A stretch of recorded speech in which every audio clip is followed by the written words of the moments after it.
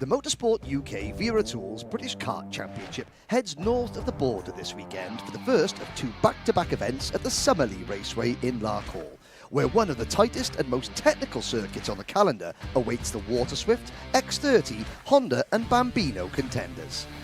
Less than a month has passed since the last time we saw the two Waterswift and X30 classes in action at Shenington, and this is a critical weekend, being their fourth of 5 rounds, while for the Honda and Bambino runners, this is their second of 4 rounds following their season opener at Glenagorse.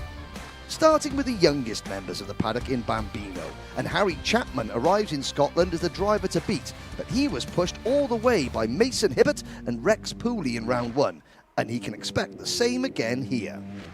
Grid numbers are up in Honda Cadet, which means a greater number of challengers for dual points leaders Max Tadej and Fenton Stoneman.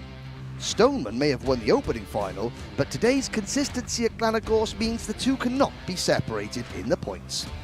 In Waterswift Restricted, newly crowned GP plate winner Austin Gibson continues to lead the standings, but after Austin Newstead's storming drive to victory at Shenington, Gibson can't take his foot off the gas yet.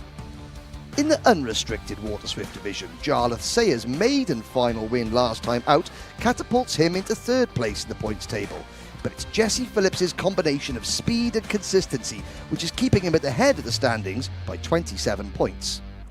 Neither Junior X30 Championship leader Macaulay Bishop or his Senior X30 counterpart Gus Lawrence won their final at Shenington, as Taylor Orridge and Kalai Atkins took the spoils.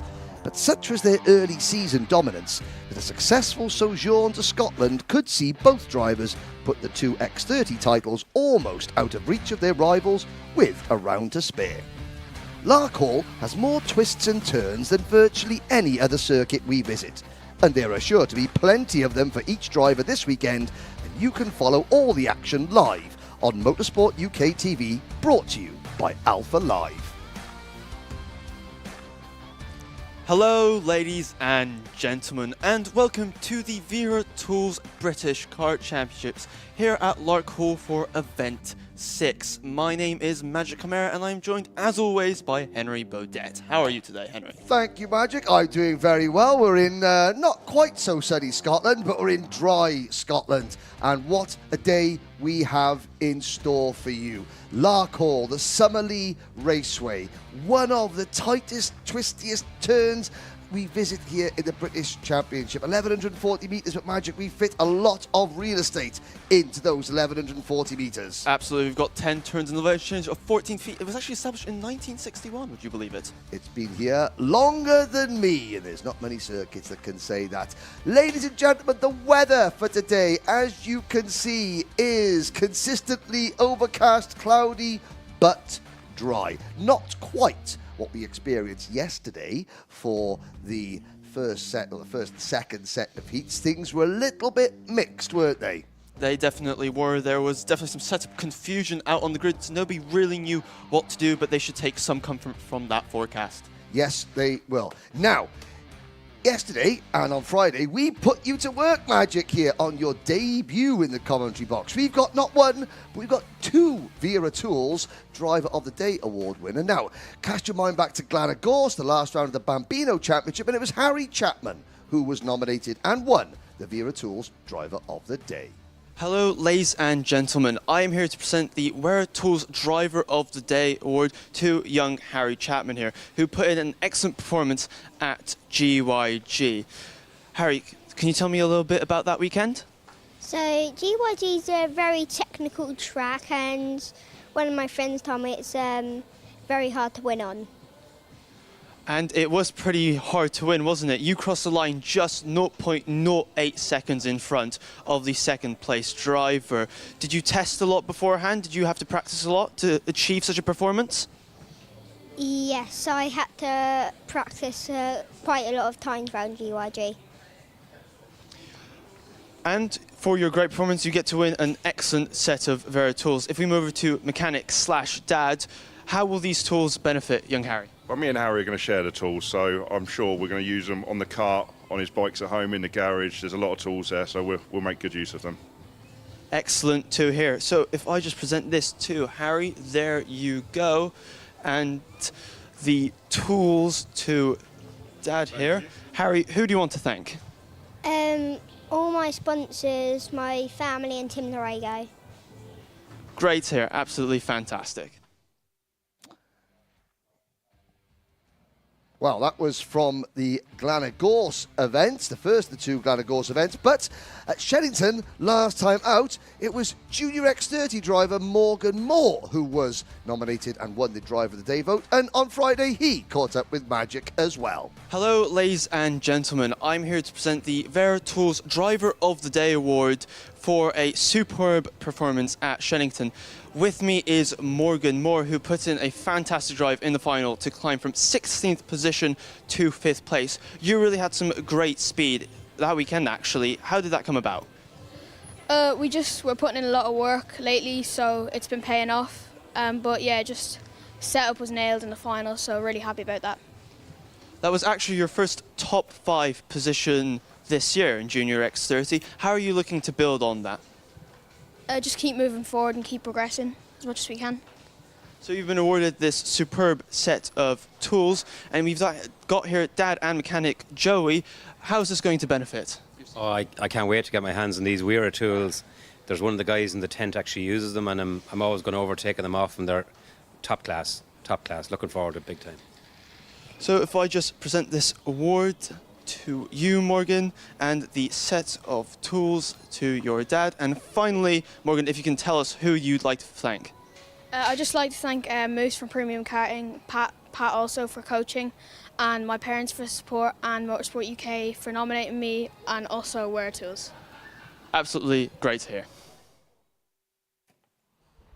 Well, thank you very much, Magic. Congratulations to both Harry and to Morgan. Now, ladies and gentlemen, firstly, we really appreciate all your comments coming in on the live chat. Keep them coming in on the Alpha Live YouTube channel. We will try and get to as many of them as possible. You may notice, though, that in the top right hand of the screen, we have a special graphic, Racing with Sue, and that is to commemorate Sue Potter, who sadly and very suddenly passed away just over a week ago. She was one of the holding area marshals here at the British Championship. Her husband Ken is one of our race directors. His son Andy is a mechanic for Fusion Motorsport, and Sue is in all our thoughts this weekend. And Sue would want the race to continue, and that is exactly what we're going to do, Magic, because 12 races, the first of which is coming up very, very soon indeed. Cannot wait to get started. Put say Liam Cameron, Kim Harris, Maya Simpson, all on the live chat. But fans of our Mexican driver, Mateo Garcia, Mexico, bon dia, are you ready? Because it's going to be Water Swift restricted up first.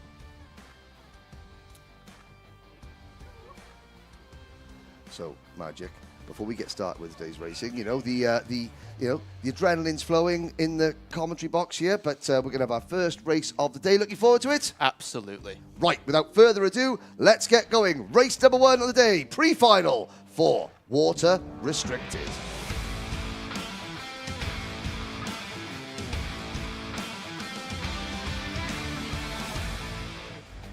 Here we go then. We have 12 minutes plus a lap. The grid as follows. Pole position, the GP plate of Austin Gibson, followed by Mason Brooks. On row number 2, Austin Newstead and Colby Patterson. Row 3, Alfie Davidson and Oliver Warner.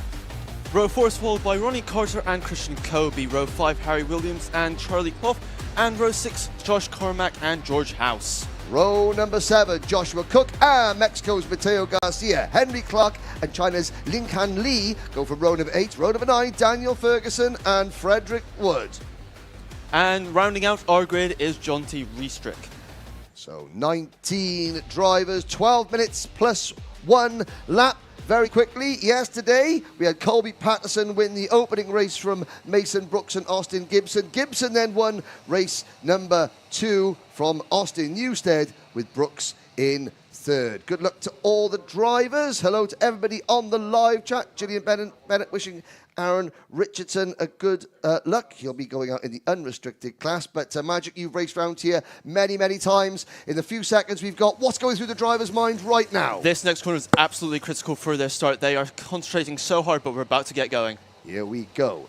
Into the 10th and final corner. They come into the tram lines, and we're not racing. I built it up, and then it didn't quite happen, so false start. So let's have a quick guide around the track here. You go through turns 1 and 2, the two left-handers, now you're towards turn 4. This is the new part of the circuit, isn't it? Yes, it's a new part of the circuit. It's very difficult. You can see just how high those curves are. That can really upset these karts, especially these small ones. Exactly. Then you go uphill through this turn 5 kink, the right-handed kink, uphill through the back straight, flat out here into the top part of the circuit. This is another critical corner, isn't it, Magic? Yes, this is turn 6. It's actually a very difficult corner because you want to take it flat, but it's not quite. The kart really likes to get unsettled here.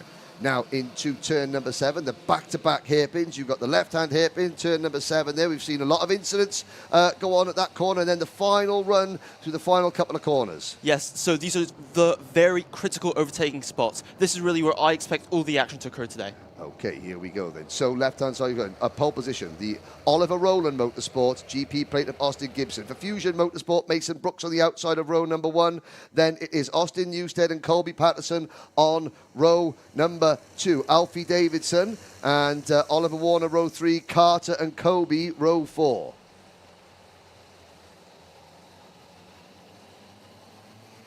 Into the final corner, second time of asking. This time lights are out, we're off and racing through turn number 1. It's a good start from Gibson. Now they head down towards turns 2 and turns 3 into turn number 4. At the back of the grid there, a couple of karts spinning. That was, couldn't quite see who that were. Possibly Ling Hanley, Henry Clark, Daniel Ferguson and Frederick Wood involved in that. But as they come up the back straight, it is race leader Austin Gibson, and a move for the lead. That is the number 74 of Austin Newstead.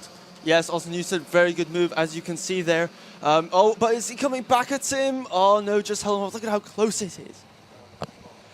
And they continue on. Look at the gap. Look at the gap. Is he going to size him up? No, not quite there. You can see, but look at the gaps between the cars. There is nothing in it at this early stage on this opening lap. But we're coming now down towards the flip-flop, then turn 9. And they're still stationed, but the RGP plate is so incredibly close to making a move. Austin Gibson is just right on the back bumper of our leading contender. End of lap number 1, and it is Newstead, Gibson, Alfie Davidson in the number 46 kart, followed by Carter. Harry Williams has made a good start up into P5. He started down on the 5th row of the grid. At the back there, it was Mateo Garcia who was involved in that early incident. We've got to change the lead though, have we?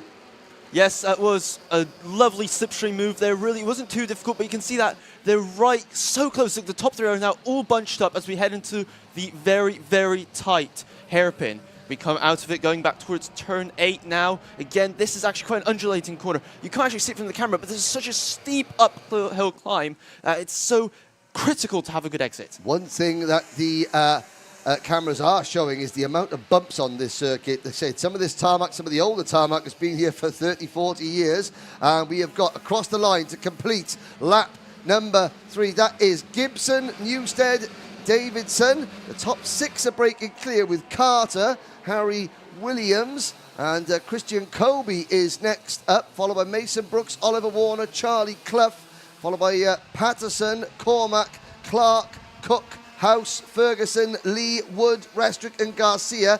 Up towards turn number 6 we go. And again, this is so tight, Magic, that we don't see a lot of slipstreaming. We're going to see a lot of action, I think.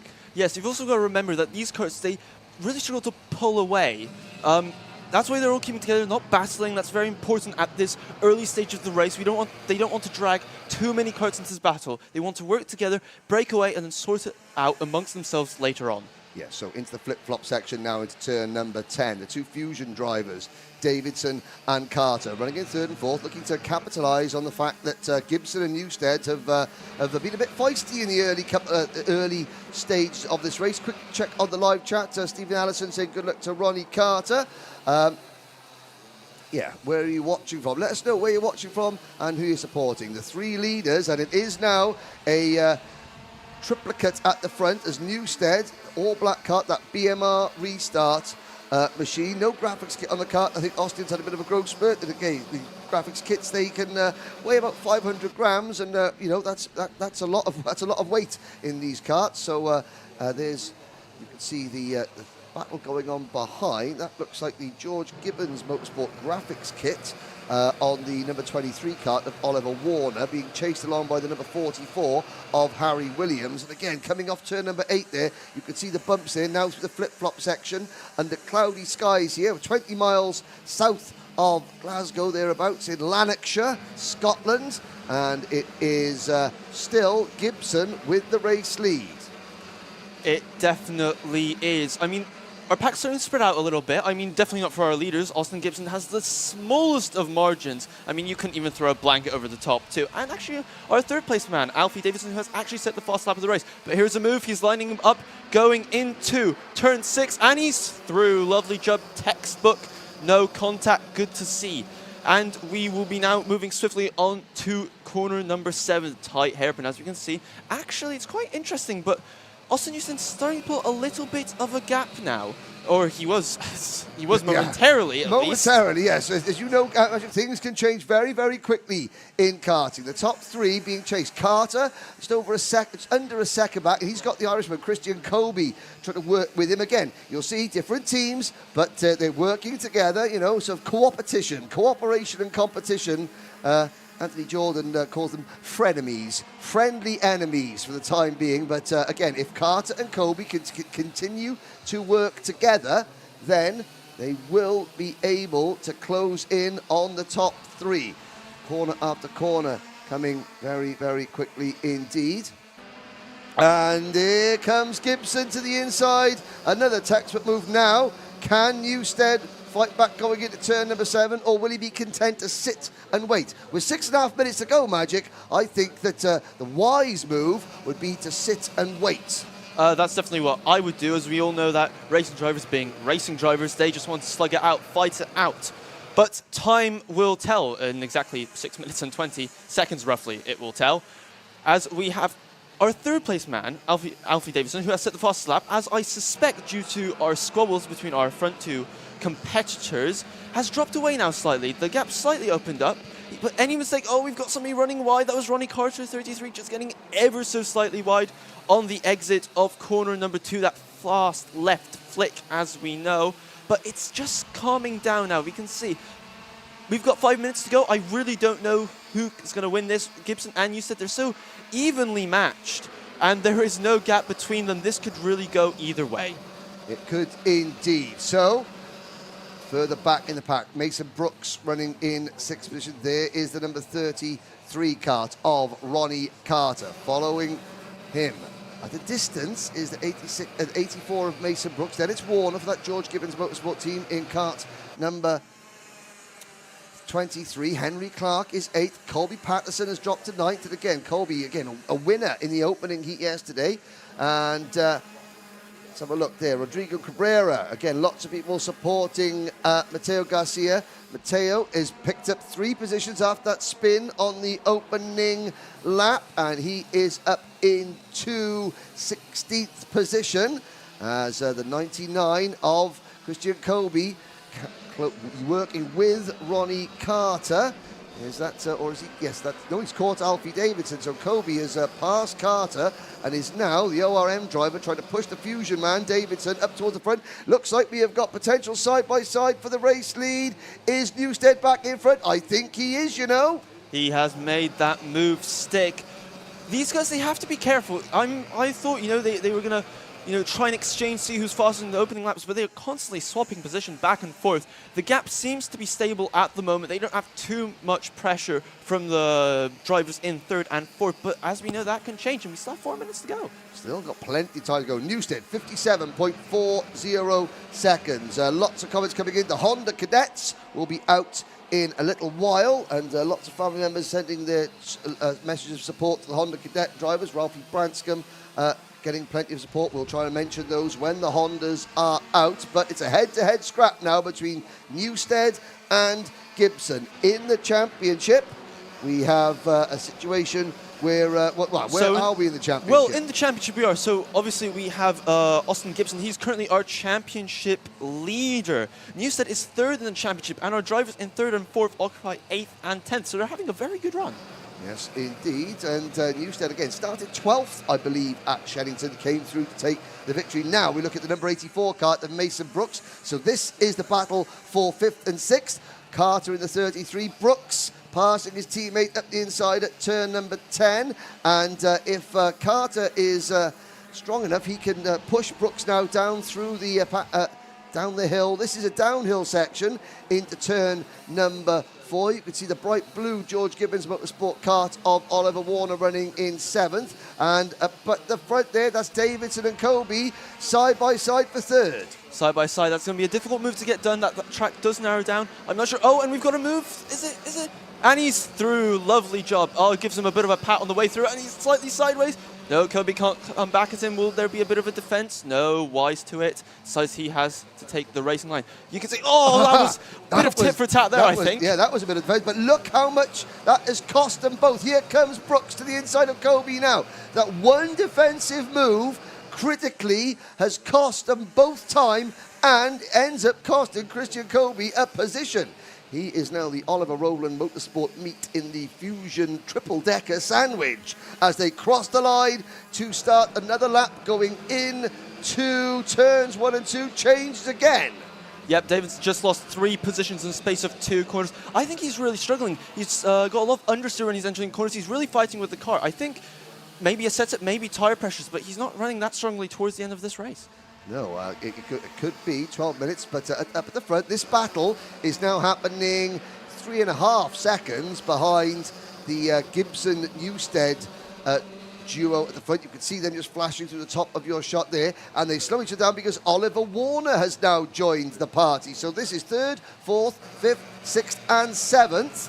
On your screens behind them, it's Patterson, Clark, and Cormac rounding out the top 10, followed by Cook, Clough, Williams, House, Restrick, Garcia, Ferguson, Wood, and Lee. Barring any misfortune from the others, I really think that this battle for 3rd is as high as they can get. Yes, I Mason agree. Brooks, I don't think they can really, working together, I think is very, very quickly going to go out the window. Yes, indeed. But we're going to get down to 1 minute and 10 seconds plus 1 lap to go through turn number 4. Now, it's critical to get a good run off this corner. A lot of momentum up the back straight. This is the only real opportunity at Larkhall to get into the draft, to get into the slipstream before we head into turn number 6. And again, the circuit opens out. It's nice and inviting. It's like an open early apex, but then it sort of tightens up at the exit. Exactly, but actually, critically, there is one line through there. You get off that line and you're going to be in trouble. And again, look at the height of some of these curves. There's the move, Kobe to the inside. And is he going to get the crossover? Yes, Mason Brooks on the beautiful bit of camber on the outside of turn number 8 there. Mason Brooks using it to his advantage. And he retakes 3rd position, 20 seconds to go. Next time the leaders pass the start-finish line, they will get the last lap board. Gibson and Newstead for the win. 10 seconds to go, about 1 lap and 3/4 have left of this one, Magic. Yes, they've managed to break away from the leaders. As I said, they've stopped fighting for just a moment, and if I say stop fighting, he's going for the move again. 74, Austin Newstead down the inside, and he's got that move done. Used the draft, as we said, to draw alongside in turn 6. Oh, but the G-plate's got him back, side by side, coming into turn 7. He's got the inside that's going to affect his exit, but no, he's managed that absolutely perfectly. But the G-plate's looking again. This is going to go right down to the flag. It is up the inside, goes Gibson, takes the lead back from Austin Newstead. What we saw there, Newstead making the move at turn 6, it illustrated your point perfectly, Magic. He was just a little bit offline, got his left rear wheel on the dirt a little bit, and that slowed him down. So, 1 lap to go, last lap board goes out. Into turns 1 and 2. They keep the pedal to the metal down the hill towards 4. And now we'll see Gibson. Well, he doesn't defend too much here. He doesn't want to sacrifice his exit speed coming out of this corner. But Newstead's going to get a run on him. Yes, you can see that the GP plate runs slightly wide there. He wasn't quite has the exit. We've got a bit of a gap, but the draft is going to work in his favor. But we've still got defending. He knows where he is. He's looking behind him. He's critical of not letting Newstead through. Has he run a little bit too wide coming out of turn 6 as Gibson? Newstead looks up the inside. Austin Newstead to the race lead. Now the crossover move, but if Newstead can stay there, no, Gibson holds it. And now Newstead's going to try coming out of turn number 8, but this is critical. I think Austin Gibson has won. Yes, I think he has won. He's got 2 corners. You can see moving to the inside, defending for a flip-flop. Will he defend into the last corner? It's critical. Yes, he does. He moves to the inside. He's gone, oh, over the curb. Can he do it? Run more. Oh, he puts his hand up. Not pleased about that, but he's managed to hold on to the win. He has indeed. Newstead, he looked to the inside. There was half a kart length's gap to the inside there, but Gibson holds on. Another win for our championship leader, Austin Gibson. Austin Newstead pushing him all the way. Now, they should share the front row of the grid for the final itself. The rest of the field comes across the line, and it is Gibson, Newstead, Kobe, Brooks, Warner, your top 5. Henry Clark, Josh Cormack, Colby Patterson, Joshua Cook and Charlie Clough round out the top 10. Alfie Davison dropping back there right at the end to finish 11th out of Harry Williams. Ronnie Carter as well, so maybe a few issues off screen that we didn't catch. Davidson and Carter dropping back. George House finishing 14th, followed by Daniel Ferguson, Mateo Garcia, Ling Han Lee, John T. Restrick and Frederick Wood.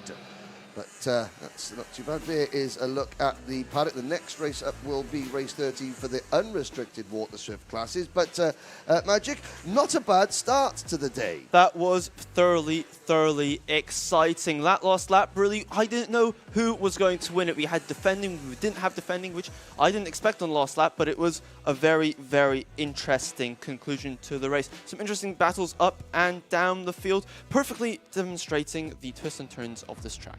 Yes, indeed, and there is a look. So, fastest lap of the race was by Austin Gibson, a 57.35 second lap. As the results there, 14 laps it was. Gibson, Newstead, Ireland's Christian Kobe finishing in 3rd position. Then you have Brooks, Warner, Clark, Cormack from Scotland, just rode in Falkirk. And the rest of the order there. So, one race down. And 11 to go. Rest of the finish. Always good to see 19 drivers start and 19 drivers made it to the end. Yep, nice to see that we had no retirements and no serious incidents to speak of. All the drivers keeping it nice and clean for the first race of our day today, and I'm really looking forward to the Water Swift.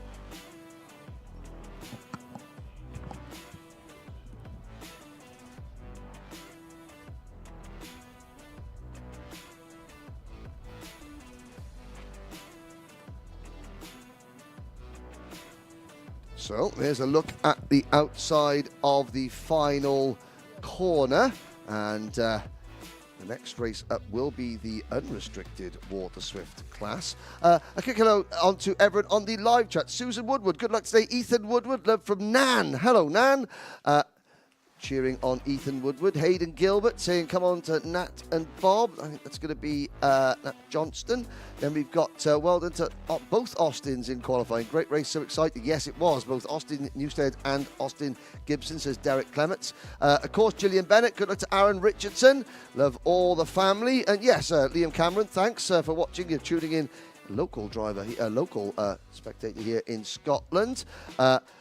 Keep your thoughts coming in on who you think the driver of the day is as we go. Now let's have a little look there. There's the Jamie Green racing kart. Jake Dalton on the right hand side of the screen, one of the Fusion mechanics. Now the Jamie Green racing team going to be represented by in this next race by Will Green, and then on the left hand side that's Jake Walker and Kanish Grau's dad. Now, there's Jesse Phillips. Jesse, the current championship leader in Water Swift Unrestricted. Herman Brooks. Yes, Herman. Good drive for Mason Brooks in that one. We go again. Yes, they go again. We'll be seeing the Water Swift Restricted final. That will be this afternoon. And yes, Magic. So while we wait there, so again, a great start to the day, but we have 11 races to go. This will be the unrestricted Water Swift final.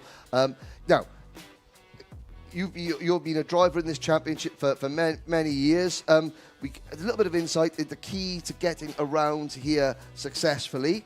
But so as a driver's point of view, key corners on the circuit from your perspective. Well, starting with the start, ironically, the first 2 corners are very important for keeping position. We've got our second place driver in the championship, Archie Lovett, starting in 2nd position. And for him, it will be critical to get around, not even trying to take the lead. For him, he will have to try and focus on keeping 2nd place, because who knows, he could be 5th or even 6th when he comes around to our 4th corner.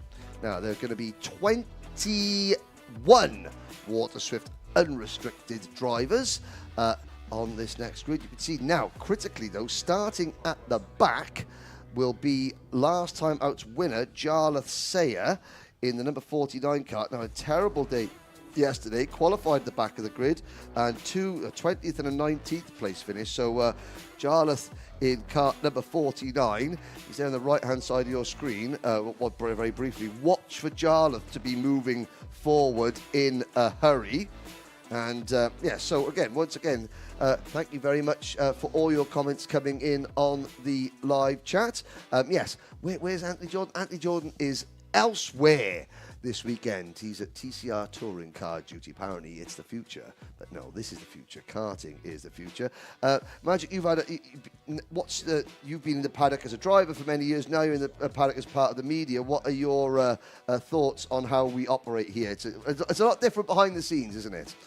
Personally, I'm just like, am I doing that bad a job that they're already asking for Anthony back? I thought it was rather good. No, they're already saying Anthony who? Get rid of him again. I wholeheartedly agree. Anthony who? Hashtag Anthony who. There we go. Get it in the live chat. Good there. Thomas Fleming. Good luck to Archie Owen. Yes, Thomas, any naughty cutbacks will be Thomas, Austin Weldon saying, come on, Archie Owen and Luca Narrowway. Now, yesterday, on the Paddock Show, which we will show you during the lunch break, it's already on YouTube, but yesterday, a lot of the paddock went to Top Golf.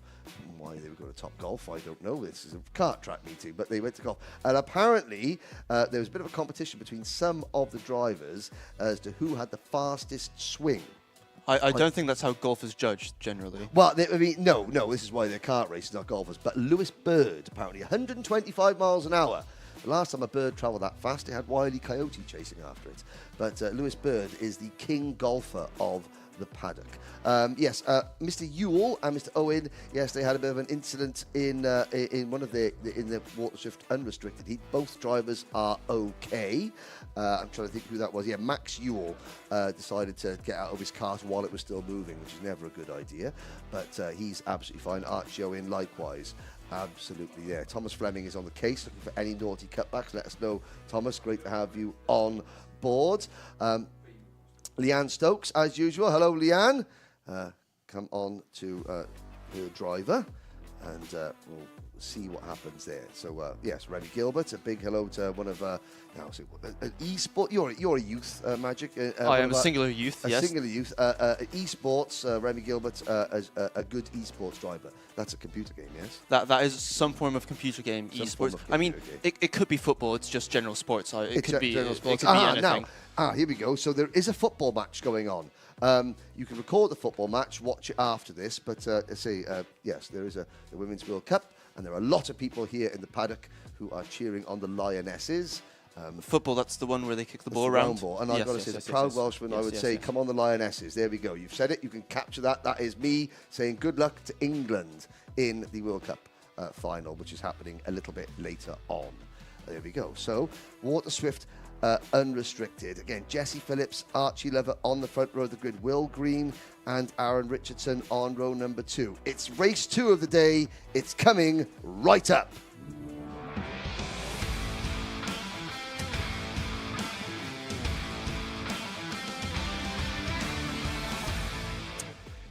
Here we go then. The top 6 on the grid are as follows. Starting from pole position, representing Fusion Motorsport, current championship leader Jesse Phillips, Archie Lovett for ORM alongside. Will Green and Aaron Richardson go from row 2, Kanish Grau and Ethan Woodward row 3.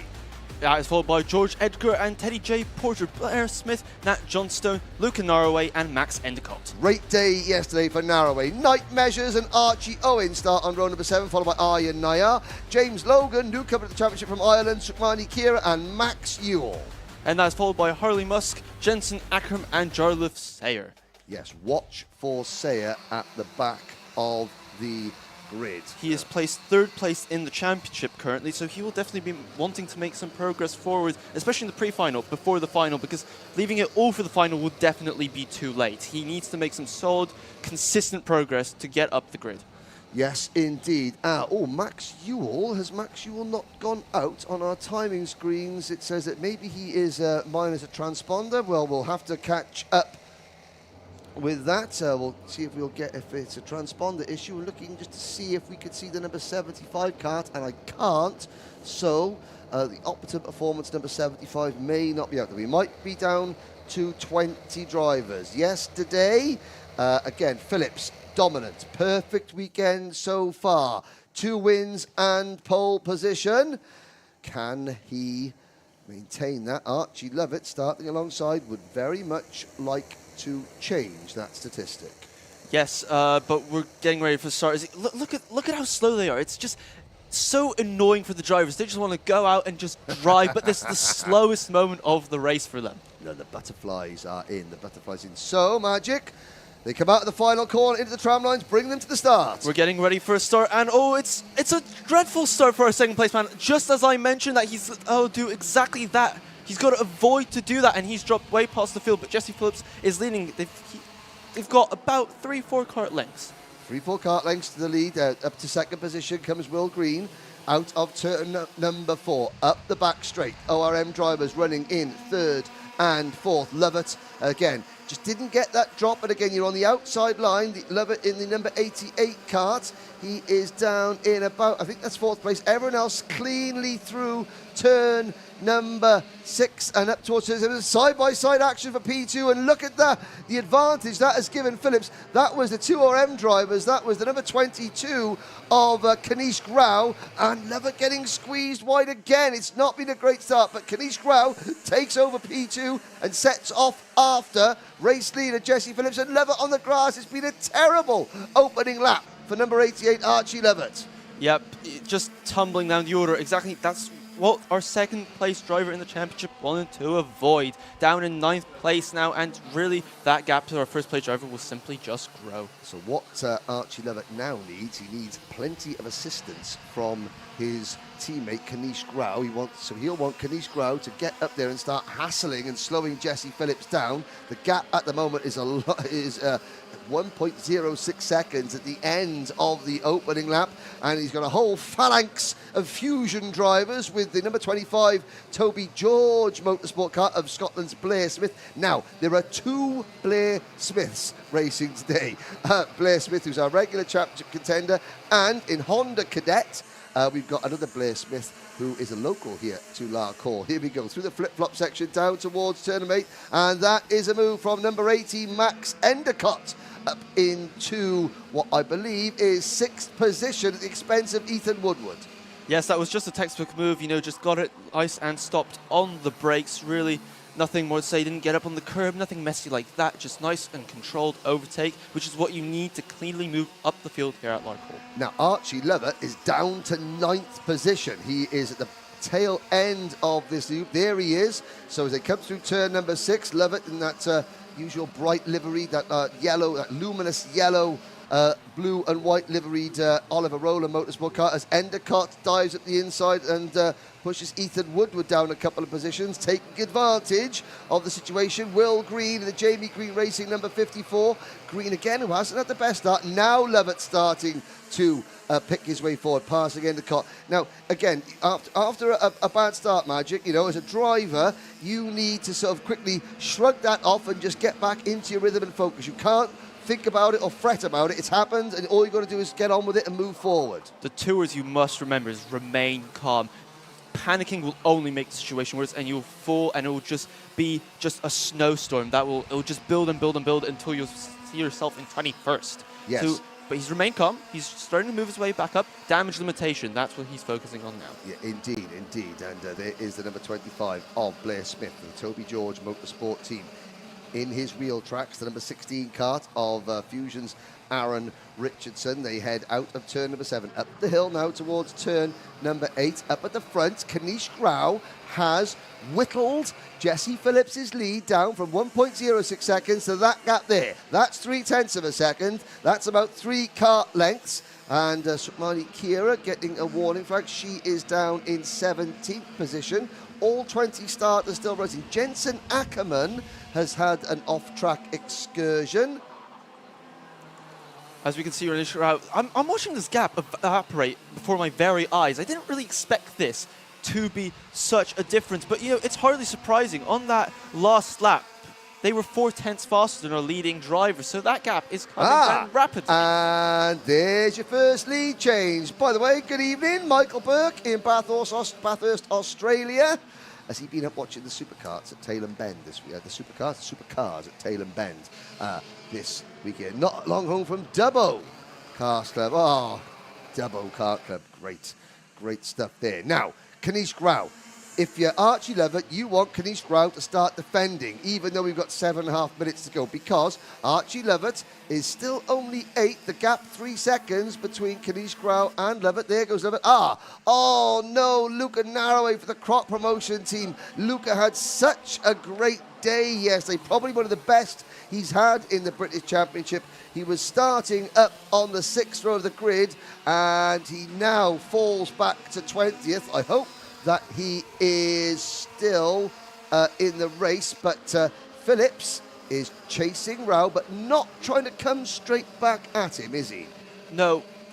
They want to see now where they're strong. That's critical. You don't want to just throw anywhere up the inside, because then they might overtake back. You need to assess your strengths and prioritize to attack on those strengths and those strengths alone. As there is Will Green making a move on the number 25 car of Blair Smith for 4th position. And into turn number 10, Lovett is up to 7th now at the expense of Ethan Woodward. Magic, yes. Right, now this is an interesting development. Now that Ranish Garau has got past, their lap times identical. So this could actually get very, very interesting indeed. So again, Phillips just matching Kanish Grau's pace. Up at behind them, George Edgar running all on his own in 3rd place. A bit of a lonely run to 3rd, but if Green and Smith and Richardson on your screens now, they work together, then they will close in on George Edgar, because 12 wheels working in unison always work better than 4 wheels working on their own. How has Jesse Phillips lost a second within a few laps? One thing I have noticed... Waft, Thomas. Waft! One thing I have noticed is Green, I'm not sure, he's I don't want to say the word messy, but he's definitely struggling with a little bit of oversteer on the kart. Whether they've set the car up for the beginning of the race, time will tell. I mean, we've still got 5 minutes of this race to go, just over. This will be an interesting battle. Maybe this squabble for 4th will actually intensify and they won't catch leaders at all.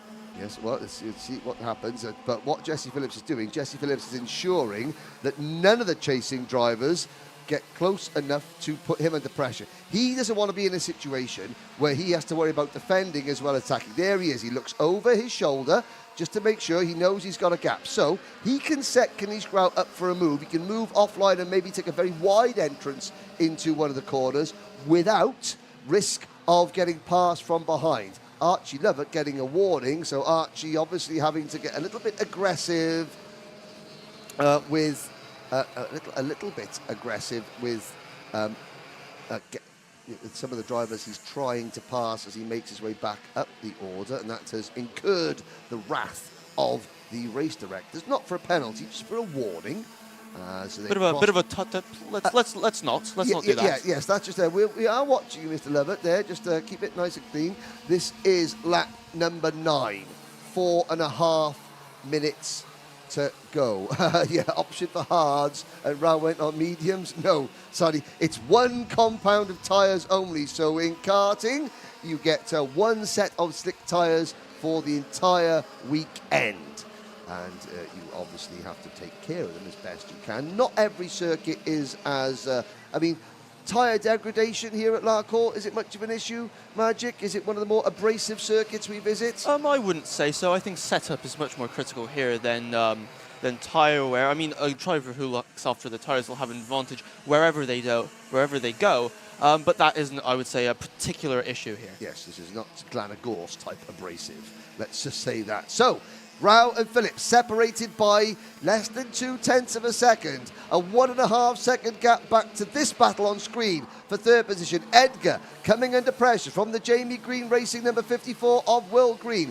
Then it's the number 25 Toby George Motorsport Kart of Blair Smith with the Fusion number 16 of Aaron Richardson next. Then it is Endicott 7th, Lovett in 8th, Woodward 9th, Teddy J Porter rounding out the top 10. Knight measures up into 11th place. No, he's just been passed by Jarlath Sayer as Edgar gets passed for 3rd by Will Green. So Sayer from the back of the grid up to P11. Yes, very nicely done. If you notice there, because that turn 7 is so tight, that very tight hairpin, you could see that they tried to defend and it just slowed them completely up on the exit. That's such a difficult corner to get right in terms of your driving strategy. Yes, indeed. Sadly, Luca Narraway has had to retire from the race.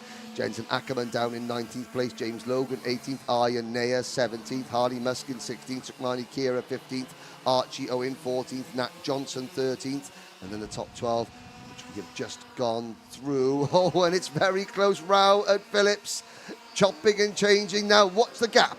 It's 1.86 seconds with the top two, and this battle on screen for third position. Here we go. Rao for Oliver Rowland Motorsports leads. Phillips Fusion Motorsports second.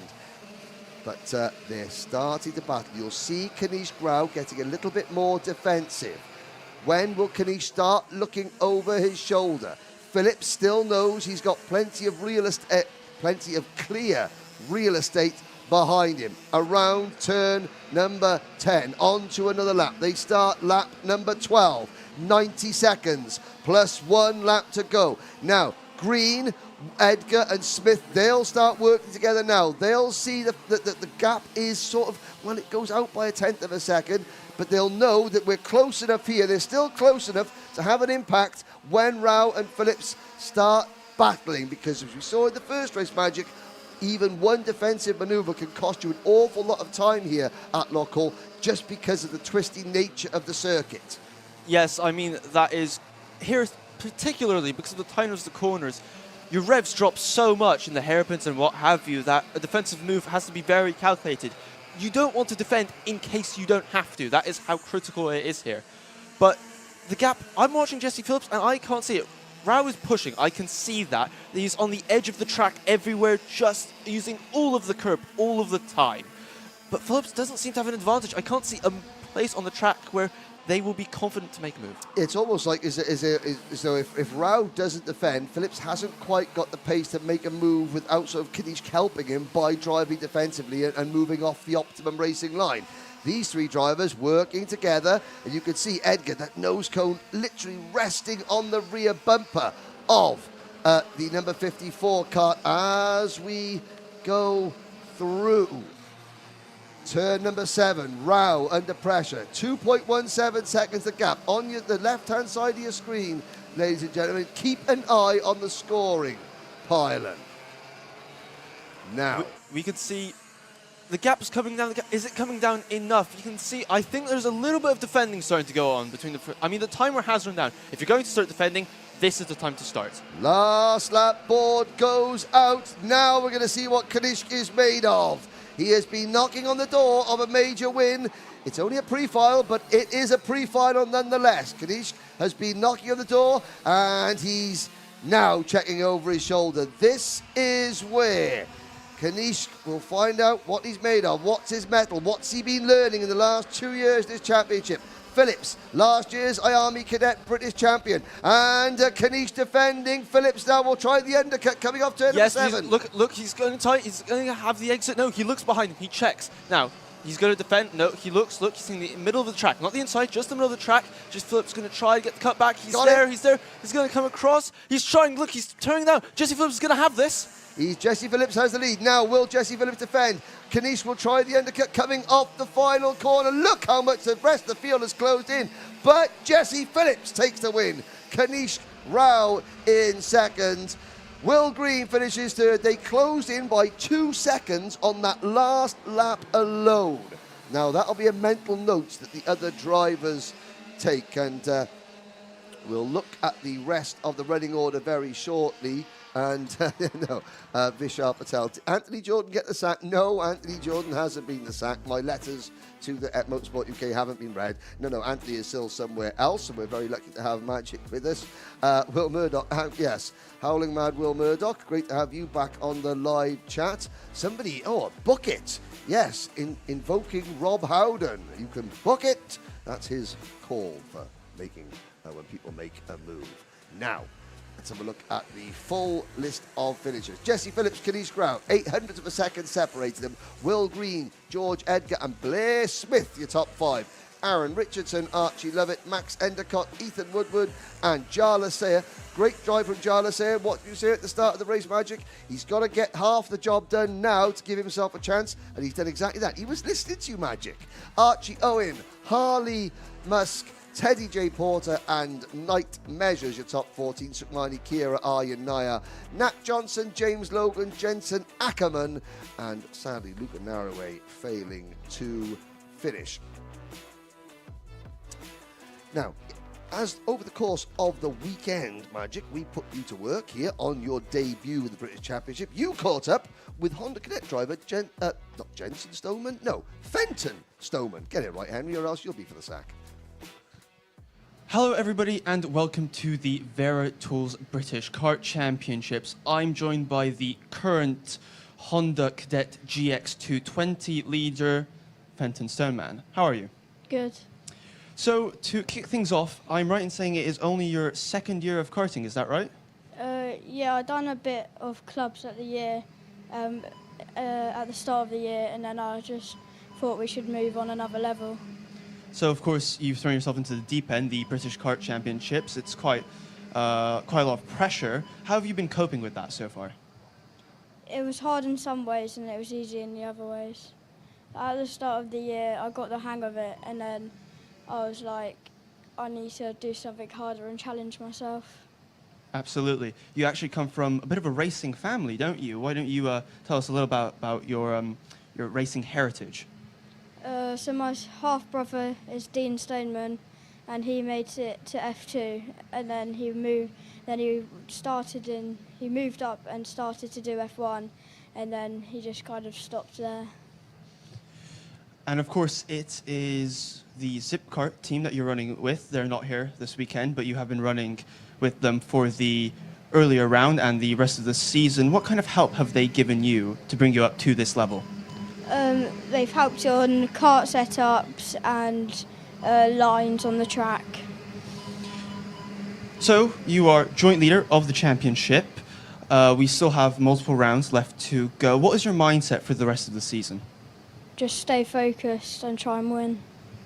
Good go. So to finish off, we are here at Larkhall. It's your first time here at the circuit. What are you aiming to achieve this weekend?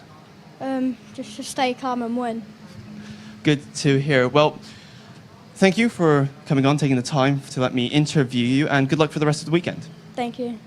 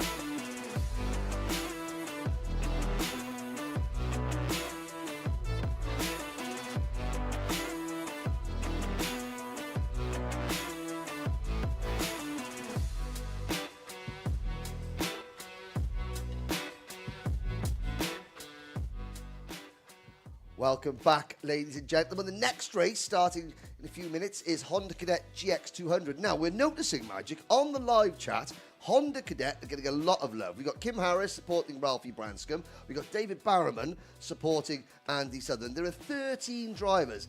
In the chat, there's got to be family members and friends for all 13 drivers in this race supporting and watching online. So, just... let's have a look. Let's see if we get all 13 drivers a shout out before the next race starts. So if you're supporting any one of these drivers, we've already got support for Ralphie Branscombe and to Andy Sutherland. What about the other 11? What about Ollie Thompson, Ed Spain, Ashley Hazer, Max Today, Taddy, Sebastian Burlington, Ryan White, Blair Smith, the other Blair Smith, Fenton Stoneman, Luke Jardine. Here we go. Good luck to Seb Burlington from and Luke Jardine from Kevin Sansom. Okay, well, that's 4 drivers. We've still got 9 left to shout out. Whilst I'm following that, oh, come on, Fenton and Spain and Ashley, thank you very much. Earl, there we go, one of the zip things. So let's have a look. So we've got nearly all the drivers. Let's make sure that we get every single one of them. Mr. Henry, thank you very much, Earl.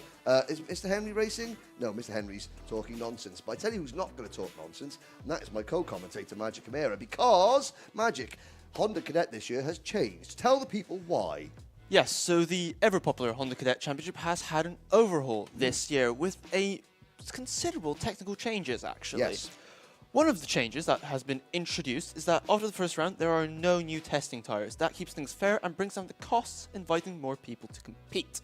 Now, engines have always been in discussion in Honda Cadet. They always have been a discussion, and this year has been introduced to make things fair, to encourage a more level playing field, and to bring out the driver abilities, as it should be.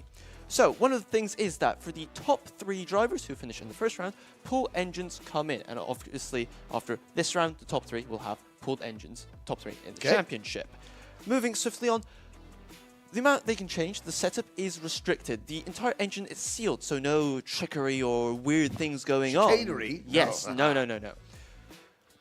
The jet stays the same, the front sprocket stays the same. The things that can change the engine is pretty much limited to the spark plug, which there are 2 types, and the rear sprocket, the gearing. So really limited changes. However, there is an interesting aspect in terms of the chassis. So 2 chassis are permitted, the 900 and the 950. Different makers, of course, if they're homologated, they're allowed to compete. But you have different types of chassis on the grid. Now, the 900, which is shorter, is more maneuverable. So at a track like this, at Larkhall, that will be an advantage. But if we go to, for example, PFI, longer, fast corners, the 950 will give them the long corner stability, which might give those drivers an advantage. Thank you very much. Amazing. And it does mean that we've got more Hondas here than we had at Glenagorse. There are still 2 rounds to go for the Honda Championship. And again, all I can say is that, last year the grid was a full grid. This year it started a bit smaller with the changes in regulations. But as people are getting used to it, it does mean it's getting more and more popular. I love Honda racing. I was a Honda racer myself. It teaches you so many valuable skills just because the nature of the engines are different. It teaches you how to be smooth. It teaches you how to be, more consistent. But speaking of Hondas, thank you very much. Shout out to Andy Sutherland, all the Zip Cadets, says Lee Starbuck. I think nearly everybody got some love on the live chat. Keep sharing, like and share to subscribe to the Alpha Live YouTube channel and move this around. We'll try and get this to as many people as possible. It's Honda Cadet, though. It's up next.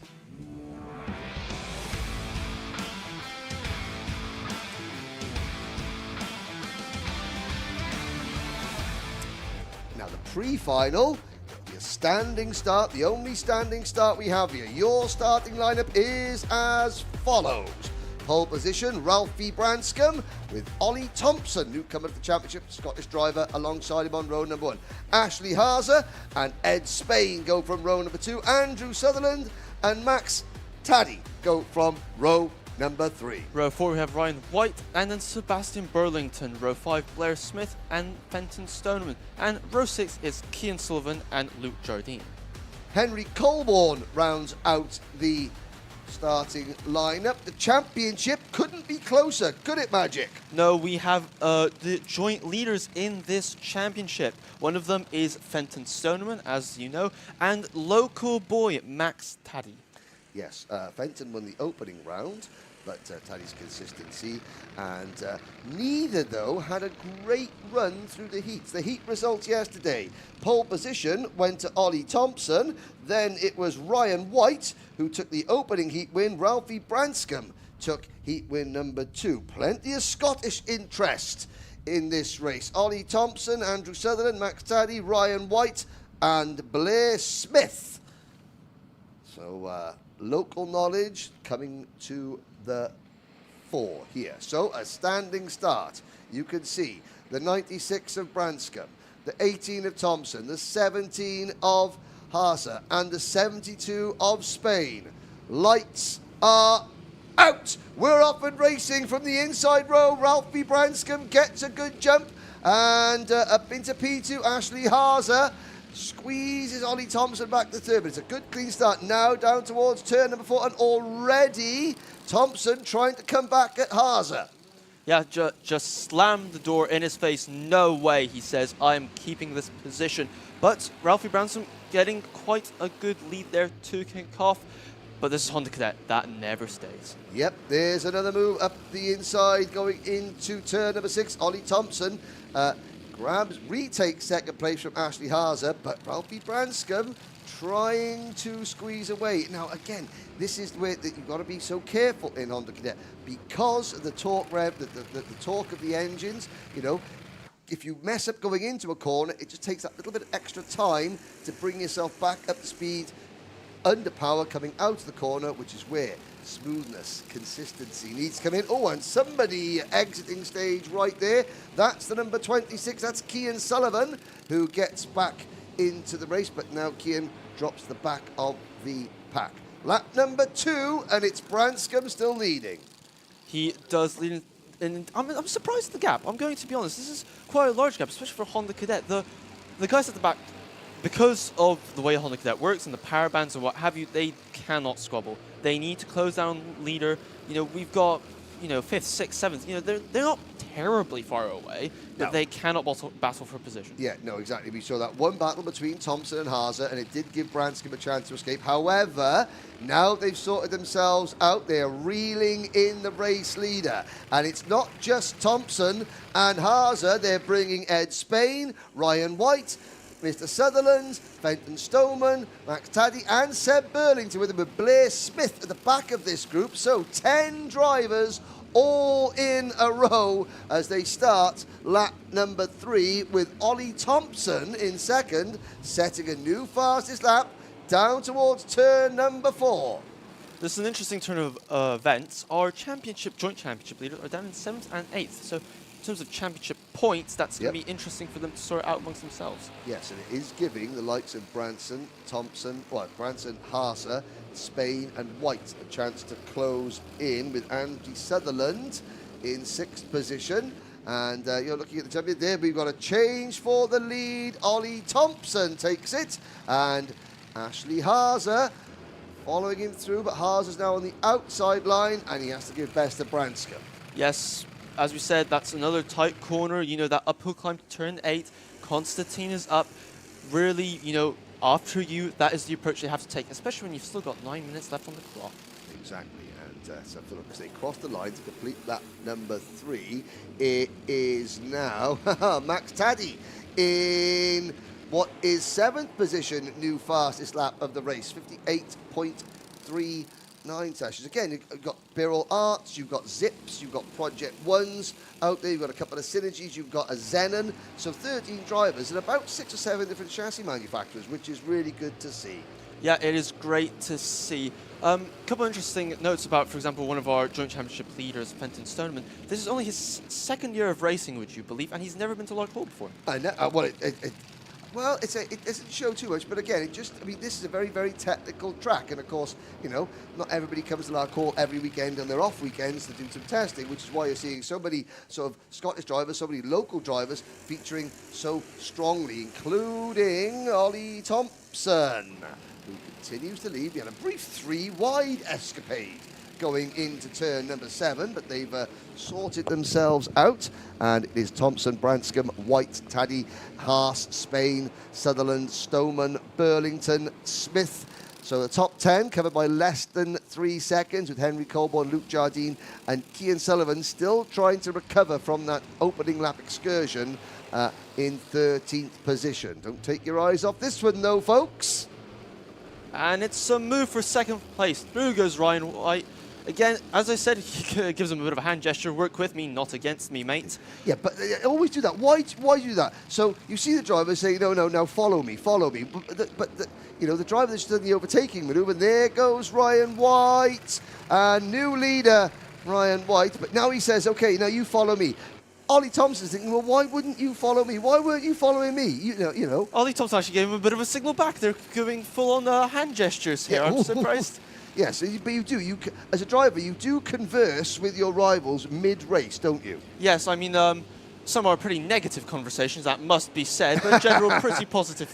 Yeah, but you are working together, and how there's obviously you get to know certain drivers, you race against them regularly. Those little hand gestures that you see, you do follow those instructions, do you? You do work together.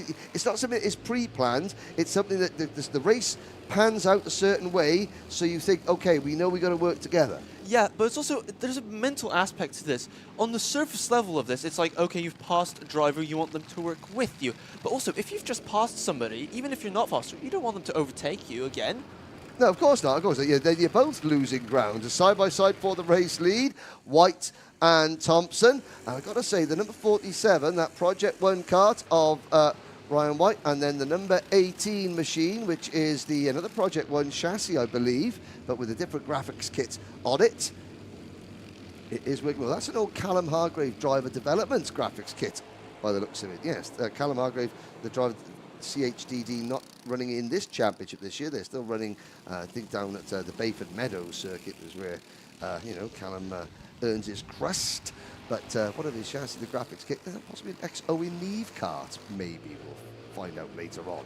But whatever it is doing a very good job at the moment. An interesting point is our top 3 is occupied all by Scottish drivers, so that local knowledge coming into effect. Because Max Taddy is up into P3 in the number 66 kart, pole sitter Ralphie Branscombe down to 5th position behind Ed Spain, and Fenton Stoneman still languishing back in P9. So at the end of the heat races, let's have a little look again. Taddy had taken the advantage and gained a few more championship points over Stoneman. In fact, 53 points at the end of the heats for Stoneman, 57. So Taddy had a 4-point championship lead coming into this race, and he looks like he's going to extend it ever so slightly if things stay the same. But with 5 minutes to go, that's very doubtful. Yeah, as we all know, things might change. Or will change. Or will change, absolutely. Things might change going to the next corner. They will change by the end of this race. Yes. As we can see, Ollie Thompson is just on the back bumper.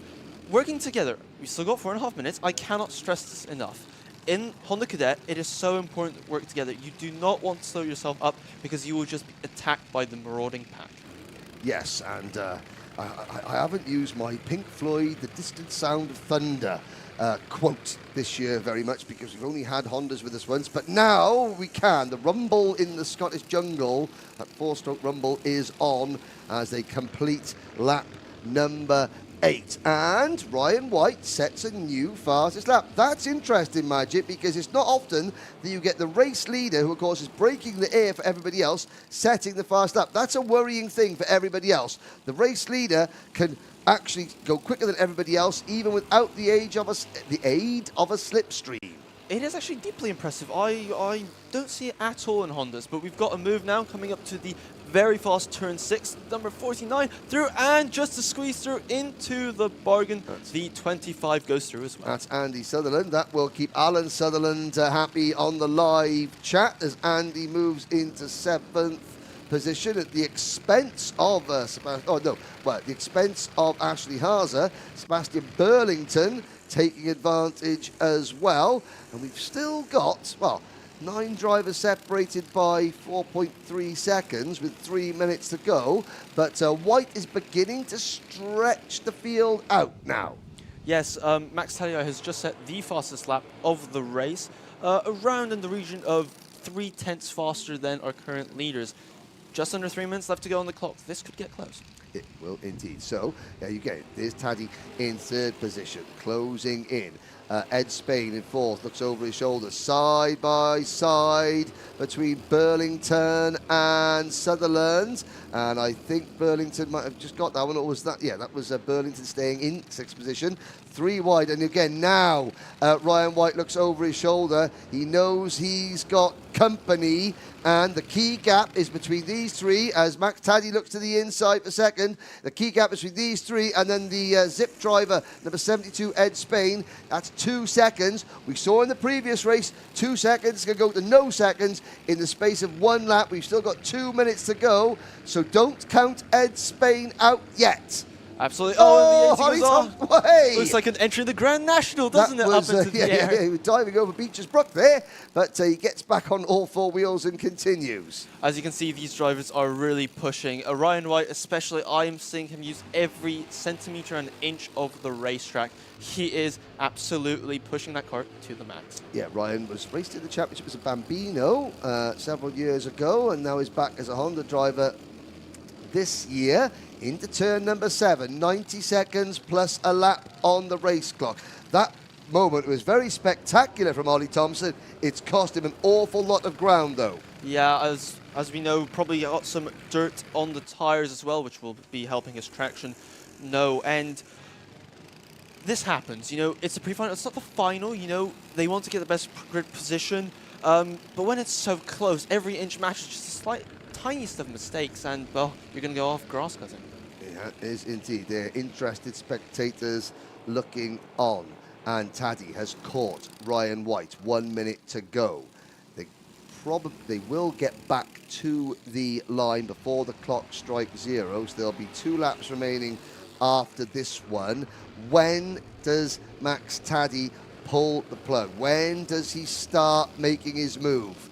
Because Ollie Thompson, 1.4 seconds back, he can move around. Now, the drivers, you can sense when you got a rival behind him. In your peripheral hearing and your vision, you can sense the engine moving around behind you, can't you? Yes, especially when he starts sending Morse code on your back bumper. That's especially when you know. Tap, tap, tap, tap, tap, tap, tap, tap, tap, tap. It's when it becomes a longer tap that it's a concern. Yeah, so certainly Ryan White not sending out any SOS messages yet as we cross the line. 10 seconds to go. So the penultimate lap begins. Still, Max Taddy hasn't made the move, and the gap to Ollie Thompson grows to 1.7 seconds. When will Max make his move? He's not going to sit there. It's a Scottish 1, 2, 3 at the moment. Yes, it is terribly, terribly close. We don't have a lot of time, that must be said, but he's waiting. Oh, but we've got defending already. Ryan White, he knows he's there, doesn't he? Max Taddy trying to find the gap, but it's going to be difficult now. But, as I mentioned in the earlier races, Ryan White has to be careful. He has to pick where he defends. He cannot make a single unnecessary defensive move. His revs will drop, and then he will be deeply in trouble. Now, a lot of people in the chat get triggered when they see drivers looking over their shoulder. Say, why are they looking over their shoulder? Keep looking ahead. You need to keep looking over your shoulder in a race like this where it is so close. You need to know where to position your kart. Yes, you definitely do. As I mentioned earlier, unnecessary defensive moves is what you want to avoid. That's why they look behind. They need to, again, he's judging gap. Now we're on the final lap. He's judging, he's looking. Is he half a kart behind? Is he on his back bumper? That is the judgment he needs to make. You know, these are young drivers, but that's the level they're operating. Yeah, you know, if you're 1 kart length back, then I don't need to defend going into the corner. If you're half a kart length back, then I do. And up the inside goes Taddy. Now as he run wide, will he open the door? New leader, Max Taddy, side by side into turn number 7. Ryan White will try the crossover move. He's going to have a couple of opportunities left, wheel to wheel, and Ryan White's going to get the inside line. He toughs it out. Great racing between the two of them. Plenty of respect. Max Taddy gave Ryan White just enough room, and White capitalised. Yes, it was, but what a superb move by Taddy. He's defending. Ryan White is, I think, going to hold on to it. He's going to try and get the cut back. Can he do it? No, Ryan White looks over. It's going to stop him to the line on the grass. Can't do it. Ryan White takes the win. By half a car. Oh, and there's an unhappy driver going across the line there. That looked like Sebastian Burlington, but an absolutely fantastic final couple of corners. That run out of turn number 7, that's what you want to see, ladies and gentlemen. Yes, Ryan White got to the outside. Max Taddy, he He left exactly one kart width circuit on his outside, one kart width on the outside of the circuit. He didn't squeeze and force Ryan onto the grass. It was one kart's width and no more. And Max went, okay, well, if you're going to stay there, then fair enough to you. But I'm not going to make it easy, but I'm not going to force you off. And Ryan White, to his credit, he didn't try and come across and sideswipe Max. He said, okay, I'm going to work with the one kart width I've got. And it worked for him. Your pre-final winner in Honda Cadet GX200, Ryan White, by 0.05 of a second over Max Taddy. Ollie Thompson finishes third. Oh, it's a Scottish 1, 2, 3. That will keep everybody here at the circuit happy. Ed Spain finishes in 4th position. Ralphie Branscombe in 5th position. Then Andrew Sutherland, Sebastian Burlington. The top 7 separated by 5 seconds. Fenton Stoneman, erstwhile joint championship leader, now P2 in the championship, finishes 8th, followed by Ashley Hazer, then Blair Smith, Cian Sullivan, Henry Colborne, and Luke Jardine. Cian Sullivan, didn't really mention him too much. He had that spin on the opening lap. He did come back to finish in 10th position. So, there we go. Again, let's have a little look. Kelly White says, well done to Ryan. Lots of love from Mam and Casey. Cross-eyed line. Looking over your shoulder and getting info about the race is one of the most important skills to learn, in my opinion. Yes, that's that we would I agree with that. Certainly, you don't see the senior drivers do it as much, but you still need to do it, don't you? Yeah, I think the difference between seniors is that there's just so much going on. It's only the front pack when they get a chance, to process the information. When you're in the mid pack, and quite frankly, there are carts left, right, and centre, it's difficult to find the time to do that and just focusing on just keeping your cart on the racetrack. Now, ladies and gentlemen, you may have noticed that we're back here in the commentary box. Producer James has left the commentary box to go and attend to another matter, which means the lunatics have taken over the asylum in the live chat. Let's have your comments coming in. Where has producer James gone? Well, we're going to send some love for Anthony Jordan. You can watch TCR UK on the Alpha Live YouTube channel and the Motorsport TV YouTube channel later on today. Good luck to who are we supporting in the Women's World Cup final, because it's a bit of a major sport. The event, are we a lioness or are we a matador? I have no interest in football, but it sounds very exciting. Well, it is very exciting, yes, and there's no diving around. It's football, not ballet. There we are. There we go, ladies and gentlemen. So, again, we appreciate your comments coming in. The next race up will be our Bambino second heat. So the Bambinos, they don't do a pre-final. They do 2 heats and a direct final. Let's have a look. Shout out to Mason Hibbert. Yes, from your #1 fan, Lisa from Grantham. So, again, Mason Hibbert, cast your mind back many years, ladies and gentlemen. Mason's dad and his uncle, Will and Tom Hibbert, were great gearbox kart racers back in the day. And Will went on to drive in the Ginetta Super Cup for several years. And now their next generation of driver coming through as well. You've got 8 Bambinos. Now, again, the Bambinos, the youngest members of our paddock, never around when I was racing. But then again, my first main rival in karting was Fred Flintstone. But when you started racing, Magic, you weren't a Bambino. You jumped straight into Honda. Is that right? I started actually racing Minimax, but for me, it's just quite frankly, I didn't know if I wanted to have for dinner when I was 7, let alone have supper cart. Yeah, exactly. Exactly. I still don't know what I want for dinner, and I'm not 7. But again, so 8 drivers in Bambino: Ronnie Kempson, Henry Algar, Rex Pooley, Harry Chapman, Eli Scher. Now, Eli is the track record holder here at Larkhall. How do we know this? Because we spoke to him on the Paddock Show last night, which you will see during the lunch break. Toby Biggs, Mason Hibbert, and Albie J. Stubbs. Albie J has got British touring car driver Jade Edwards here helping him out. We also caught up with Jade on the Paddock Show last night, so please keep watching that. James Fitzhugh, producer and boss man in charge, is back. It's okay. We didn't do anything that we shouldn't have done, did we? Right. Of course, this event wouldn't be possible without the loyal support of many of our sponsors. I think it's about time we heard from a couple of them. Don't you think, Magic? Certainly. Excellent.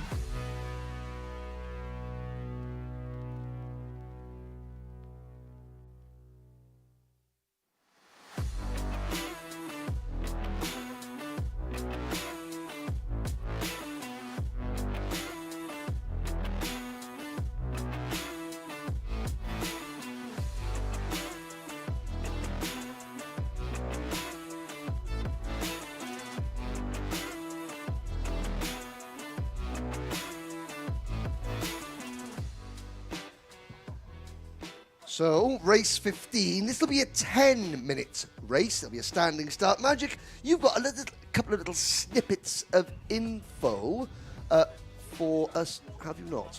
Yes, I do. So, a little bit about the Bambino class.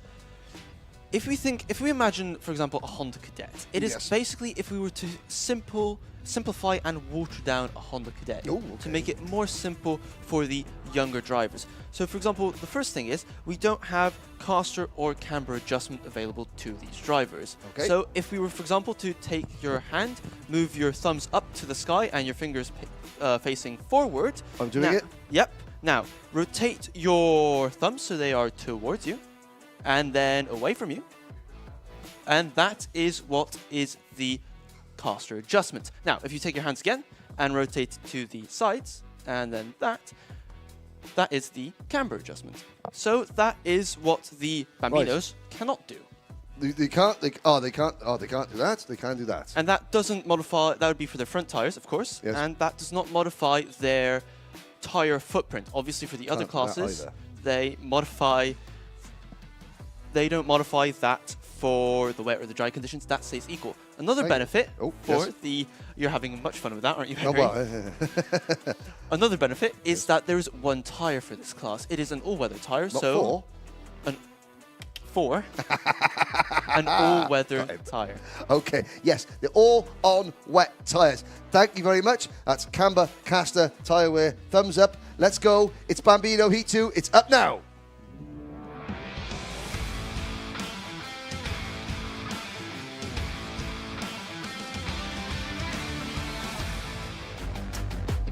Here we go then. 8 drivers, a standing start. Rex Pooley and Harry Chapman are round 1 winner. Start from the front row of the grid. Ronnie Kempson and track record holder Eli Scher on row number 2. Albie J. Stubbs and Mason Hibbert, who is getting loads of support from Grantham Nanny Lisa on the live chat. Henry Algar and Toby Biggs round out your starting lineup. 10-minute race, standing start, so not just the Hondas, but these Bambinos as well, aged between 6 and 8 years old. Now, here's a very good, interesting point, and I hope it's true. I'm going to say it like it is. Cross-eyed line, up to the age of 12, your peripheral vision is limited. That's why the younger drivers look behind them a bit more. Well, that's correct. Then that's I would say some of the older drivers have also a pretty limited peripheral vision, but that's just my own personal opinion. No, the older drivers just got tunnel vision. There we go, Magic. Yeah, right. Here we go. In the start line. Now, standing starts. The drivers, again, as you're mentioning, limited camber and caster, they're all on wet tyres. They've got one tyre, okay, so the youngest drivers, they don't have to worry about slicks and wets. They're grippy, wet tyres. And so 8 excited drivers, 8 somewhat nervous dads sitting down, last-minute words of encouragement. All privateers, you're not allowed teams in Bambinos. You've got to be a privateer, but Magic, let's take them to the start. We're getting ready for the start. You can see the drivers waiting as patiently as they're able, really, under the circumstances. But we will soon be getting ready. Everyone's patiently waiting. The lights are coming on, lights are coming up, and we are away, ladies and gentlemen. Look at them bouncing up and down. They want to bring the revs up, that's what. But we have the number 31 is leading, which is Rex Pooley. He has managed to get a great start, but Harry Chapman has gone down to 3rd. And our second place driver is number 13, Ronnie Kempson. And again, so you've got Pooley, number 31, that's a Fullerton kart. And then you've got Chapman on a right. You've got Kempson also on a Fullerton. So you've got 3 Wrights, 2 Fullertons, 2 Project Ones, and a Cosmic, which again, great to see. Only 8 karts, but 4 different chassis makers represented. 13, Ronnie Kempson pushing Rex Pooley away. And again, because of the slow speed of these cars, Magic, the drivers really get to understand, and they get to understand and use the drafting, the slipstream, and they get to sort of realise how air works. Yes, definitely. Also worth remembering, because they've got less power, that is a move. 7735 trying to close the door. That's Mason Hibbert versus Eli Scher. And over the cross, almost there. Now, we almost forgot this. Normally, Auntie and I play the game of how many wide can we get the Bambinos during the course. So we had 3 wide, almost 4 wide there. This is a narrow circuit, but that doesn't stop the Bambinos side by side. But this also, this class, you see far more clearly.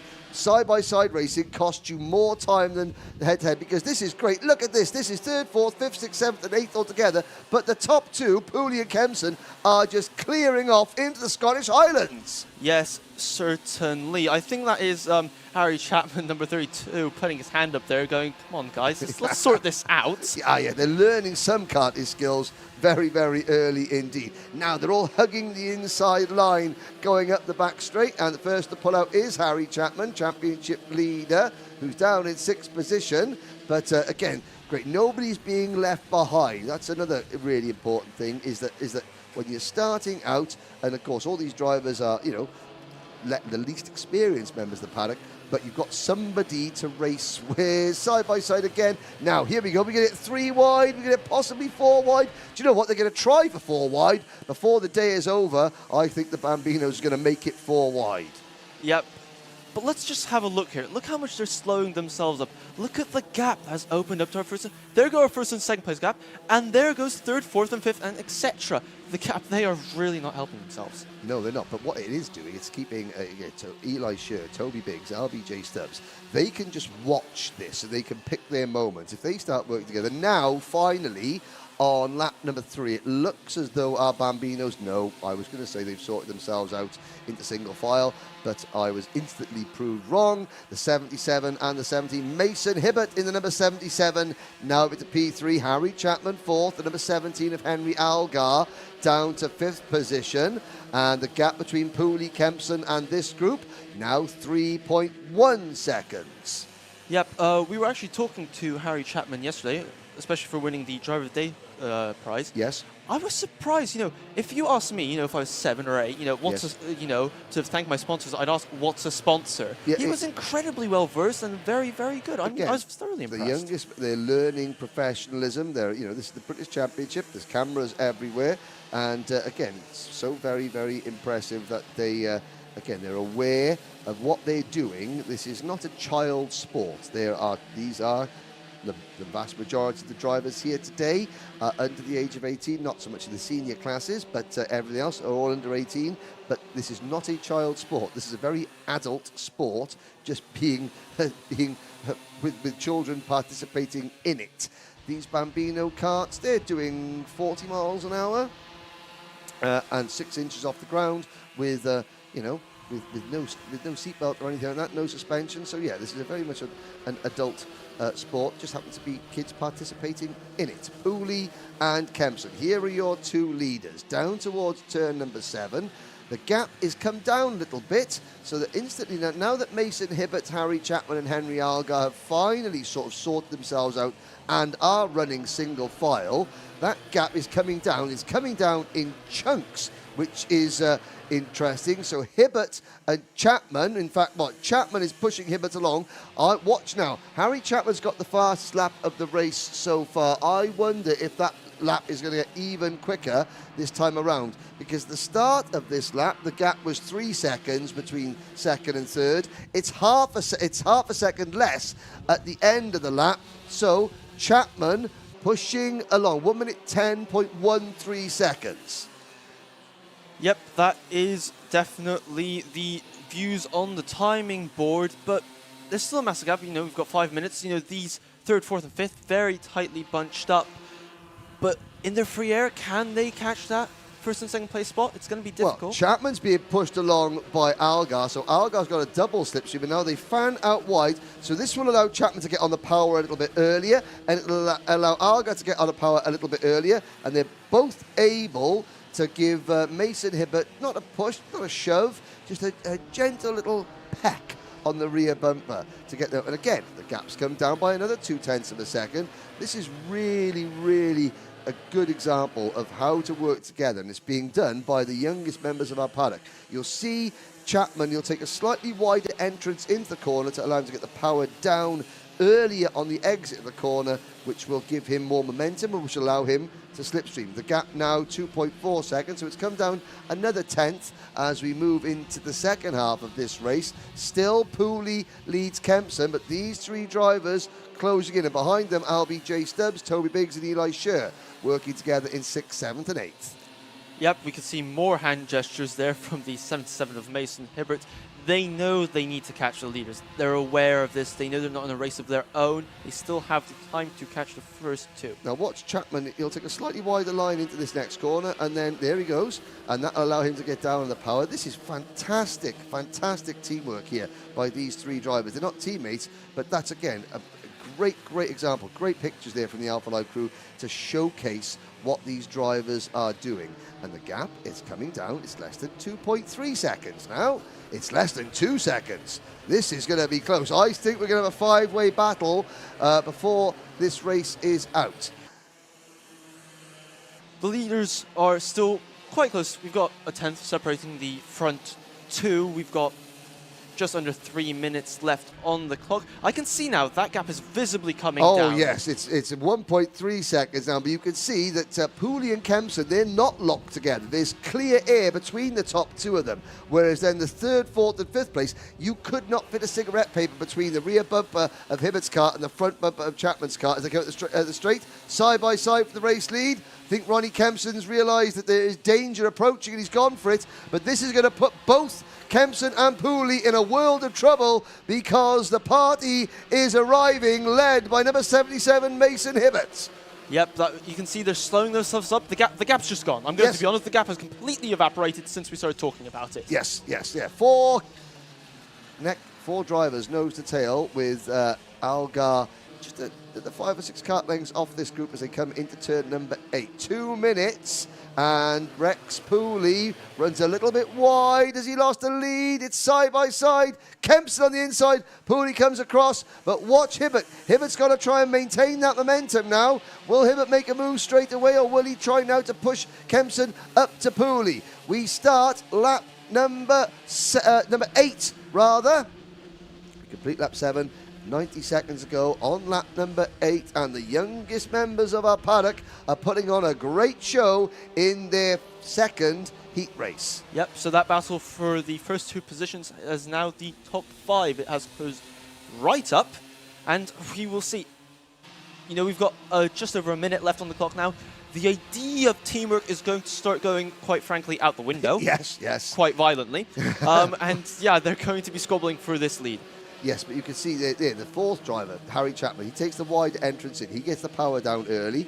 Now he doesn't push. He doesn't try and push. He now moves to the inside to pick off Hibbert for third. Hibbert tries the crossover move. They've done all this hard work of Chapman and Hibbert. Don't spoil it now by battling, because suddenly Pooley and Kempson are thinking, right, we better start working together very quickly, because they're going to come around. It's going to be 2 laps to go next time around. Behind these 5, Albie J. Stubbs and Toby Biggs. Battle of a 6th position with Eli Scher. It's a little bit off the back of the pack now in 8th.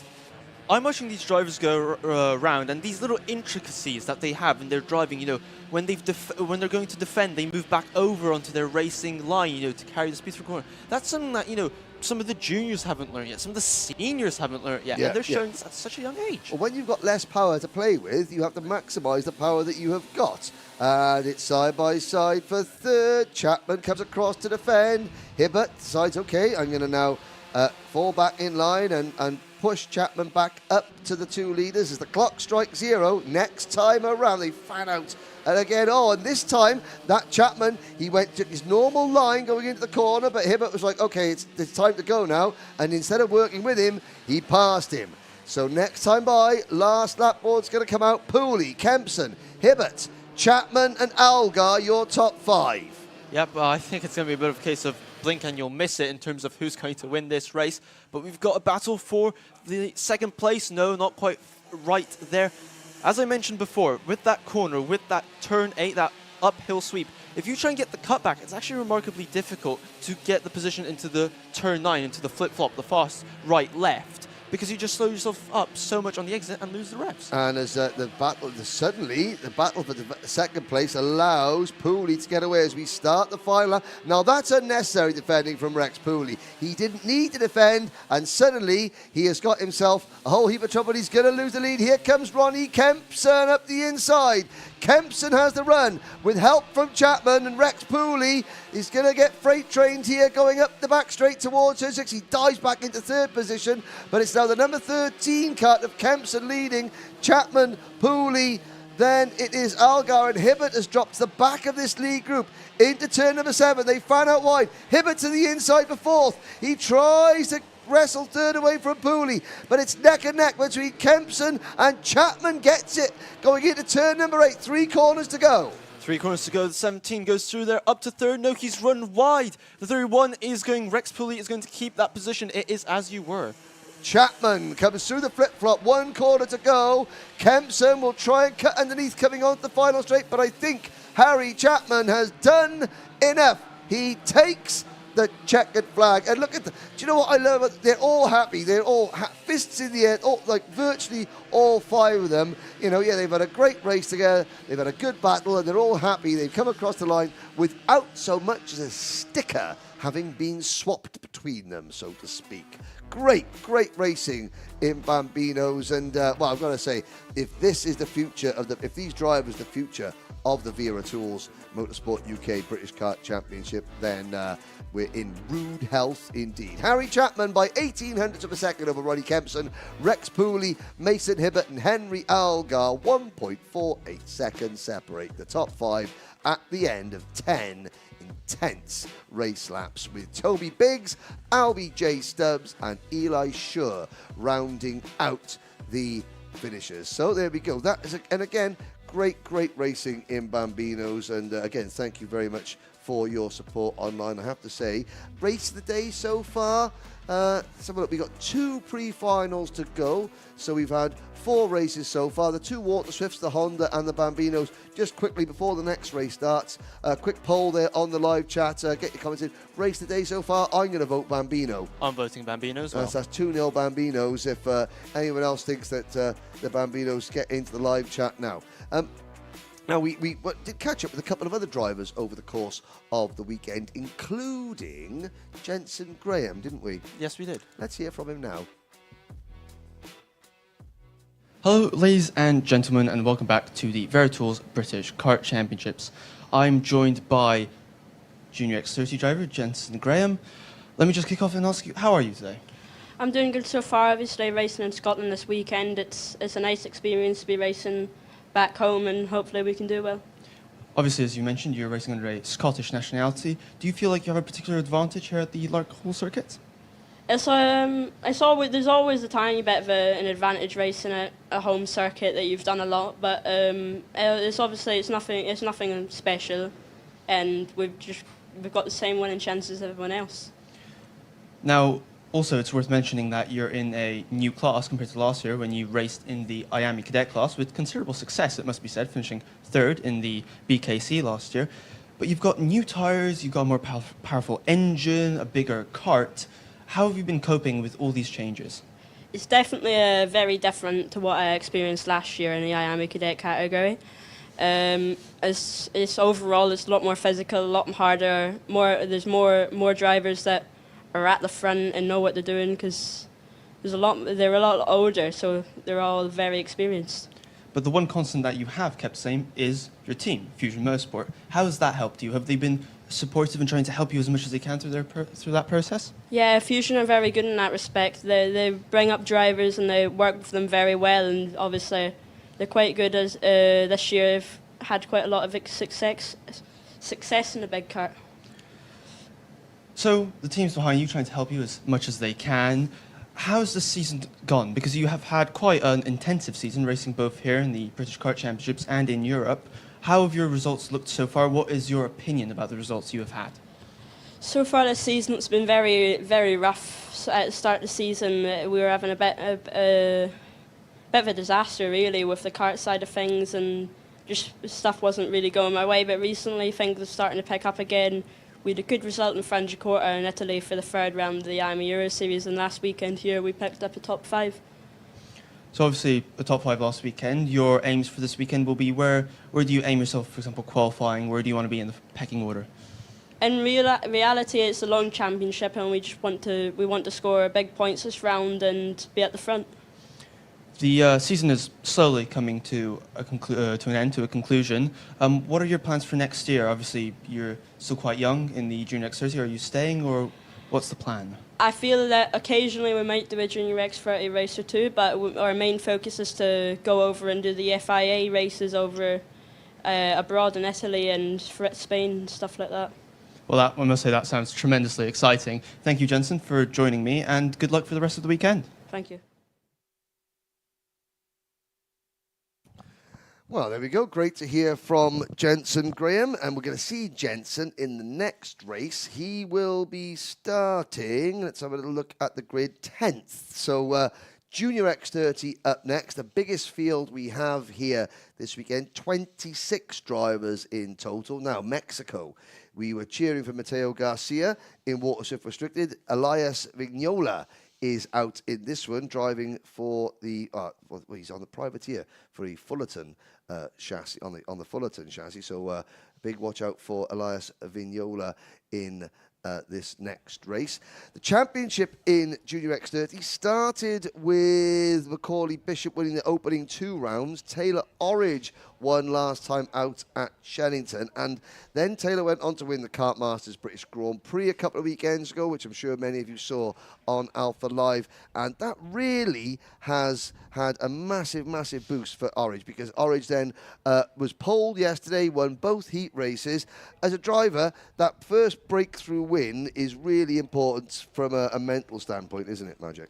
Yes, absolutely. Especially for an event like the GP Plate, which is seen as, you know, for a one-off event, one of the most intense, one of the most difficult to win. It gives you such a boost in terms of your mental state, your confidence. And as they say, winning, it's all in the mind. It's the difference between championship, you know, finishing 3rd and 2nd in the championship versus winning it can be your mental state. You know, do you go for that move? You know, you've had a bit of a problem qualifying. Yep. How do you react to that? It becomes the mentality. It's something which is sometimes ignored. Sometimes people think, you know, it's karting, you know, there is still a mental side to it, and it plays a big part. It is. It does indeed. And of course, yes, now that Taylor has had that breakthrough, he's just, again, we spoke to Jacob Stilp in the paddock show last night, and Jacob had some insight as an ex-driver as to what a first major win can do, and as a team, the Mad Croc team, if they notice a difference in Taylor since then. And yeah, it is. So 26 Junior X30s.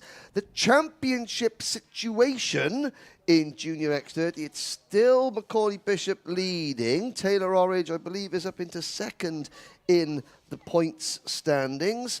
And just check this, and Fred Green runs 2nd. So Fred, the E-plate holder, Orridge is 4th. So Fred Green. Now Fred, you'll see Fred, he will have the all-black body kit on the kart. No graphics kit, what have you, because Fred has had a bit of a growth spurt. And yeah, he was hoping for rain, because again, when you're heavier, Magic, in the rain, you've got a bit more stability on the rear of the kart. That means you've got better traction in the wet, especially here at Larkhall, when, again, there's so many back-to-back corners. You know, the lighter you are, or the closer to the weight limit you are, the better it is. So Fred he's fighting. You can see him there on the right-hand side of your screen, just in that white, green and black race suit, getting his gloves on there. So he is working doubly hard, isn't it? Because again, in karting, Magic, every gram counts. Yes, it definitely does. As you mentioned, in the rain, actually, the things that cause problems for you in the dry give you the benefits in the wet. Yes. So you can use that weight to help the kart rotate, bring the rear wheel up the ground, the inner wheel, which helps you rotate around the corners and then allows you to have the kart straight for the exit, which is what is the most important thing in the wet. You know, being like, you know, Gilles Villeneuve, for example, you know, just throwing the car in the rain. It looks marvelous. It's great. Some wonderful video opportunities, yes, but not the lap time. Exactly. So, yes, it's style over substance sometimes. Yeah, it's again, as a Magic, as a driver, it's, you know, great to have your insight here, because again, it's been again many moons since I managed to squeeze my posterior into the seat of one of these karts. And right, so we'll run down the grid very shortly. But yeah, the GP plate of Orange. So what is the GP plate? Well, that's, if you're watching karting for the first time, that is the British Kart Masters Grand Prix. The E plate is the English Championship, which was awarded at the Shennington Super Prix. We've got an E-plate meeting coming up at Wilton Mill, which is a round of the TKM Championship for the British Championship. Next weekend, we are back here at Larkhall for the Rotax classes, so put that one in your diary, ladies and gentlemen. The British Championship, Event 7 is next weekend. Event 8 is the weekend after that. Then we've got a couple of weekends off before we go to to Rowra for the final round of this of the championship for the X30 class and the KZ2 classes. Then we've got Warden Law and PFI to round out the season. 28 drivers. Magic, as a driver, is this where the butterflies are going most of all? I would say anything from leaving your awning to actually lights going out is when the butterflies are going. They've had plenty of time to test. Yes. It has been, yesterday was a little bit shaky, with the weather and what have you. But they've been preparing, all of Friday practice. They should have some nice baseline setups. So in terms of how the kart is set up, they shouldn't have taken any big gambles. But, if you're starting, 20th or whatever, who knows?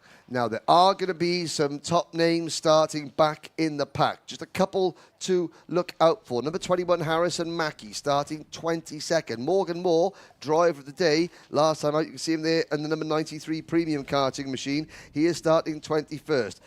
Hardy Norman Massey only starting 20th. Kenzo Craigie starting 17th. And Fast Freddie Lloyd starting down on the 8th row of the grid alongside Monday Junior Canini. So there's going to be some drivers starting out of position. We're going to find out where everyone's starting right now because Junior X30 pre-final is up next.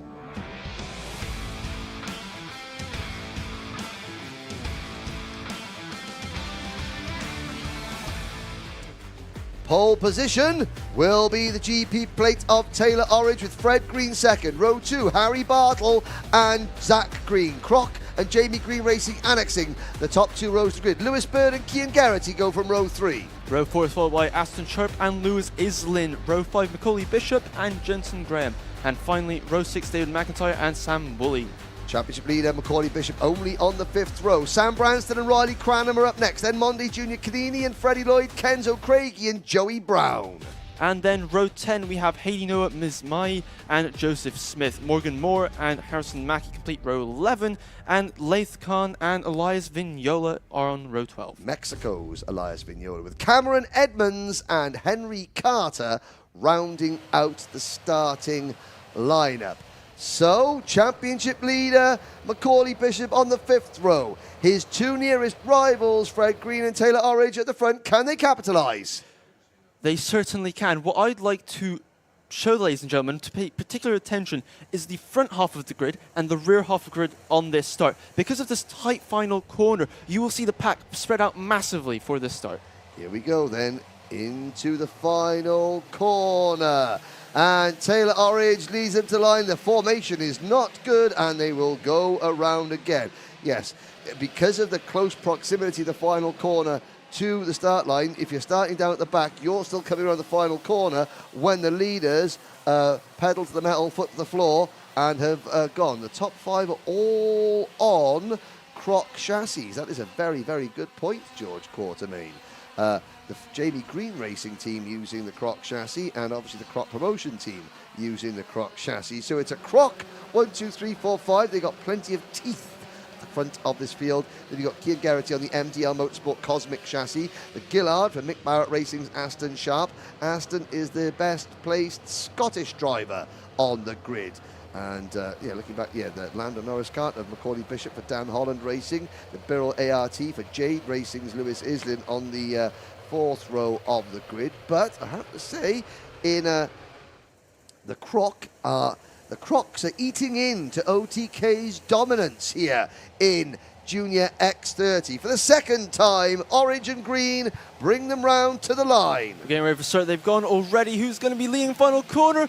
And there's a bit of a touch there. I say touch. It was quite hard, I think.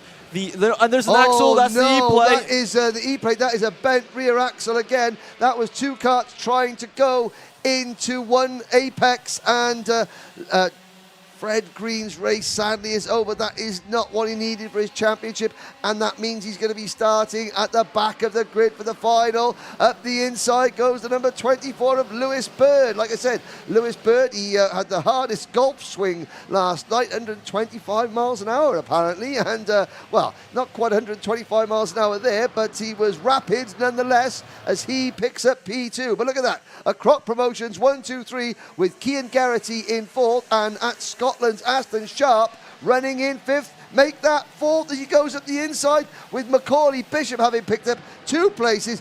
Bishop already into the top 4 after starting ninth. It is just action station so far in this opening lap, isn't it? As we have the leaders. Morgan Moore out of the race, the premium karting number 93. So that's 2 drivers out and 24 remaining. Didn't quite see what happened to Morgan Moore. Now, at the start there, you saw Fred Green trying to come across and sort of like not get squeezed out wide. There was just contact between his left rear and somebody else's kart, which, and this, 2 drivers running very wide coming out of turn number, I thought Sam Woolley was one of them. The other one, I think, was Lewis Islin in the number 12 kart. Yep, I think there was a bit of a smoochy smooch between the drivers there, which led to that, Yes, getting shoved over the curb. Yes, excellent way of describing a slight. It wasn't a romantic smoochy smooch either. Oh, and one of the Crocs running very, very wide. Nanny June is cheering on Harrison Mackie, and you can tell that she's into the Scottish spirit. She's starting to call herself Tartan Nanny June. Wow, let's have a look. Harrison Mackie started down in 22nd. He is already up to 13th. We have the G plate still leading, Taylor Orridge. Nice stable gap, around 2 to 3 kart lengths, I would say. Again, very, very early stages of the race. We've got battles further down the grid. Yeah, Zachary has dropped like a stone. He's down to 13th position from 4th on the grid. Cian Garrity, so again, the 2nd and 4th place drivers, those 2 JB Green Racing teammates, it did not work well for them at the start, but with Fred now out of the race and Zach Green mired back outside the top 10, there is Aston Sharp. Was he losing a position there to Joey Brown, or trying to gain one from Cian Garrity? I think it was a mixture of both, trying to defend and attack at the same time. I'm interested to see how this race plays out. As we know, this is a very competitive, very competitive championship. The X30s. We have the same team at the front on the same chassis. So technically, the difference will be setup and the drivers. Maybe somebody will come on stronger towards the end of the race. Maybe the middle. We will see. Yeah, identical equipment from 1st and 2nd, and let's just see what happens. As you can see, the drivers coming out there. Those bumps at the exit of turn number 7 at the exit of turn number 8 are absolutely frightening. Macaulay Bishop, another new fastest lap of the race, 50.43, over a 10th quicker than the 2 leaders. There he is on the Landon Norris chassis for the Dan Holland Racing team. Out of turn number 4, up the back straight. Oh, there's Lewis Bird checking over his shoulder, and he's thinking, right, is it hunting season? Because that bird is about to be plucked if he's not careful. And isn't Macaulay Bishop pushing? Look at that. He was practically touching the grass on the entry to corner number 7, the tight hairpin. Oh, and again, great camera, because Bishop is using every centimetre of the track, and he's got to be inch perfect, because again, it has been raining up here, so the grass is very slippery, there's no traction. Now, behind them, Graham, Sharp, Lloyd, Brown, Mackie, so there's a whole host of Fusion drivers at the bottom end of the top 10. There's Cian Garrity for the MDL Motorsport team. There's the abandoned kart of Fred Green. But here, look at this. There's a Fusion team photograph if ever they wanted one. I think they'd prefer one slightly higher up the order, to be honest. They would, yes, but it's on social media you can just tell a fib, can't you? Yes, you can. Right, we've got 7.5 minutes to go. Orange leads by half a second over Bird. Bishop 0.6 of a second behind Bird in P3, and then there's over a second gap back to Harry Barton in 4th, who's under pressure from Cian Garrity. Garrity makes the move for the Mark Dave Litchfield Motorsport team, and push Cian Garrity into P4. Yep, that was a textbook move. Just moved across on the entry to the turn number 8, the uphill hairpin. That allowed him that he didn't need to defend. Because he was close enough, he could take his time with the overtake. And I think there's some more bumping and boring behind our 9th place driver. Yes, that's just so it's Riley Cranham, Joey Brown, Mondi Junior Canini, Lewis Islin, Kenzo Craigie, David McIntyre, Hardy Noah Mamasi in that pack. Elias Vignola, Mexico fans, he is down in 24th position at the moment, but great experience, and there's probably nowhere in Mexico quite like Larkhall as Jensen Graham passes Harry Bartle, and again, with looking at the Racing with Sue logos on the top right hand of the screen, a podium for Jensen Graham, whose mechanic this weekend is Andy Potter, Sue's son, would be a very, very emotional one indeed. And I'm sure that Jensen is driving with that in his mind. So many of the teams have got that sticker on their car. You can see in the top right hand of the screen here, which is great to see. Not just the Fusion drivers, of course, who Andy works for. So many other different drivers have got little mementos to Sue Potter on their kart, because at times, when times are bad, karting really does pull together as a family, and the entire Potter family really do appreciate it, I know. But back to the action. Macaulay Bishop has caught Lewis Bird for 2nd position. I'm just having a look at that 73 kart. There seems to be that wheel is moving actually not only round and round like it's supposed to, but also up and down. I think he's carrying axle damage. Now, where did Bartle start? Now, of course, Fred Green, Zach Green, and Harry Bartle, they all started together, and there was that little bit of an issue going through turn number 1, where So let's have a look now. It's very bumpy, but as you're looking there now, again, you're looking at the right rear of Bartle's car, and is it bouncing around more than the other drivers over the bumps? Well, it's certainly not affecting, and you can see, yes, you can see the front of the NASA panel. There's the key. The NASA panel is moving around a lot more because there's a lot more vibrations going through there. That potentially could be a slightly bent axle for Harry Bartle. Yeah, there it is, that right rear. Well spotted, Magic. Well spotted. Obviously, your eyes are much younger and better than I. Could that be our first Magic moment of the thing? Sorry, ladies and gentlemen. Shocking, I know. Luckily, we haven't shown Magic where the mute button is. We didn't tell him that. I will find it. Okay, here's the battle now. Number 17 cut. Freddie Lloyd in 7th. Harrison Mackie has just set the fastest lap of the race in 8th position, with Aston Sharp 9th and Riley Cranham 10th. 6 seconds separate the top 10, 4 minutes to go. Joey Brown, Kenzo Craigie are up next. Yeah, now, Harry Bartle's looking over his shoulder an awful lot. I think the problem is getting worse, and Harry Bartle knows that he is going to be coming under pressure, because the gap between Jensen Graham in 5th and Bartle in 6th has grown exponentially. You've got to remember as well, all that vibration, the karts aren't designed for that. No. All this vibration, it's going to be shaking out all the washers, the bolts, everything. The fact he's still going is remarkable. It was the Beach Boys that sent good vibrations, but that is not the case in karting.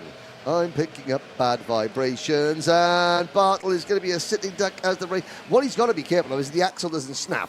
That's what Harry's got to be careful of. And Harrison Mackie up the inside of his teammate Freddie Lloyd. That is for P7.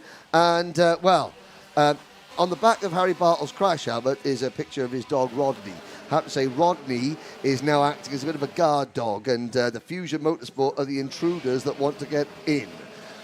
Yeah, what we also have to remember about Harry Bartle is that isn't actually only affecting his handling, it's also affecting his straight line. Look, he's defending. He knows he's in trouble. And his vision. His vision is certainly one of those things. Look, he's losing position. He's going to lose to both the Fusion Motorsport twins there as he loses more time, more position. I think that was Freddie Lloyd and Aston Sharp going through there.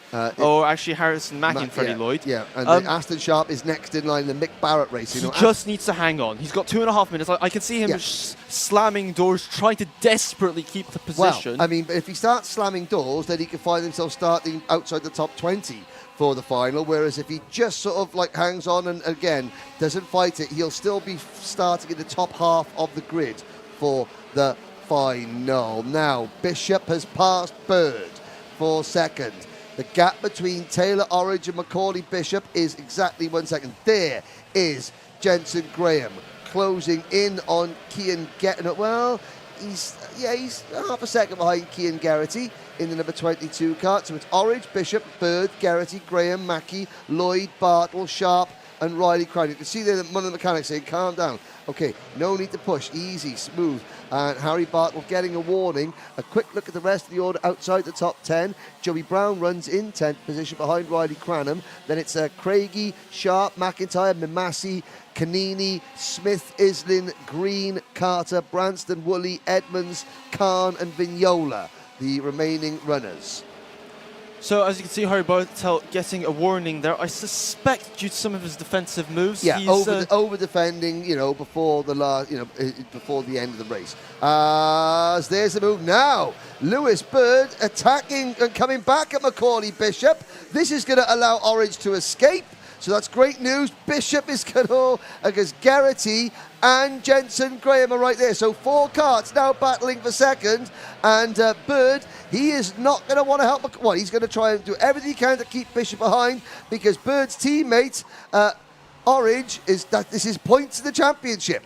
This is Taylor Orridge closing in on Bishop in the overall championship. I'm just watching Bird get that kart absolutely sideways under every braking point. Look, he's looking. Macaulay Bishop tried to go back to the inside. He wants to have a look. Yeah, but he's got to be careful to outbrake himself. That is vital. He's got to be really careful. To the outside, round the outside. Oh! Geraghty side by side with Bishop. Bishop was then trying to swing out wide. Geraghty was there. And this is Bird's tactic. Bird's saying, I've got to back everybody up. Jensen Graham is now running in 4th. Bishop is back to 5th.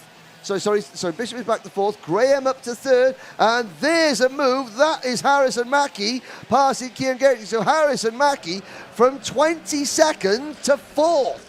Nanny June's going to be going absolutely crazy on the sofa back home. Superb drive.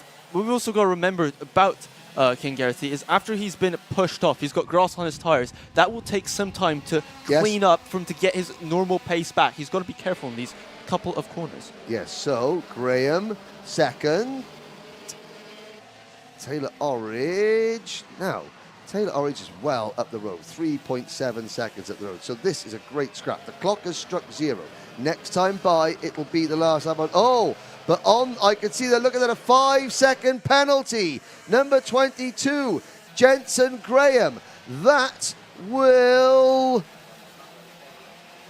put him well outside the top 6 or 7. Here we go. Last lap board goes out. Orridge is up the road.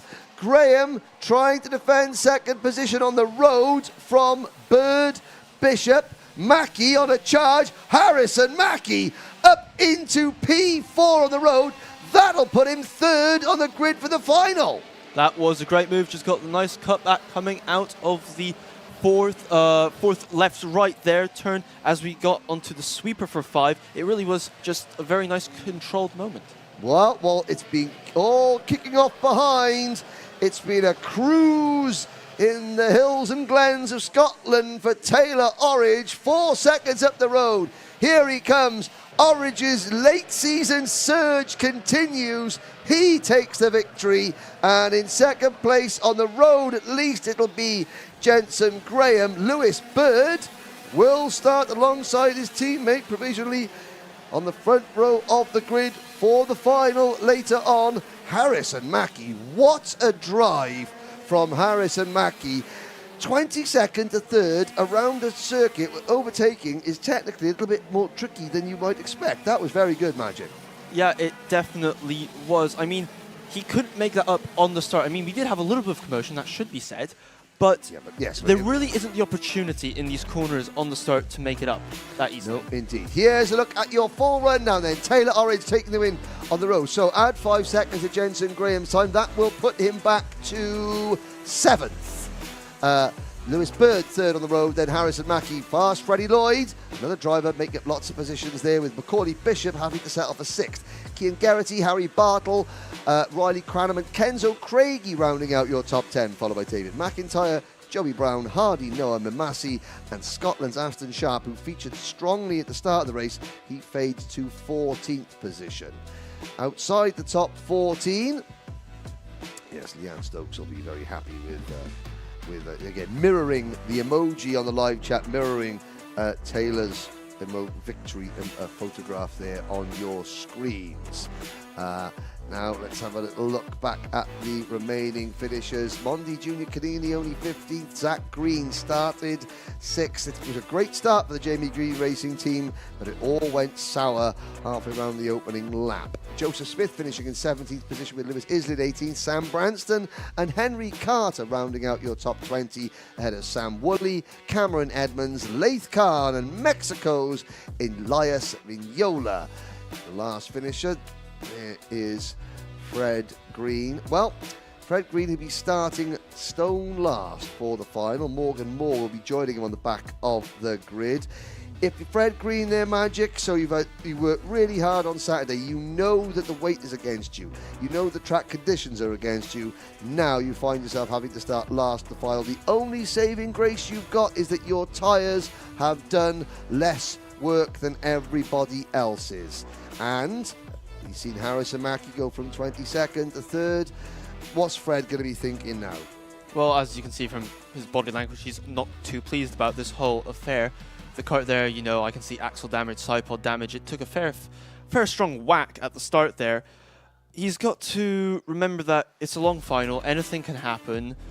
You've just got to keep your head down. Anything can happen in motorsport, and as we know, it usually does. It is. So, Kathy Watson saying, can you say hello to John Watson and Shay Watson? Of course we can. Kathy, I hope you're well. Get better soon. And, yeah, keep up. She's a big fan of Henry Hoover, which is all right in my book, Kathy.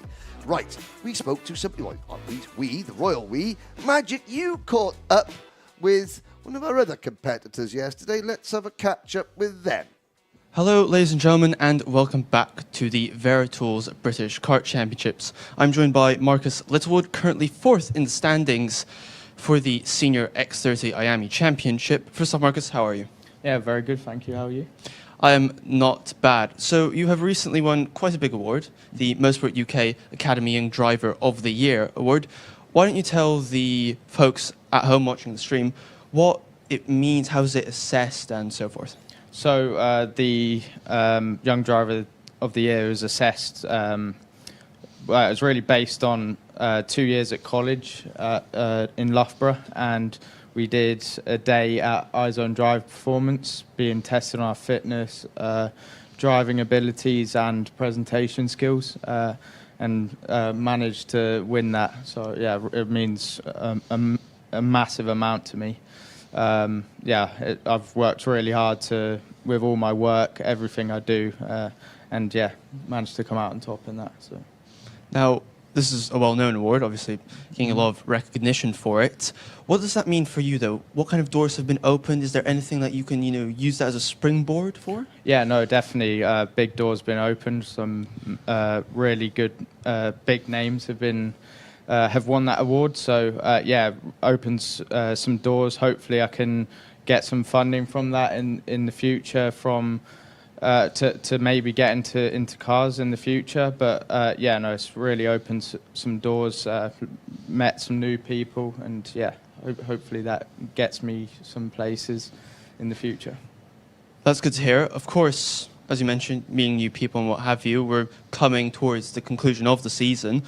What are your plans for next year? Senior X30 again, or something bigger? Like I said, it's all about funding. So if I could try and get the funding to go into cars, like something like Radical SR1s, that's my ultimate goal. But I'm still really enjoying the karting. So if I can't get into cars, I'm more than happy to stay in the karts, because we're doing quite well at the moment. And yeah, no, I really like the challenge of it. It's really competitive still. So yeah, would love to stay in karts. Karts, great series, as we know, especially at this level. Now, looking towards this weekend, you are in 4th place, 45 points behind Gus Lawrence before we take into account dropped scores. Are you still gunning for the championship? Is it points-based? What's your approach? Just approach it round by round. We had a really good last round at Shennington, so yeah, just approach it every round. Can't really think about the outcome too much, but yeah, definitely the aim is to still win. It's going to be a tall mountain to climb, but just got to try and stay consistent, because Gus is doing a really good job at the moment. But yeah, no, we'll try and hunt him down as best as we can and see what happens at the end of the year. Good to hear. And We've come to Larkhall. It's known as quite a technical circuit. What are your views on this? Yeah, really challenging circuit, quite bumpy, but yeah, no, it's a really good track, great driver's track, and just trying to get the setup right at the moment. So yeah, see what happens. We were second in that last practice, so yeah, going quite well, but still got a bit to find because in my driving and a bit in the setup. But no, it's going really well at the moment. Have you found a lot of time to test here, or is this really your first clean? So this year I had the LGM round to test, but that was the only time I've had to test this year. So still learning quite a lot, but yeah, we're getting to grips with it quite quick, and hopefully that we come to terms with everything before the racing.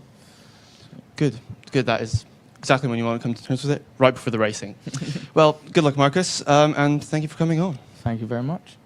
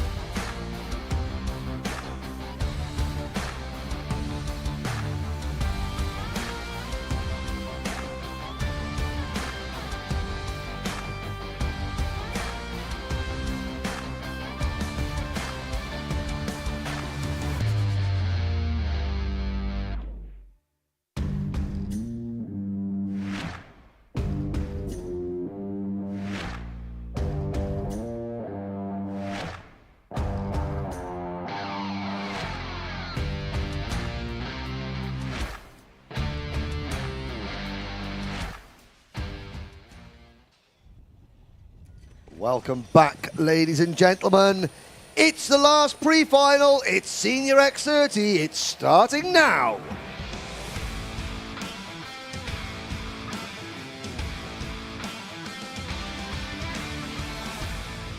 Only 15 Senior X30s here have made the trip to Larkhall, but they're 15 very good ones, led by championship leader and defending champion Gus Lawrence, with Marcus Littlewood alongside him, Harry Burgoyne Jr. and Caden McQueen on row 2, Ewan Thomas, star of the show in qualifying, and Louis Johnson Cool on row 3. Row 4 is followed by Luke Taylor and Josh Agambar. Row 5 is Callie Atkins and Alex Duncan. Row 6 is James Pashley and William Smith. The final few drivers, Alistair Creswell, Harry Ewell and Jack Nettleship. But any one of at least a dozen drivers can win this, but they've got to get hold of Gus Lawrence early on, because Gus was able to transfer pole position into 2 wins yesterday. There was a huge commotion there. We had half the field didn't make the grid for time qualifying. They missed their call to the grid gate, and that created a bit of a mixed up grid. Caden McQueen, for example, coming from the back of the field, and he's got to qualify 4th for this one. Harry Burgoyne Jr. has got a huge amount of support here. Family and friends from all over at Harry's home circuit are here to watch the Scotsman in the number 68 Mick Barrett racing car. But it's Gus Lawrence leading them to the line. Lights are out, we're off and racing. It's a good run through turn number 1 for the whole field. And now Lawrence has it with Littlewood up into P2. Burgoyne has fallen back to, who's that in 3rd position? Is that Burgoyne in 3rd? I think it is. Yes, it is, with McQueen 4. So a very stable start, Magic. Yep, the top 4 is as they start on the grid. Actually, Littlewood lost out at the start and managed to nip by up the inside into turn 2. So that was actually very opportunistic. Yes, indeed. So now, what Littlewood and Burgoyne can't do, they can't battle extensively, because already you've got Gus Lawrence got a 10-kart length lead. In this class, at this circuit, slipstreaming or working together is not really possible. There's a move from Kalai Atkins, winner last time out at Shellington. He picks off the first of 3 premium karting drivers running line astern. Well, that's Luke Taylor that he has now passed. As Kalai, he's got Josh Agambar next in line, and then Louis Johnson called Ewan Thomas in the second of the red and white Birrell ART chassis for the Jade Racing team. There is Ewan. Ewan, well, I mean, qualified third yesterday. That's a career best, and he's racing well as well. But McQueen on a mission, closing in, but they're not letting Lawrence get away this time. No, they are not. As we mentioned before, as in all classes, Senior X30 is no different. Working together for at least the 2/3 of the race is the name of the game. Because Gus Lawrence, he's quite a speedy character, isn't he? He's quite fast on the old racetrack. Well, yeah, indeed, he's an established veteran. He's been a seeded driver in virtually every year of the modern era of the British Championship, and again, got that coveted #1 plate and the GP plates at Kart Masters, but he's continuing to use the #1 just to show that he is king of the hill in this particular championship. There's Burgoyne Jr., more podiums in the modern era of the British Championship. He's got 17 podiums than anyone else. McQueen is... I can see he's looking. He had a little bit of a look coming into turn 6, the fast right flick there. He doesn't quite have the advantage over Burgoyne. He's trying to find where he has the advantage. You know, this is still early doors. You know, they had some heats yesterday, but who knows who's changed their setups. You know, they could be stronger coming out of the corners on the straights. And it's not rained for at least 12 hours. So the circuit difference is there's Gus Lawrence set a new fastest lap there, but he's only half a second in front of Littlewood. So Littlewood is matching him virtually to the 100th, a 48.90 versus a 48.95. So Lawrence's fastest lap, just 500ths of a second quicker than Marcus Littlewood. Here is the battle between Ewan Thomas, Kalai Atkins. Atkins to the inside in the Mad Croc #7, and Ewan Thomas gets shown the door. Quite literally there. Just again, Kalai drove in deep and then just made sure that he squeezed Ewan a little bit wide on the exit of the corner. Here's further back in the pack. You've got the 21 of Thomas now in front of James Pashley in cart #52. That's other Jay with the purple crash helmet with the silver stars on it. Behind Pashley, Alistair Cresswell for the Tim Wilson Motorsport outfit. Jack Nettleship is 12th. Alex Duncan, the Scotsman, for Argenti Motorsport is 13th. Harry Ewell and William Smith next in line. Oh, management. Oh, dear. Well, not oh, dear for Kalai Atkins. Oh, goody. He's moving up through the field into 6th position. Now, Shennington, Kalai's mum, was having a proper party in the kitchen watching Kalai there. I think Kalai's dad was like, calm down, mum. We're not going to be making too many comments. We're missing Kalai's mum on the live chat. You know, Kalai wasn't embarrassed at all. He wasn't embarrassed at all. Maybe she had the strict instructions. No comments. No comments. Watch and jump up and down in silence. Well, Kalai is 6th at the moment, but he's the top 4 have broken clear. Lawrence, again, he able to... Perfect day for Gus, because he was not only able to win both races, he was able to win both heat races without overusing his tyres. Interesting point of view there, something to point out to the viewers.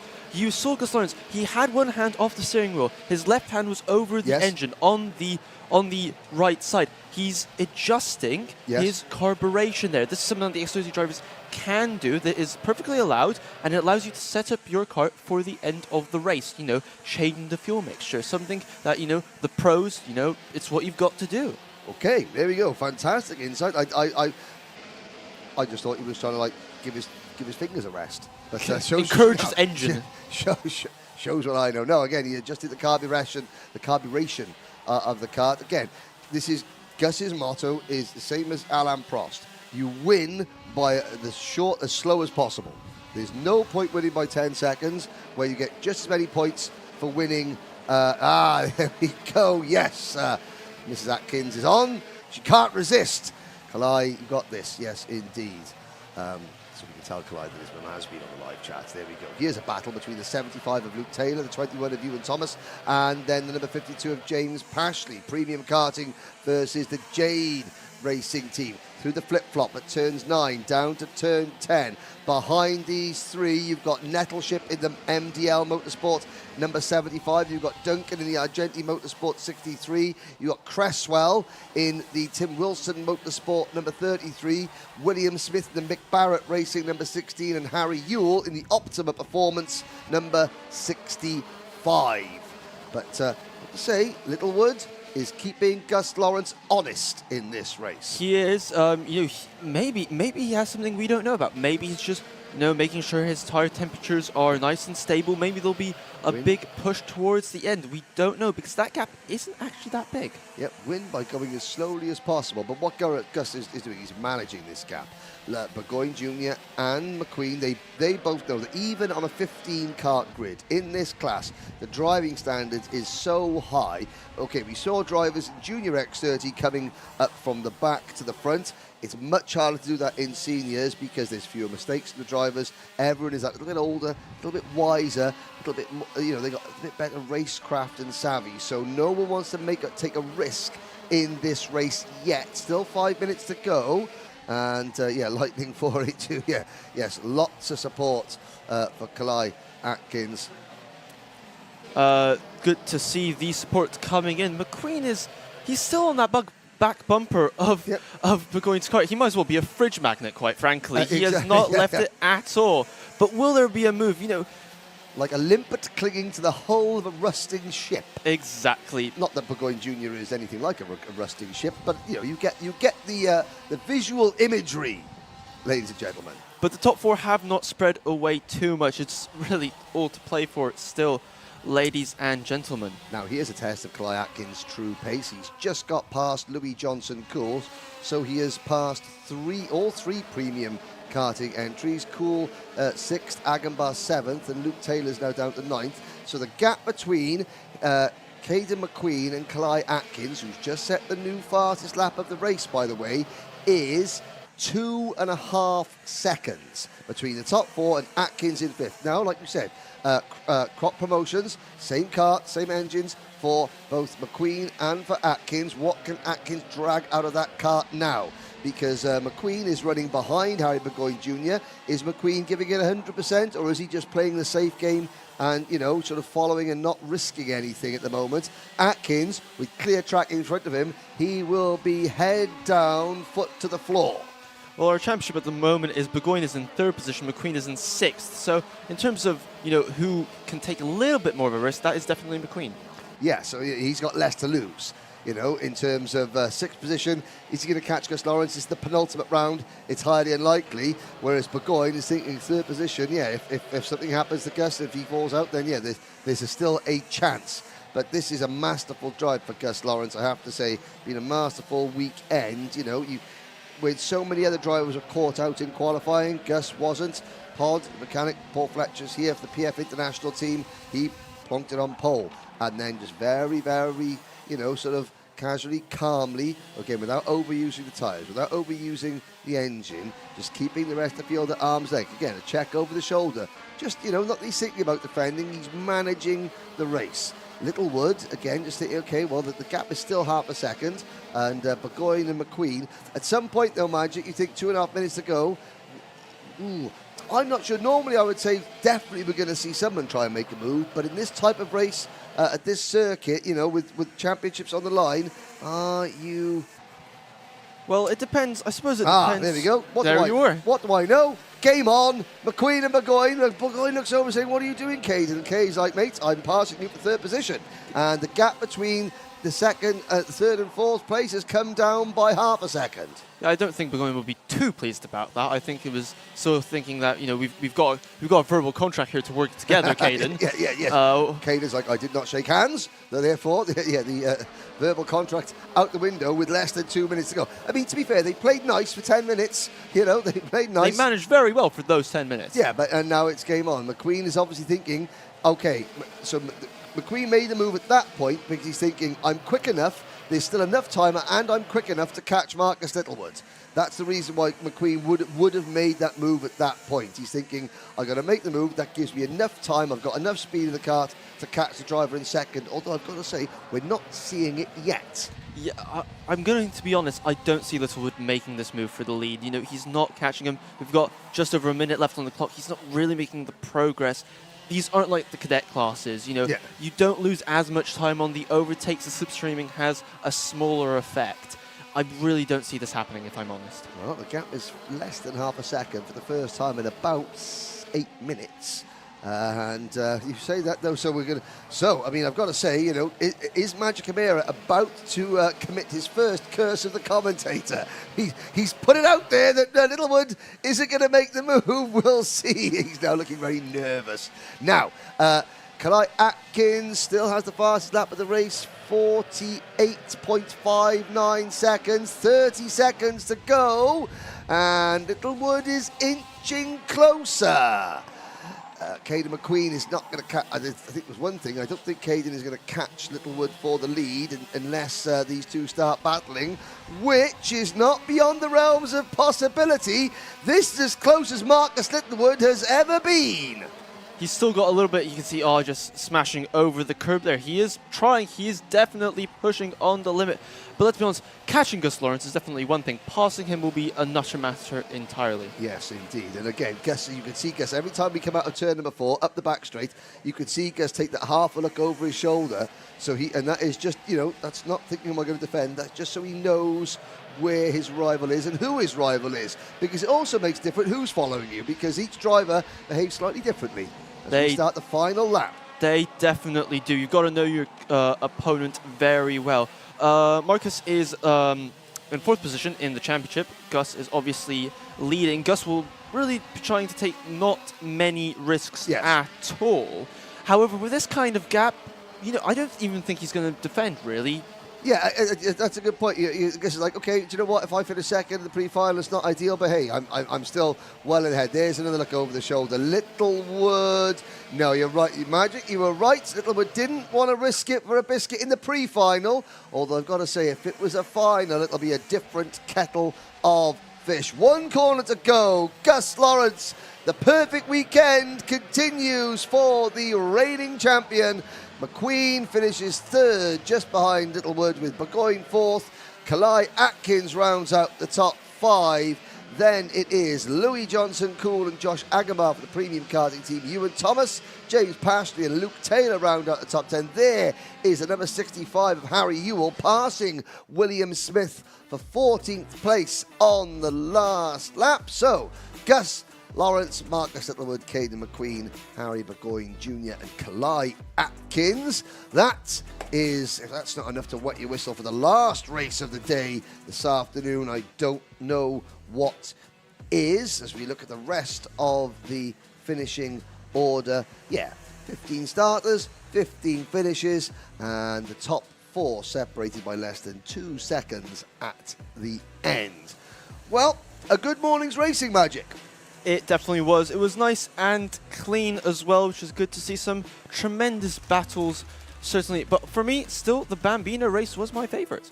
Yeah, well, if you agree or disagree, get into the comments now. So this afternoon, we have 6 finals to bring you. I know that everyone will have their own favourite, but a competition view. There's no prize, just maybe your own inner glory. Of the 6 finals this afternoon, as you watch the Paddock Show, which will be shown now, which we recorded last night, which class is going to have the closest finish? All you're enjoying the Paddock Show, get into the comments. Which class will have the closest finish in the final? Will it be Water Swift Restricted, Water Swift Unrestricted, Cadet Honda, Bambino, Junior X30 or Senior X30?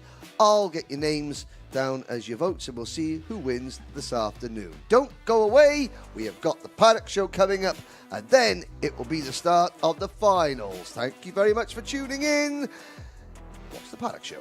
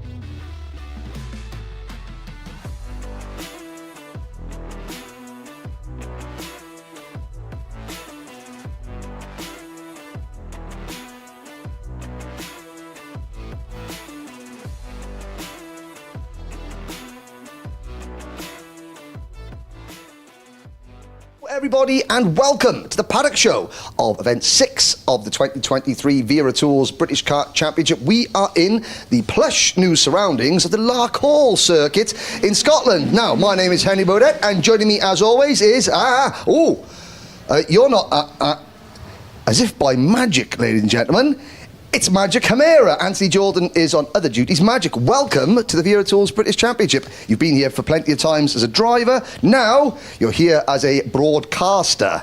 How's it going? Thank you so much, Henry, for that introduction. It is going great. I'm actually really looking forward to seeing what is out and about in the paddock. Yes, we have 50 minutes, well, about 47 and a half minutes now, to tell you what's been going on here. We've got 6 classes. We have got Bambinos, Hondas, Water Swift Restricted, Water Swift Non-Restricted, Junior X30 and Senior X30 to catch up. We have got 2 sets of heats today for every class apart from the Bambinos. Tomorrow we've got 12 races in total. Let's get oot in the boot. That was Scottish, yeah? Perfect. I think let's go. Right. As you can see, Larkhall have been hard at work since the last time we were here, Magic. This building is absolutely fantastic, I've got to say, isn't it? It is quite good. Fun little fact about this building was actually the Formula W building. The Formula W building? It travelled around the world. Oh, really? Okay, yes. Well, it's gone from around the world and now it's in Lanarkshire. Right. Come on, James, let's go. We'll try not to... Everybody... James has hurt his back, so we're going to be very kind to you, aren't we, James? And Magic is much nicer than Anthony, isn't he? He's well-mannered and all those things. Anthony will be back another time, but he's doing some other championship with a roof. I never heard of it myself. No, it's the future, apparently. OK, it's not quite finished yet, this Larkhall building, as you can see, but it's going to be spectacular. I think it's going to signify Larkhall cementing its position as pretty much the home of Scottish karting. I mean, this circuit's been open since 1961, and, you know, so it's a whole multiple generations of Scottish talent have started their career here. Frank Kitty, De Resta, McNish, Coulthard, you name it. If you're Scottish, you started out here, didn't you? I think they've cemented the building actually to the ground, which is what gives me the confidence to walk around in such peace. Yes, because in Scotland it can get a wee bit breezy from now and again. Now, let's go and have a look out there. We've got over 100 drivers here. Now, there's still a couple of heats going on the circuit. It's been a very busy day. And, right, after you, sir. See how nice I am? And he even said thank you, ladies and gentlemen. You've got to step on the right side. I mean, come on now. Right. So, there you go, ladies and gentlemen. That is going to be spectacular. So, first things first, Magic. I've never driven around here. You have. What can we expect to see tomorrow when we start the racing? What are the drivers got to do to really make things work here at Larkhall? Well, it is actually quite convenient. We're actually right where the first corner is. This is actually a very critical part. It's actually a very difficult part to get right, because if you're on the outside here, it is almost impossible actually not to lose position. It takes a very crafty competitor to come out in their position. I know, again, we've already seen a lot of action going into this first corner. This is 1,140 metres, but there are more twists and turns and corners packed into that 1,140 metres than virtually any other track that we visit in the UK. Now, just to give you an idea, ladies and gentlemen, here is turn number 1. Again, as a driver, Magic, you're coming out here flat chat, it's blind, downhill. Absolutely, you're coming up to the flat corner for most classes. The interesting bit is that actually it's flat, but you can make a move right here to where our cameraman James is pointing. You can make a move if you're brave enough. That is the crucial point. But apart from that, it is one line at that corner. I cannot stress that enough. Okay. Now, you're watching Gus Lawrence, so Senior X30's out there now. This is the last heat of the day, and actually we'll probably head back to the holding area to watch the drivers come out. Gus won the first race. I think he pulled it, won heat number 1, and in kart number 1, he looks like he's going to do the same thing there. So it's been a really good day for Gus Lawrence, leading the championship at the moment. So for the 2 Water Swift classes and the 2 X30 classes, this is the 4th of 5 rounds, the penultimate round. First random driver stoppage. Hello, young man. Mr. Junior X30 for Jade. How are you, sir? I'm very good. How are you? Well, very much. It's very kind of you to ask. Do you know what, Magic? Since Anthony's gone, even the drivers are more polite nowadays. First of all... Always. So tell us about your day so far. 2 heats, how's it gone? Qualifying didn't go so well. Neither did Heat 1, but Heat 2 was really good. Went from 22nd to 12th, excluding penalties, so, yeah. That's not too bad, that's not too bad. The weather. The weather. The weather has been mixed today, and tomorrow, would you like it to be dry, sunny, or somewhere in between? I don't really mind, to be fair. Good, decent in both conditions, so hopefully.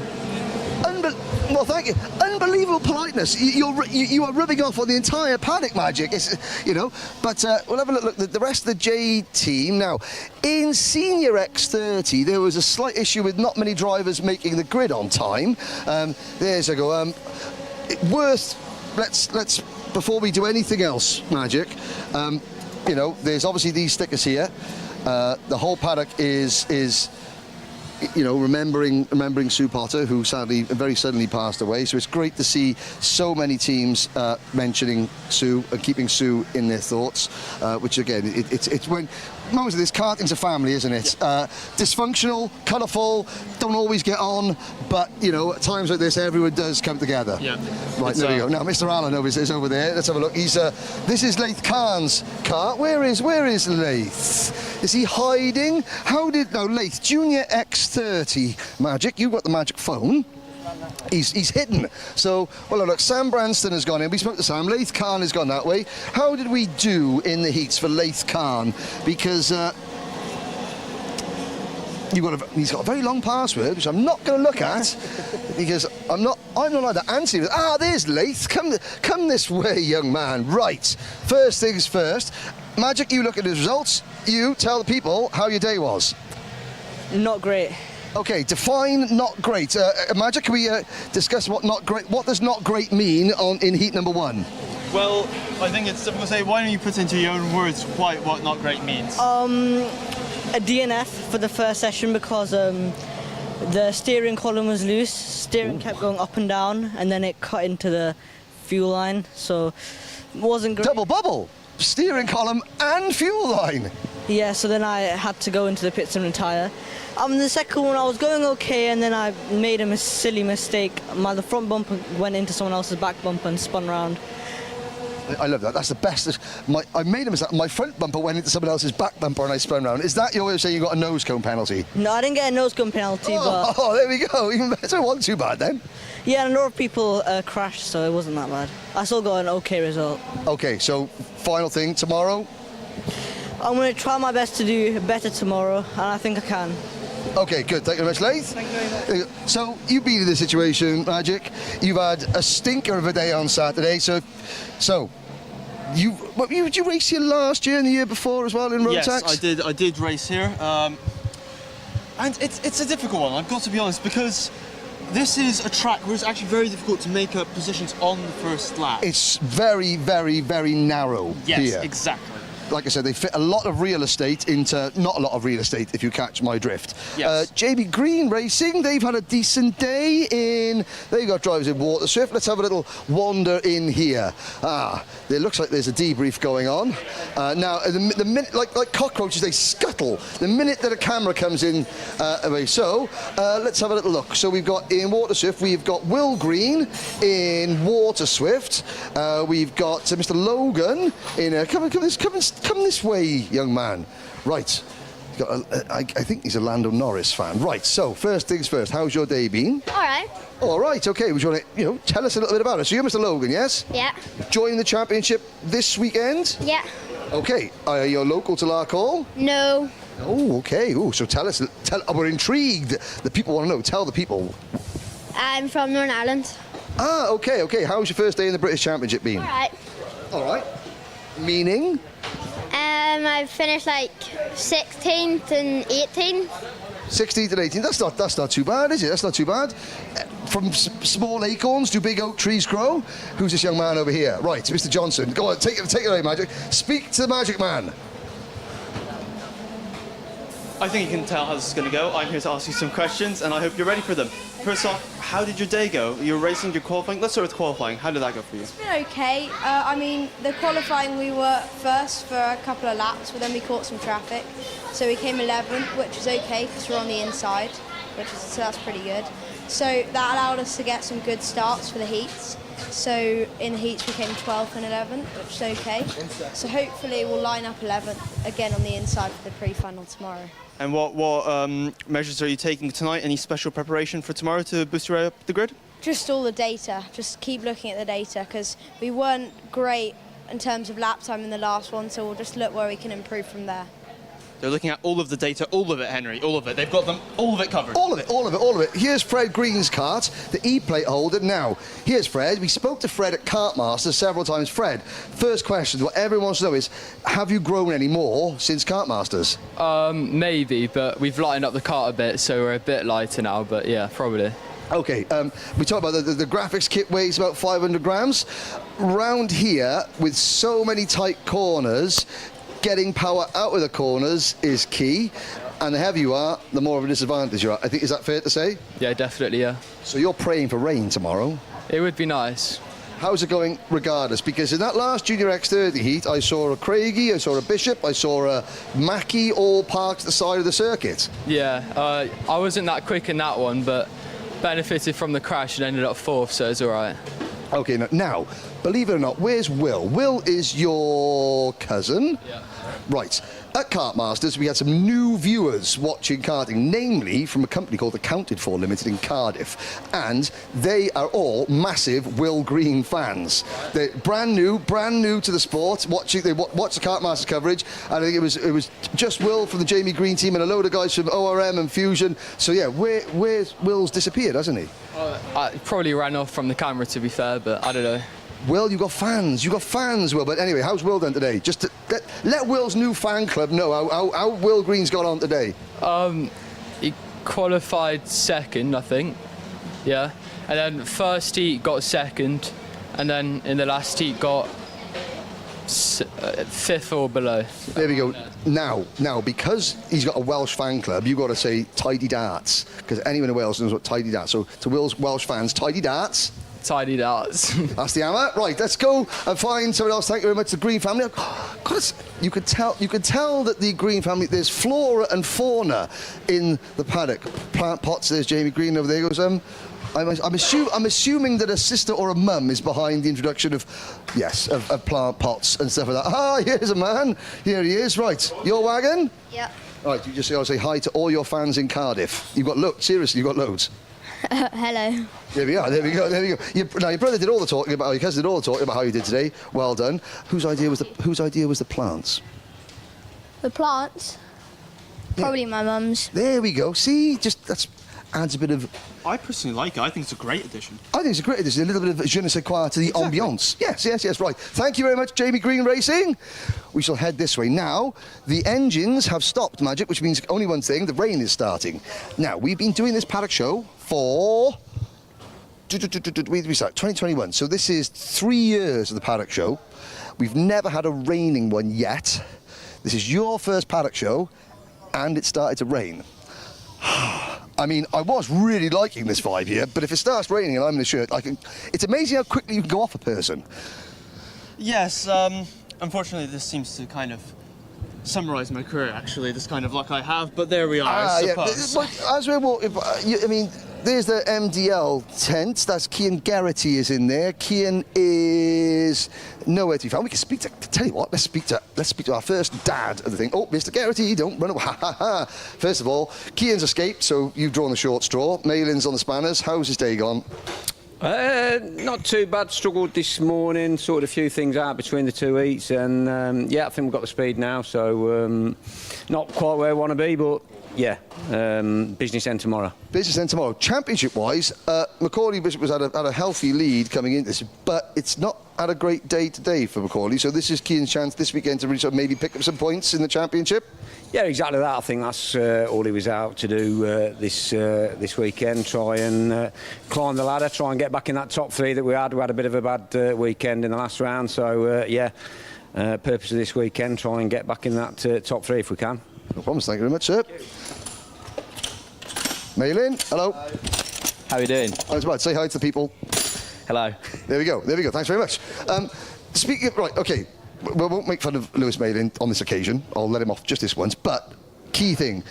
Driver-mechanic relationship. Your dad was always your mechanic. How important is that? Oh, there he's escaped. There's Cian. There he is. Look at that. Say hiya. All right. Aye, there we go.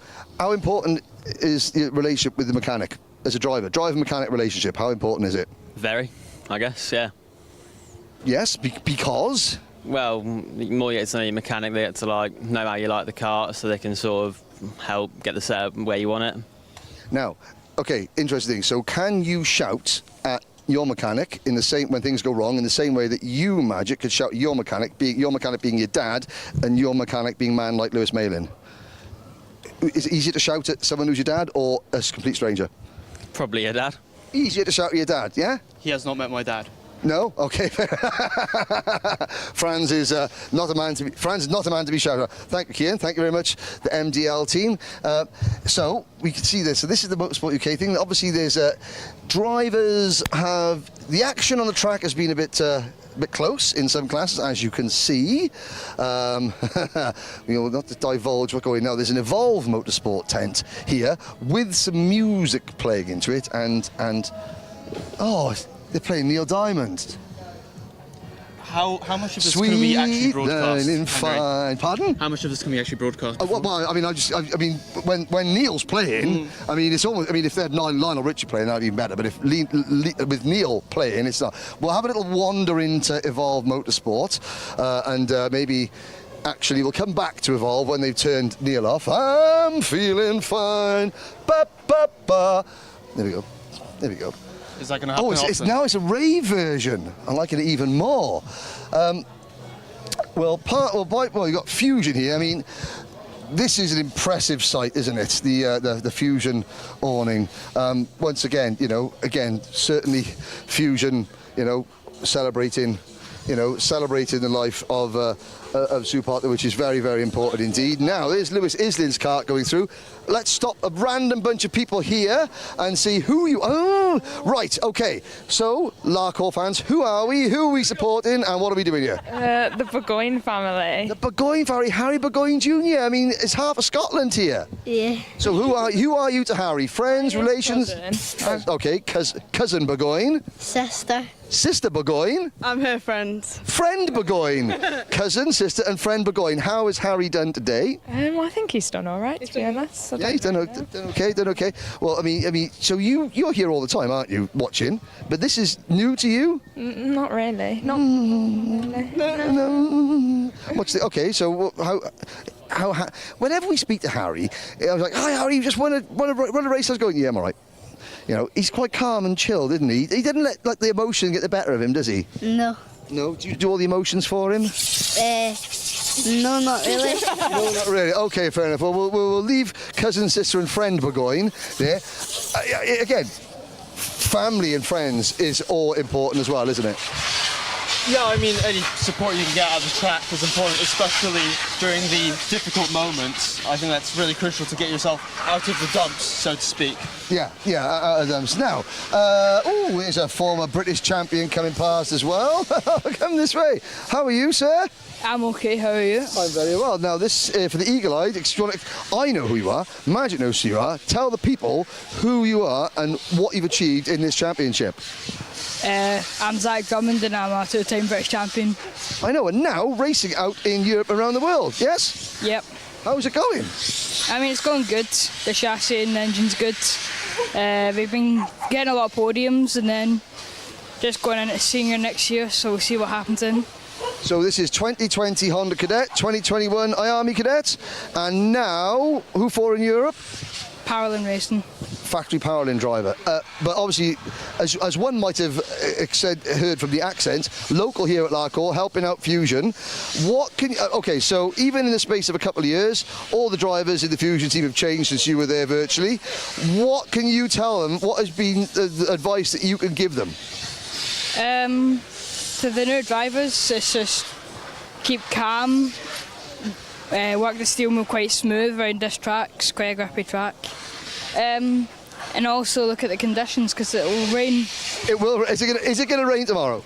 I think it's going to stay dry, but we'll probably drizzle through the day sometime. Yeah, there we go. It'll probably rain through the day sometime. Okay, there we go. There's an impressive mullet walking through there. That's Mr. Brown. So, okay, Zach, good to see you again. Good to see you. Thank you very much. Again, it's good to have Zach back in the paddock, isn't it, Magic? Yeah, it's good to see the British drivers going out into Europe and showing what's what, and to come back on home turf and competing again. Now, paddock show pooch approaching. We haven't had one yet. Here we go. It's another member of the Burgoyne. This is another hello. Right, first of all, who have we got? Who have we got here? Penny. This is Penny, and is Penny a Harry Burgoyne Jr. fan? Yes. Okay, so Penny Burgoyne. Yes. Give her full name. Hello, Penny. First of all, Harry's got a lot of family here. Yeah, I'm his auntie. Auntie, well, we've just spoken to cousin, sister, and friend. How big is the Burgoyne collective? It's massive. And okay, so and how are you enjoying this? I mean, so I suppose you come to a couple of rounds here and there. How are you enjoying this particular? Oh, I'm sorry, Penny. Oh my word! Sorry. As I was saying, how are you enjoying this particular weekend? Well, it's great for us because it's our local track. So yeah, it's been good. Yeah. Been good so far. Only 400 miles from South Wales. Magic, how far have you travelled to get here? 6.5 hours. 6.5 hours, that's about time. Yeah, but to be fair, every round that's not in Larkhall is about 1 million miles away from you, isn't it? Yeah, everyone's a right. Trek. No, okay, well, we spoke to his entire family. There goes the Kart with the dad. We haven't spoken to the driver. The drivers, well, we will catch up with Harry there and Penny. There we go. First paddock show boot. Mr. Pashley, how are you, sir? Fine, thank you. How's James doing? So-so. So-so. This is a granddad of double TKF Extreme British champion, James Pashley, now in Senior X30. Interested, like, again, privateer driver. James won 2 British titles as a privateer. There's another paddock show pooch. Right, I tell you what, I've done an awful lot of talking, as is my wont. However, we've got several nice Honda wagons. So, second round for the Honda GX200 class. Let's come out and have a little look. We've got Blair, and we've got Ollie. Ollie's somewhere else. Well, are you Ollie's brother or friend? Right, you can come out and speak on behalf of Ollie and show the pooch. Right, first things, speak to this man here. Tell you how's your day been, how's Ollie's day been, and who that is. Go. Come on, so let's hear, come on. Blair Smith, Honda GX220 driver. How's your day been so far? What's gone well? Good. In qualifying, we messed up the gearing a bit, so it put us into 11th for the heats. But I made my way up in both the heats, but in the second heat we got up to 6th place because Max Taddy came in because he thought the race was finished, so that gave me another place, and so I think we got good points for tomorrow. So you've got good points. I mean, you're obviously been racing quite a lot. Have you raced at this track a lot? Do you have some special knowledge? Yeah, it's my home track, so I know it really well. That's great. I mean, we've got a friend here. We've got a friend. Introduce yourself. Charlie. Charlie. Sorry. Thompson. And who are you supporting?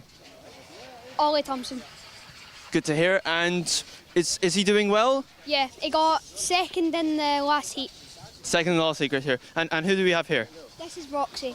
Roxy. Yeah. Is she happy? Yeah. I'm going to be level with you. I don't know much about dogs. Could we get an interview with Roxy, or is she not really that into the go-karting? She's not really that into go-karting. Okay, so asking her about setup analysis, that wouldn't be a good idea? No? Okay, yeah. Right, thank you very much. Thank you very much, Pooch. Now, we've managed to speak to most of Scotland here, but key question is now, any proud Scots will know this, but we want to test the British Championships paddocks knowledge of Scottish culinary delights. We'll come this way. We'll speak there. No, Mr. Bartlett, Mr. Grice. Mr. Bartlett, you've got it's a key question. Key question. Come on, Rob. No. This is the people know. So, if one were to go into a Scottish restaurant and order haggis, neeps, and tatties, what are they ordering? Well, isn't it potatoes and haggis is bits of meat in a round thing. In a round thing, there we go. Okay, well, we'll see if we can anyone beat that. We're going to try and find out. We're trying to find non-Scottish people to see what haggis, neeps, and tatties are. Yes, thank you, Mr. Bartle. Thank you very much, sir. Right, Taylor Orridge, come here. You were. No, see. You did it last time. I know you did it last time before, but you were so keen earlier to take over the camera and then do a little blog around the back of the thing. So what we want to know is, if you go into a Scottish restaurant and order haggis, neeps, and tatties, what are you ordering? Huh? There we go. Wait, repeat. Haggis, neeps, and tatties. Haggis is like a pie, innit? Sorry for all the Scottish people. Like. At least you had the good grace to apologise. Peas. Haggis, neeps, and tatties. Neeps and tatties.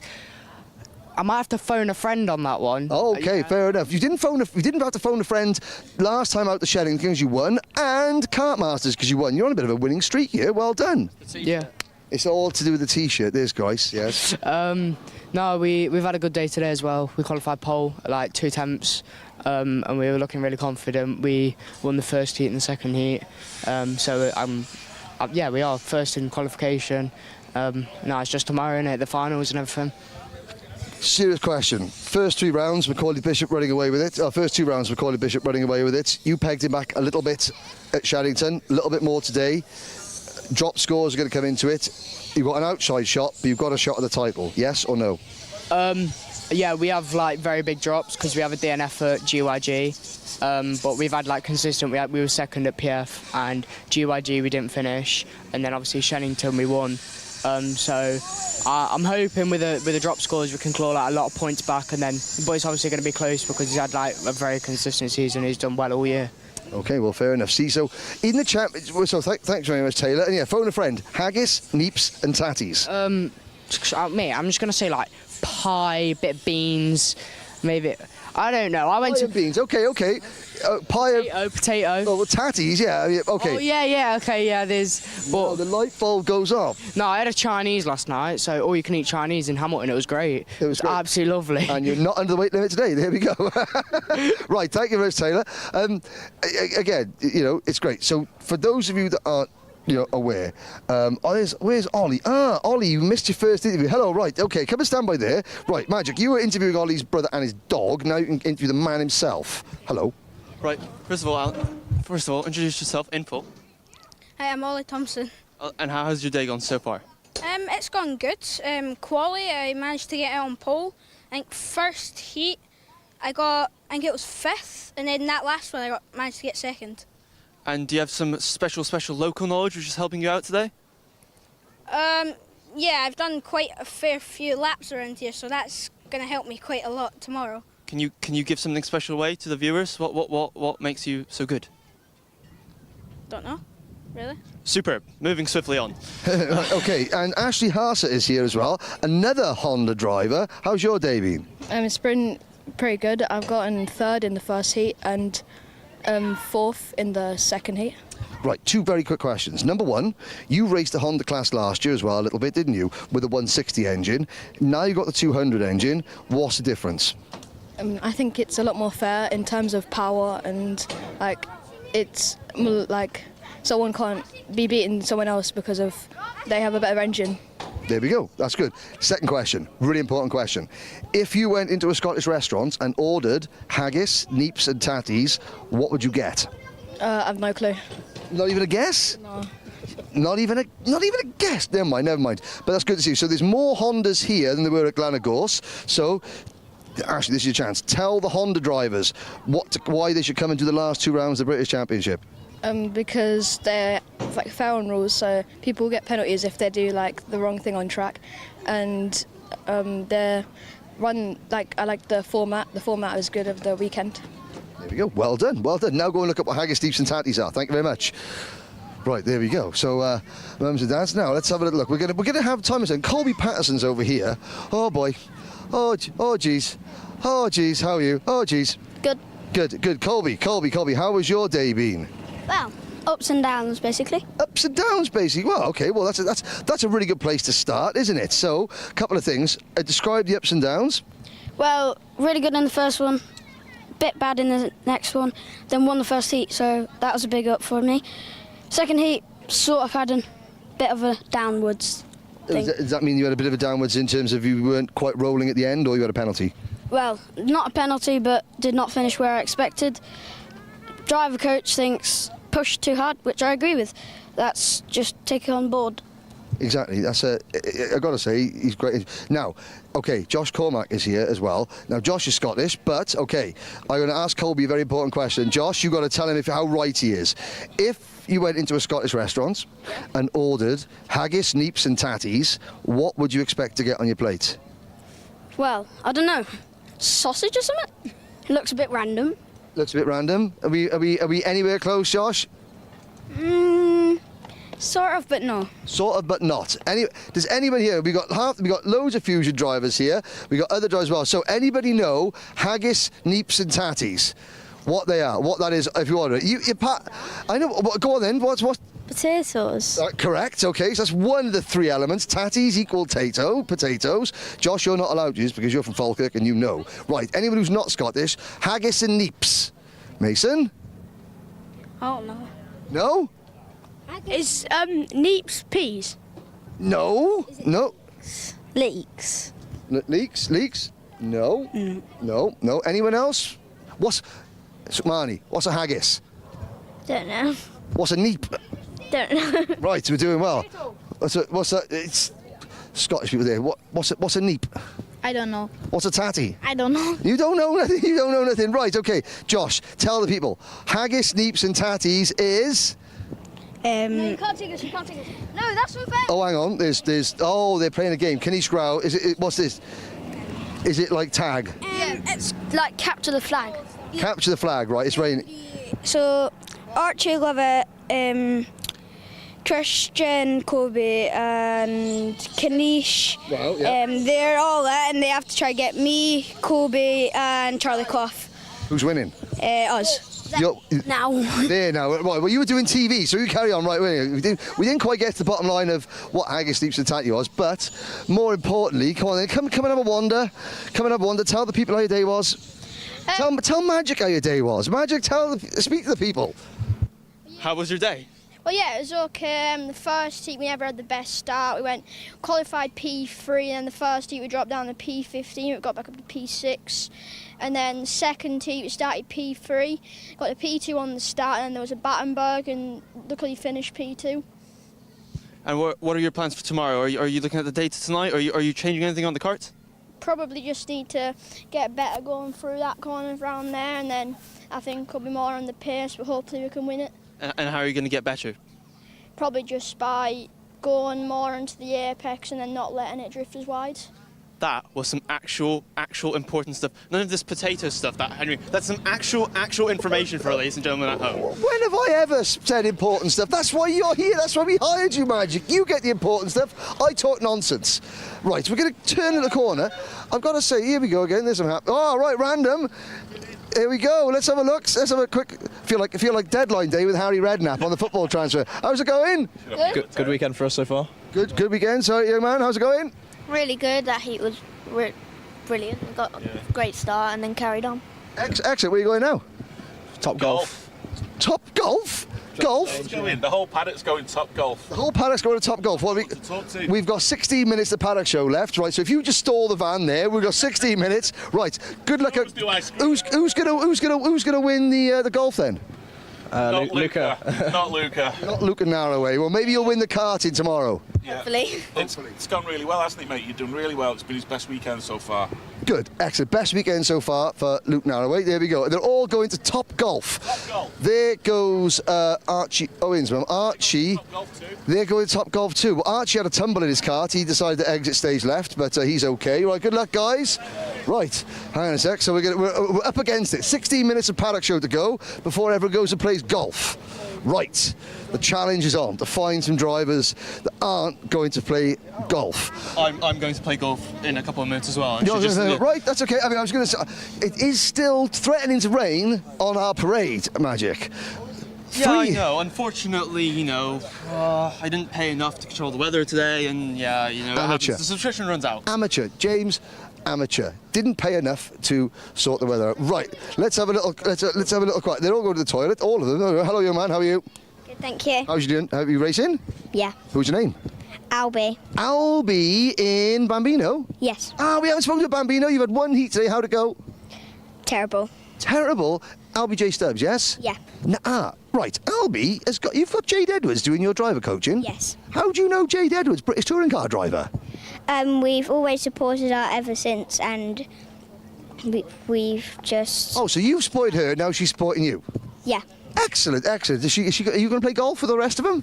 No. No, you're a man. Karting is all that matters, isn't it? Yes. Good luck tomorrow. Thank you. There we go. Right, there we go. Right, that's cast. Now, should we go? Let's go this way, or we've just been down. Yeah, we can do the whole paddock here, this extended paddock show. Right, who else have we got? Right, Toby George Motorsport, come this way. Speak to that man. Tell him how your day was. First of all, introduce yourself to the ladies and gentlemen at home. I'm Ari now. And what do you race in? Waterswift Inter. And how was your day? Well, I had a good heat one. I started last and I finished 16th, but heat 2 wasn't that good because I started 16th but dropped down to 17th. I held it around the outside, but then I just hit the curb and then it just lost 3 places. The curbs are so massive here, aren't they? They can really upset you.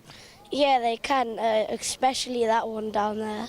Yeah, absolutely. If our cameraman just pans out, this is the straight that you come down on those are the back straight, so to speak. That's the next straight. This is the second straight, and it's a very, very heavy braking zone as you come into here. And as you can see, massive curb here on the entry and a massive curb here on the second apex, which is unsurprising that it can really trip drivers up. Well, who else do we have? Who do we have here? Production line of drivers now. And what are you racing? Waterswift Inter. Yeah, like our friend from earlier. And how has your day gone? It was all right because I'm better in everywhere. It's just little bits. I think it was the heats were good. I was making my way through the pack. Okay, rule number 1 of being a racing driver, do not start your interview. It could have been better everywhere. Let's talk about some of the positives first, okay? I was fast. There we go, he was fast. Great. Right, next.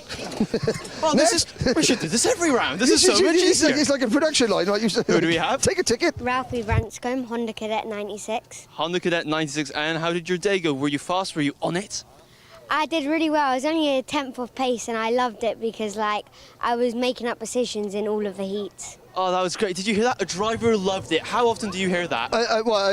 Not often enough. Right, next. Stand there. And we have? Christian Kobe, Waterswift Restricted. And are you a local? No, I actually live all the way in Ireland. You live in Ireland? Yeah. And how did you get here? By playing, me and my dad. And the cart got here with your team, I'm assuming? Yeah, ORM. So how often have you raced here?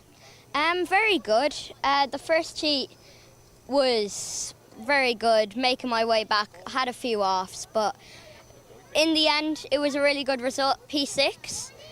And in the last heat, I kind of got... What are you doing, Colby? So that was earlier. You got Colby while Colby was having an interview because you're playing Capture the Flag, aren't you?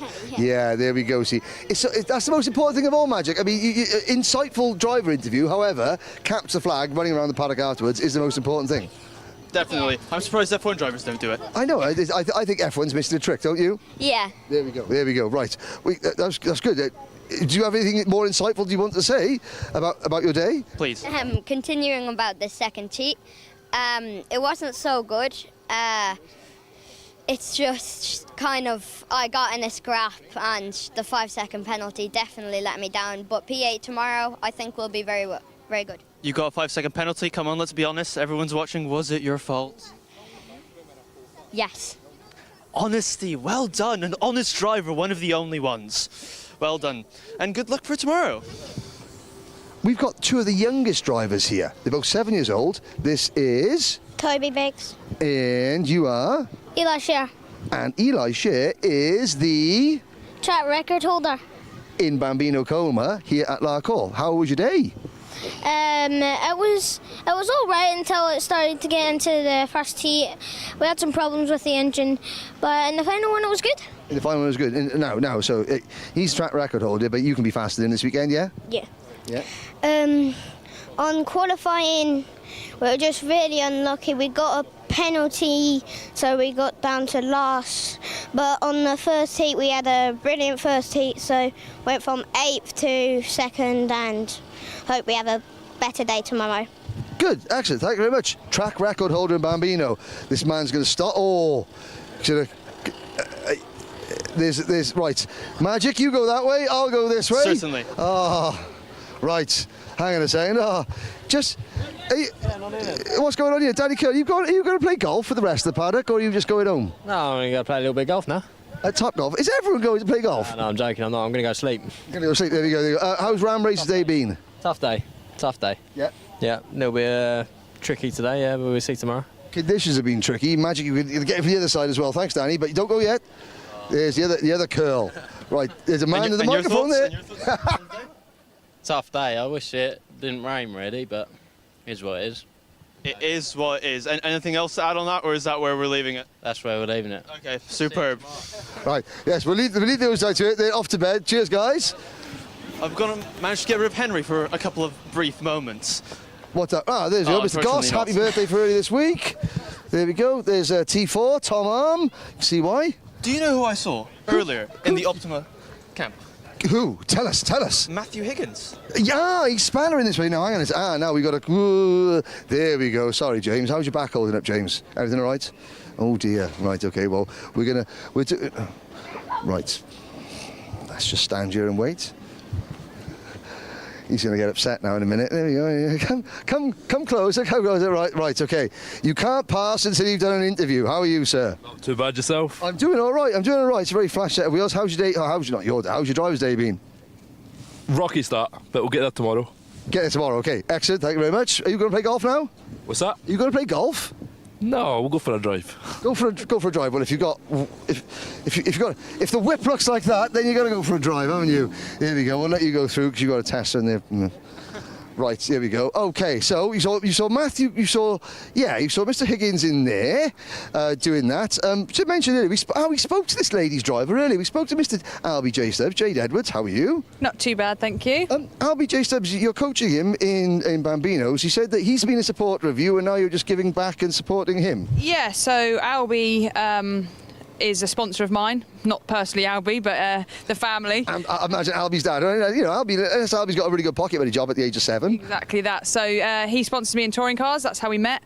And then by watching myself race, obviously, in the British touring cars, he then opted to go karting at the start of this year. So he's only been doing it 8 months.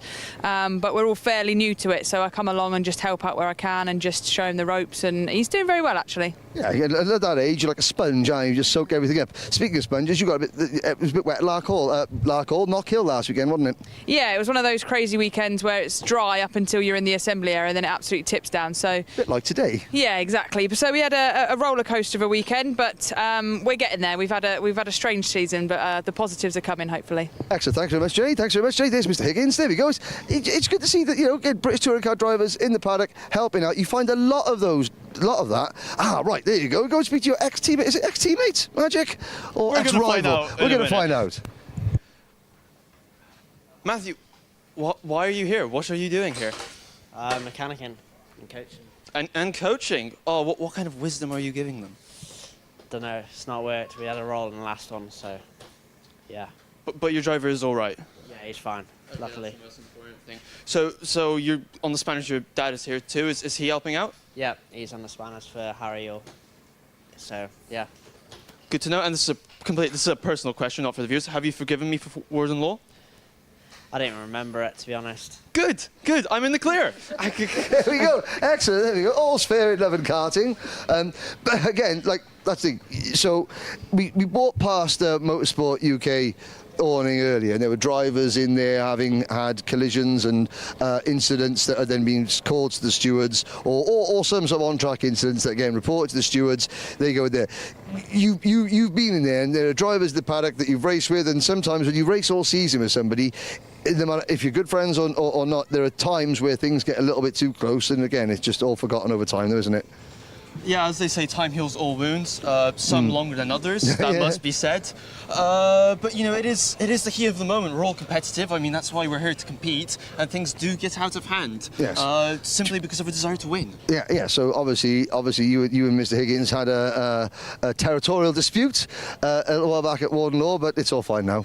Yeah, it's all fine. I think it's mostly what happened in the pits afterwards is Oh, well, actually what I was concerned about. Yeah. That was. You congratulated each other warmly at the end of the race. Yes, that is certainly a viewpoint of what could have happened. Yeah, that could have happened. So the Croc team, last time out at Sheddington, they won Junior X30 and Senior X30. None of them are here because they've all got to play golf. Why are they all... Right, Mr. Still, why have they all got to play golf? What is all that about? I've no idea. It's ridiculous. Yeah. How's your day? Right, okay, sum up the Croc. First of all, is Archie Owen okay? He decided to take... He's absolutely fine. He decided to take turn 1 on his head earlier on, but he is absolutely fine. On his head. Oh, Max Ewell on his head. Okay, well, how's Max Ewell then? He's absolutely fine as well. Right, there we go. There you go. Mr. Birdsday? Yeah, good. Yeah, good. Good day. There we go. Right. Who else we got in here? See, look at that. That's what people last time out at Granite Gorse. Here's a question, Mr. Stilp. Ollie's busy there. So Taylor obviously won the GP plate, and he's running it this weekend. He won at Sheddington last round. That was his first win in the British Championship. Now he's in the big win at Kart Masters. Have you noticed a change in him as a driver, literally in the last couple of months? How important is it for a driver to take those 2 big wins? Has it changed him, his approach? I think so, yeah. It's improved him massive, I think. Yeah, he's definitely got more confidence in the kart and everything. Because you know as well, you spend years and years thinking you can win, knowing in your head you can win, but then when you actually get across the line first and you realise that, yeah, I can win, Magic, you'll tell me as well, it does change you as a driver just like that, isn't it? Yeah, I agree, yeah. Magic, you second that opinion? Yeah, I mean, the confidence you gain from such an achievement is just, it's, they say winning championships especially, it's all in the mind. Yep. So I think, yeah, it definitely improves you as a driver. That's why I never won anything, son. Simple. There we go. Thank you. Thank you. No problem at all. Right. We've got a few minutes to go. There we go. Yeah, I mean, the Still family. I've got to say, the Croc team, second half of the season, really, really strong. Won both X30 classes at Sheddington, and now we are in here at Larkhall, doing well again. Kalai Atkins has got a little bit of work to do. Gus Lawrence is running away with it in Senior X30. But, I mean, now we've got some more Honda drivers there. Let's have a look. Come this way. Right. Couple of minutes to go, ladies and gentlemen. I think this is going to be a record for the amount of drivers you've spoken to in one paddock show. If we get the flying mullet in as well, then that'll be even better. Right, Mr. Brown, how's it going? All right. All right. Now he's with Fusion, but he's got his Optima race suit on. That's because Italy goes on holiday in August. Yeah. Now, what's going on there? Business up front, party at the rear. Yeah. Absolutely. I mean, the man, Mr. Cresswell knows. The man knows there, doesn't he? Yeah. What do you think, boys? Rank the mullet out of 10. 0.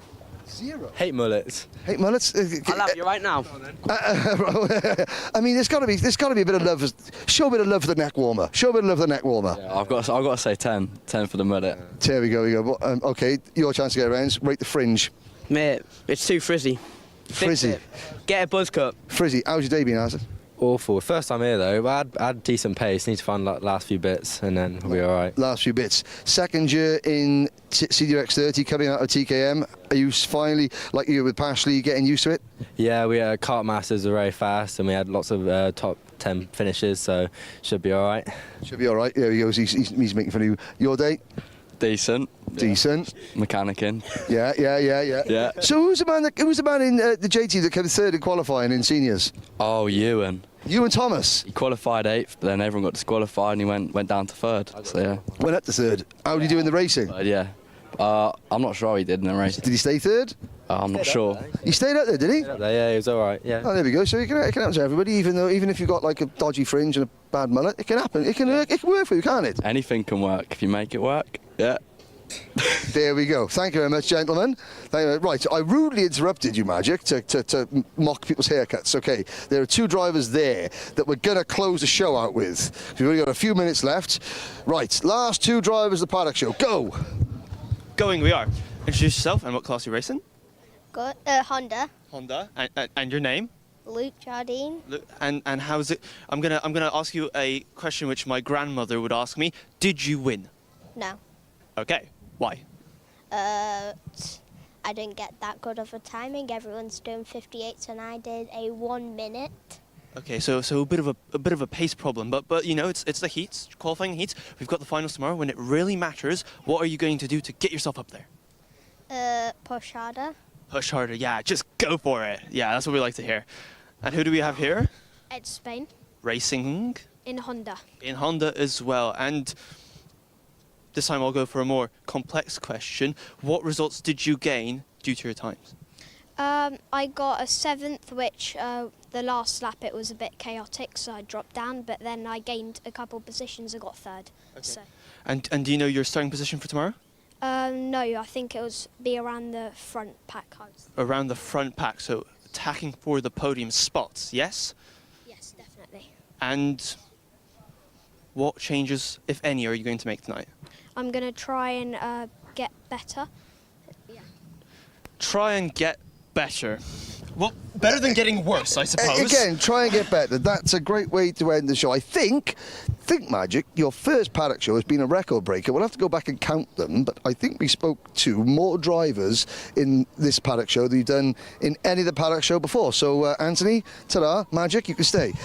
There we go. Tomorrow, ladies and gentlemen, is where it all matters. 12 races, 6 classes. The pre-finals, well, for the Bambinos, it's their second heat of the final. For the other classes, their pre-finals and finals. Please, please, please tune in to Alpha Live's live coverage on the Motorsport UK TV YouTube channel and the Alpha Live YouTube channel as well. Can't believe it, can't believe it, can't believe it. Got through the entire paddock show in Scotland without mentioning Iron Brew once. Goodbye!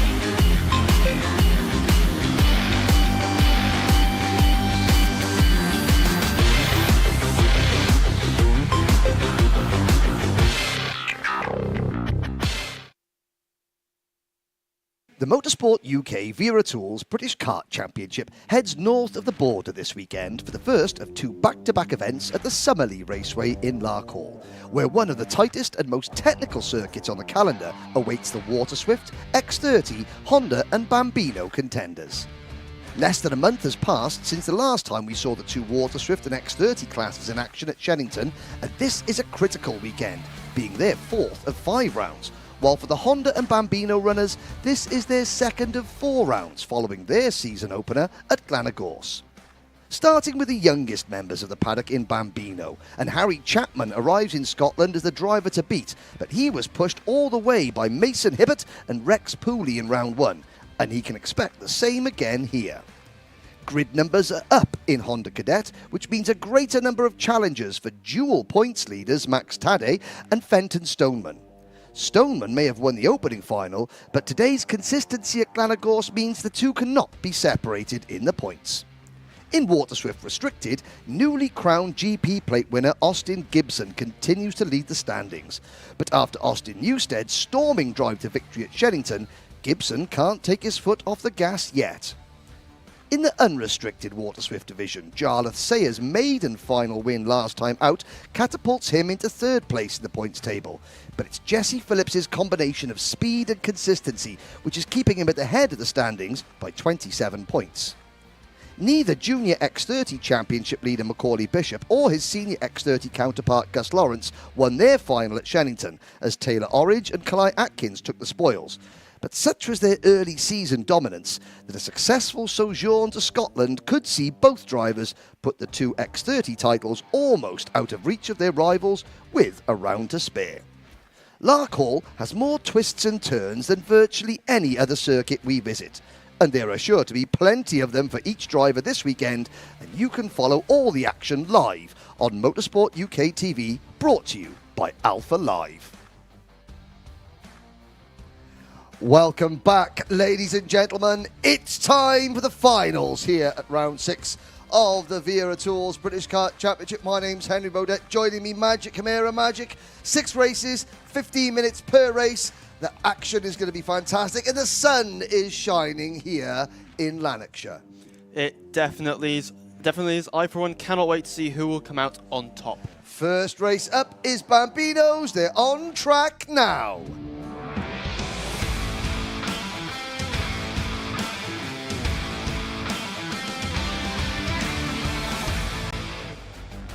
So 8 drivers, 15 minutes. The starting lineup is as follows. Pole position, Albie J. Stubbs. Although actually, hang on a sec, that's on your screen there is not correct. It's going to be Ronnie Kempson and Harry Chapman on the front row, Rex Pooley and Henry Algar on row number 2, Toby Biggs and Mason Hibbert row 3, Eli Scher and Albie J. Stubbs starting on the 4th and final row of the grid. A reminder, first round at Glenagorse, Harry Chapman, Rex Pooley and Mason Hibbert were your top 3 finishers. The only time in the modern era that the Bambinos have raced at Larkhall was back in 2021. On that day, Austin Newstead prevailed. We'll see Austin a little bit later on in Waterswift Restricted. But the second heat this morning, Magic, was superb. I got a feeling this race will be just as good. I think so. I, for one, cannot wait who will come out on top. As we can see, the drivers pulling up to their grid spots and the swarm of dads and mechanics getting ready for this standing start. Yes, indeed. So you will have the number 13 kart of Kempson on the front row. The 32 of Chapman is up next on the outside of row number 1. Pooley and Algar, Biggs, Hibbert, Scher and Stubbs. We wait for the lights to go out. 3 lights, 4 lights, no lights. We're off and racing here in the finals at Larkhall. It's a good start from our pole sitter, Ronnie Kempson, into turn number 1 with Harry Chapman slotting into second. All 8 drivers there with the number 35, Eli Scher at the back. Getting a little bit slow away, but down towards turn number 4 for the first time, and already the top 5 who we saw play out for the victory in heat number 2 this morning are there neck and neck at the start. It is awfully close, isn't it? There really is nothing between them. There we see Harry Chapman. He has just sold into 5th position, which is a bit of a letdown from starting from second. And he was second going through turn number 1, which just goes to show how quickly you can gain and lose time here in Bambino. Through turn number 7 for the first time, and it is Chapman who leads from Rex Pooley in that sort of green, black and yellow Fullerton kart out of turn number 8. All 8 drivers in a line now through the flip-flop section at turn number 9 and down towards turn 10. Ronnie Kempson holding on to the advantage. Now the question is, will we see the same sort of working together that we saw in the first race, or will it be every man for themselves right from the word go? Well, this is a longer race, as you know, 15 minutes, so it'd be difficult to see, you know, heavy moves at this stage. But this pack, this 5, even 6 carts, let's be honest, it's so incredibly close. Oh, plenty of pushing and shoving side by for side. second place there. Henry Algar getting up to the inside, and Pooley gets shuffled back to 3rd. Will he get freight train back to 4th or even 5th by Hibbert and Chapman? Yes, he will. He just scuttles back onto the racing line before Toby Biggs can push him down to 6th position. Behind them, Eli Scher has passed Albie J. Stubbs, but they need to keep on working together because, again, with the battling going on up front, if they can just carry on in line, not get side by side, the 7th and 8th carts can still play a factor in this race. Yep, for sure. So we've got the front 2. We've got Ronnie Kempson and Henry Algar, and look at, I still can't believe how close it really is. Look, you can see 1, 2, 3, 4, 5. Their helmets inseparable. The only thing you can tell is the different colors. But we'll see how this plays out. The fastest lap of the race so far has been Mason Herbert, but that is really no indication of winning, is it? Obviously, the just a small love tap there on Ronnie Kempson there, heading out. Sign of affection. Yes, it's it's ever so close. Look at that. There is nothing, and there is not 1 millimeter between those 4 carts. Yes, up the back straight. There they go. They fan out wide. So again, the wider you enter turn number 6, the quicker that you get off the corner, and more of a push you can give your rival coming down the straight towards turn number 7. It is Kempson from Algar, Hibbert, then Chapman and Pooley at the back of the line. They're starting to drop Toby Biggs, so it's again the same 5 protagonists that played out the first heat today. Well, it was actually heat 2, but the first race we saw the Bambinos in today up at the front again for this one. Last time around, Mason Hibbert did a 1:10.13 second lap. They crossed the line. It's a 1:09.79 for Rex Pooley at the back of this this group. So Pooley is getting 4 separate slipstreams, and again, all the air is being broken by the karts in front of him, and he's just sucked into that vacuum, and it gives him that little bit extra oomph. Yes, as you quite rightly say. Well, the problem for these 4 karts is that they've got nowhere to go. Well, apart from obviously leader Ronnie Kempson. Look at that, just completely on using... It's white line fever already. It is, and we still have over 10 minutes to go. Yes, exactly. But I mean, it's to say that, you know, but Kempson knows it. Why is he defending so early in the race like this? Well, Ronnie Kempson knows going up the back straight, at least, if you move offline, you're going to lose 4 places. He's not going to lose just 1, he's going to lose 4 places. So going up the back straight, at least, that's the only option that he has got, is to hug the inside line. Now they come through turns 9, the flip-flop section down the hill into that right-hand hairpin at turn number 10. Across the start-finish line. Now again, it's flat out. Left, left, and left again. Downhill. That's a blind first corner magic. You can't see around the exit. That little kink at turn number 3, and then the first time you apply the brakes is here going into turn number 4. That 90 degree left, 180 degree right, more than 180 degrees, because you then just file out and head uphill. Camera doesn't really show the gradient here, but you're going uphill into turn number 6. It's such a wide, inviting entry, hasn't it? But yeah, it sort of turns. You don't get the apex till like 3/4 of the way around the corner, and you've got that sort of flat curb at the exit, which is quite inviting, but you don't want to use too much of it because the grass and the dirt offline is very slippery. And now into the extended turn 7 hairpin, you double back on yourself, and this is a brilliant corner. You can set yourself up. You've got that high camber on the exit of the corner that really sort of spits you out and sends you down the hill through this right-left kink down towards the final braking zone of this lap, the right-hander at turn number 10. There we saw Henry Algert just running ever so slightly wide. I'm not envying the position of Ronnie Kempson, to be honest. He's looking back on the straight and he's just seeing this marauding pack behind him going, oh no. Yeah. So 9 minutes to go. As a driver, you know, you've got a choice of which position would you rather be in with 9 minutes to go. And I'll ask you this again when there's 2 minutes to go if the situation's the same. Would you rather be leading or would you rather be chasing at this point? I think I'd rather be chasing around 3rd spot or 4th. I think that's where I would prefer to be. 3rd or 4th, is that because you can then, you know, you can see what the drivers in front of you are doing and you've got that split second to react and position your car to take advantage? I think it's because when you're 2nd, for example, you still aren't absolutely attacking because you know you have to be careful about the drivers behind you. Yes, but one thing that Ronnie Kempson's going to do, he's got the white crash helmet on. You can see all the drivers with their neck braces on. That's a critical part of the safety equipment here in Bambinos. Round turn number 8, and then, through turn 9 now.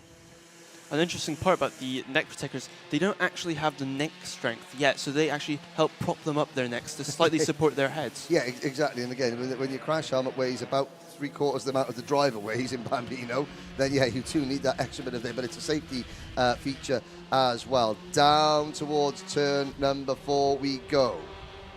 As we can see there, all line as turn nobody. Slightly different lines, as we can see, but then again, they have to take different lines because they can't all take the same line, can't break at the same point, because they're all clustered together. That's why you'll see it coming out. You'll see a brilliant shot of this now. You'll see Kempson will be on the inside, and each one they'll fan out like a peacock's tail.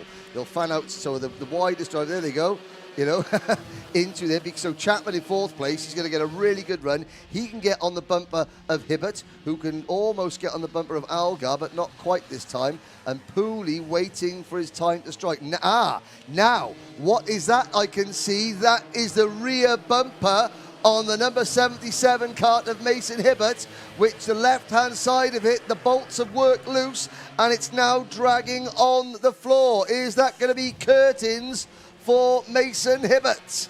Well, we will wait and see about that. I mean, it will definitely be a performance deficit because they don't have that much horsepower to start off with. So that extra friction on the ground will be doing them no favours. I have just seen on the big motorsport-timing.co.uk digital display board the mechanical flag for Mason Hibbert. His race is run. Unfortunately, that is an absolute tragedy for Mason.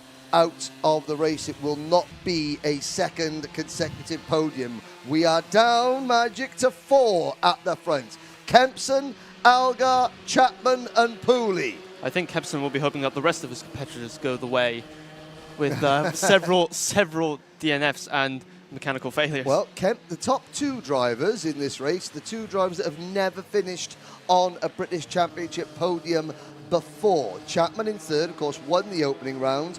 Pooley, who runs 4th, was 2nd. We're guaranteed at least one brand new podium finisher because Mason Hibbert sadly out of the race. Now behind the top 4, Toby Biggs is 5th. He is 12 seconds behind this pack, and then Albie J. Stubbs and Eli Schur are battling over what is 6th position.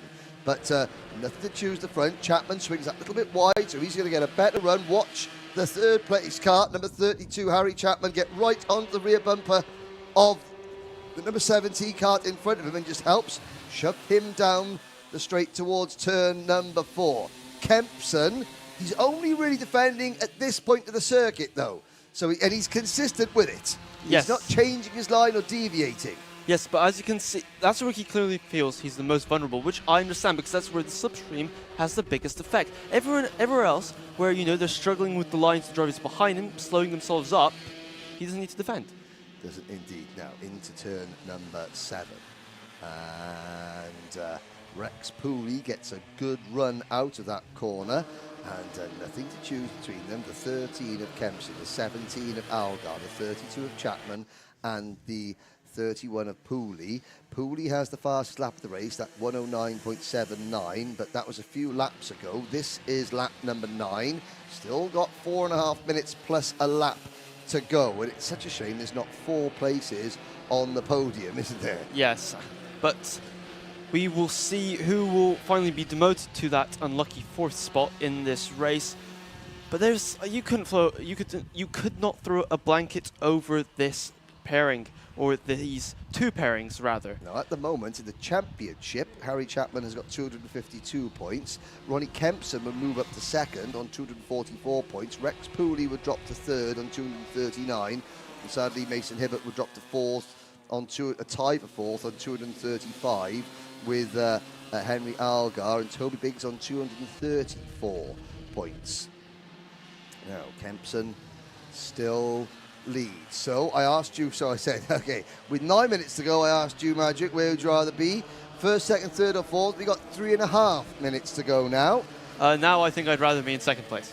Now, okay, so why is that? Why, okay, so you got at the start of the race, you'd rather be a couple of karts back to see and judge, and now there's, obviously if you lose positions, you've got less time to make it back up. Why 2nd now? Well, as you rightly said, you've got less time to make it back up.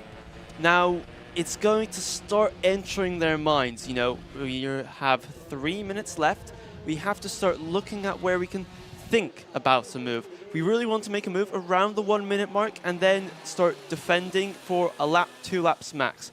We can't make the move too late, we can't make it too early, and we have to make it in the right place. Yes, now somebody there, cross-eyed line, can someone explain what that Racing with Sue logo was about? Yes, I can. Unfortunately, the British Championship lost one of our holding area officials last week, Sue Potter. There's Mason Hibbert. He's been into the pits and he's come back out. But yes, the Racing with Sue, a lot of the karts were racing in memory of Sue Potter, one of the officials here at the British Championship, who sadly very unexpectedly passed away last week. Her husband Ken is one of our race directors on circuit, and his son Andy, mechanics for Fusion Motorsport. So that is the Racing with Sue logo. But great work by Mason Hibbert's mechanic, Tom. I think he gets about, he's 2 laps down, but hey, with 2 minutes to go, if anything happens at front, he might pick up a position if another kart drops out. That's why you should never give up in karting.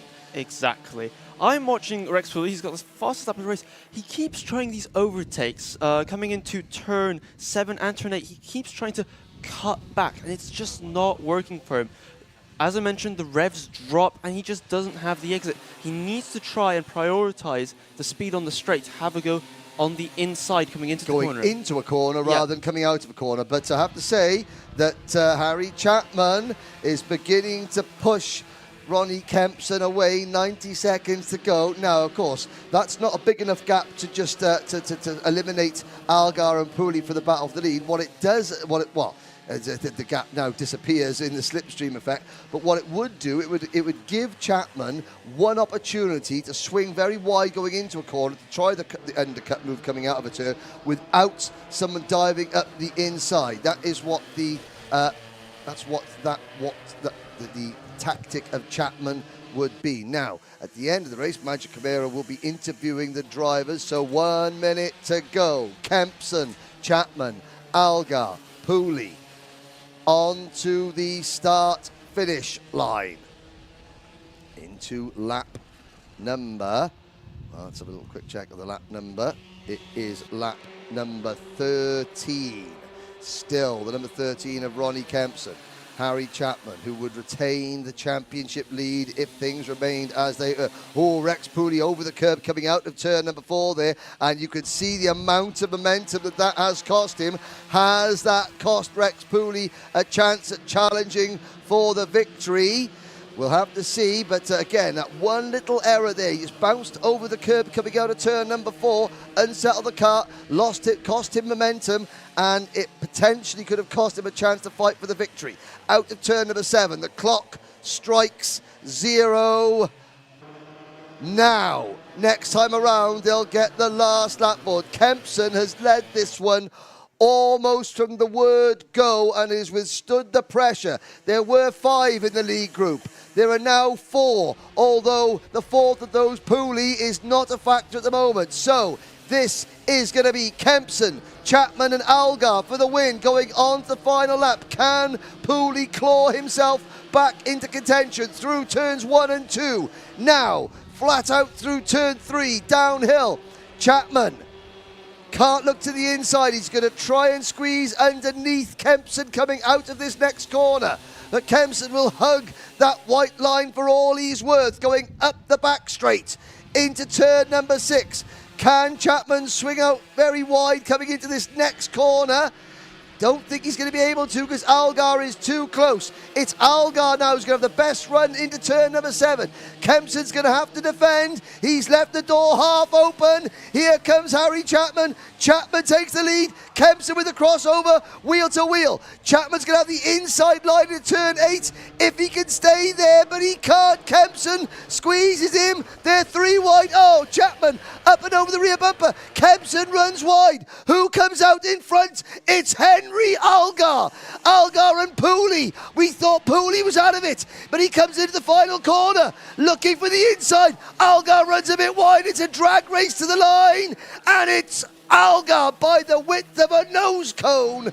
New winner, Henry Algar, by 0.02 of a second over Rex Pooley, with Ronnie Kempson in third and Harry Chapman rounding out the top 4 as they went into turn 8 for the final time.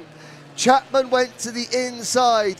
Kempson was defending and Chapman just ran over the rear bumper of Kempson's kart. It spat Chapman wide. It slowed Kempson's momentum, and that allowed Henry Algar, who was running third at the time, to just duck up the inside. And do you know something? Henry Algar led for 3 corners all weekend, but they were the last 3 corners of the final, and he takes the race win. Half a second covers the top 3 in Bambinos. Now, before we went to lunch break, we said, who do we think was going to have the closest final result? And Magic and I both said it was going to be the Bambinos. Well, I mean, you can get 1/100th of a second closer, but the Bambinos putting on one heck of a show here in Larkhall, Lanarkshire, Scotland. We are about 20 miles south of Glasgow, and this Summerley Raceway, it nestles in a little dell on the side of a Scottish hillside overlooking the valley and the railway line below us. It's a beautiful setting for a kart circuit, tree-lined paddock here. The only thing that is a problem when the weather is nice, and it is nice today, the midges up here in Scotland are somewhat massive. But that is not going to bother any of our young top 3 in Bambinos. Kempson will obviously be disappointed. He led virtually the entire race, comes away in third. Rex Pooley, one mistake, thought he was out of it, and he ends up finishing second. But Henry Algar, you've got to be in the right place at the right time. As Magic Camara explained, Magic will be speaking to our top 3 in Bambinos very, very shortly. But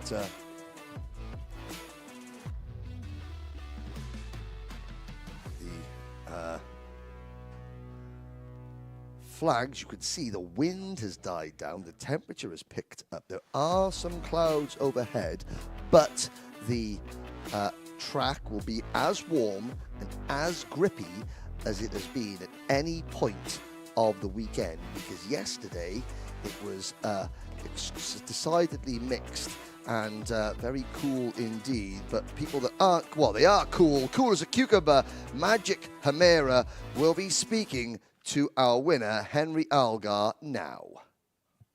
Hello ladies and gentlemen, I am here with the Bambino class with our winner, Henry Algar. That all happened at the end there, didn't it? Yeah. They all crashed and then I just did a cutback on Rex. It was insane. And how did the rest of the race look for you? You're obviously keeping station. Was it difficult? I was pushing Rex all along. And who would you like to thank? My dad, mum, my brother, and especially my engine builder for making me the best engine. Absolutely great. Well done on winning today, Henry Alger. Come on, fist bump.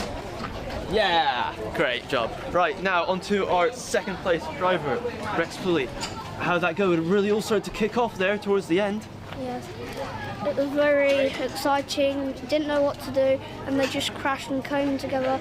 And I'm like, there's a gap there, so I don't have to crash into them and do what they've done.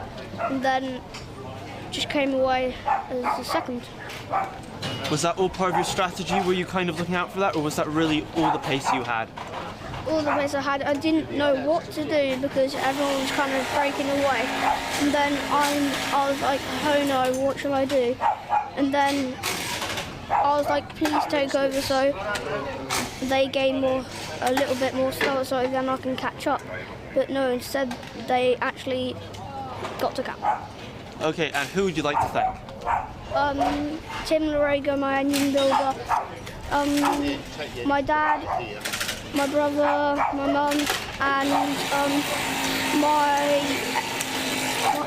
Terry Fullerton for the karts and stuff. Absolutely well done on your drive. Fist bump? Yeah, well done. Great. I will try to find the rest of it, but I will have to hand back to you, Henry, in the commentary box. Okay, I think understandably that third place driver Ronnie Kempson there may be feeling a little bit upset. Again, it's the Bambino drivers. They're aged 6, 7, and 8 years old. We put them under a tremendous spotlight. They put on a heck of a show for you, but we do respect that at the end of the day they are just 6, 7, or 8 years old. And yeah, Ronnie Kempson sees his maiden victory in the British Championship disappear just 2 corners from home after leading the entire final. And yeah, it would be a bit unfair and insensitive to shove a microphone under his nose. Just, yeah, when he gets to Water Swift, though, then he has got a choice. But in Bambinos, we'll give you a little bit of leeway for certain. Well, 1 race down, 5 to go, ladies and gentlemen. Once again, thank you for all your comments on the live stream. It's Water Swift restricted up next. We're expecting a rather large influx of supporters from Mexico on the live chat very soon. So, again, this is no disrespect to any of the other drivers who have all got lots of family, friends and supporters watching, but the Mexican contingent on the live stream is by far and away the largest from any 4 corners of the world other than the British Isles, and they are all here to watch the number 36 Oliver Rowland Motorsport kart of Mateo Garcia. Now, Mateo's from a racing family, but speaking of family, we have got our own family of sponsors who would like to share a few moments with you right now.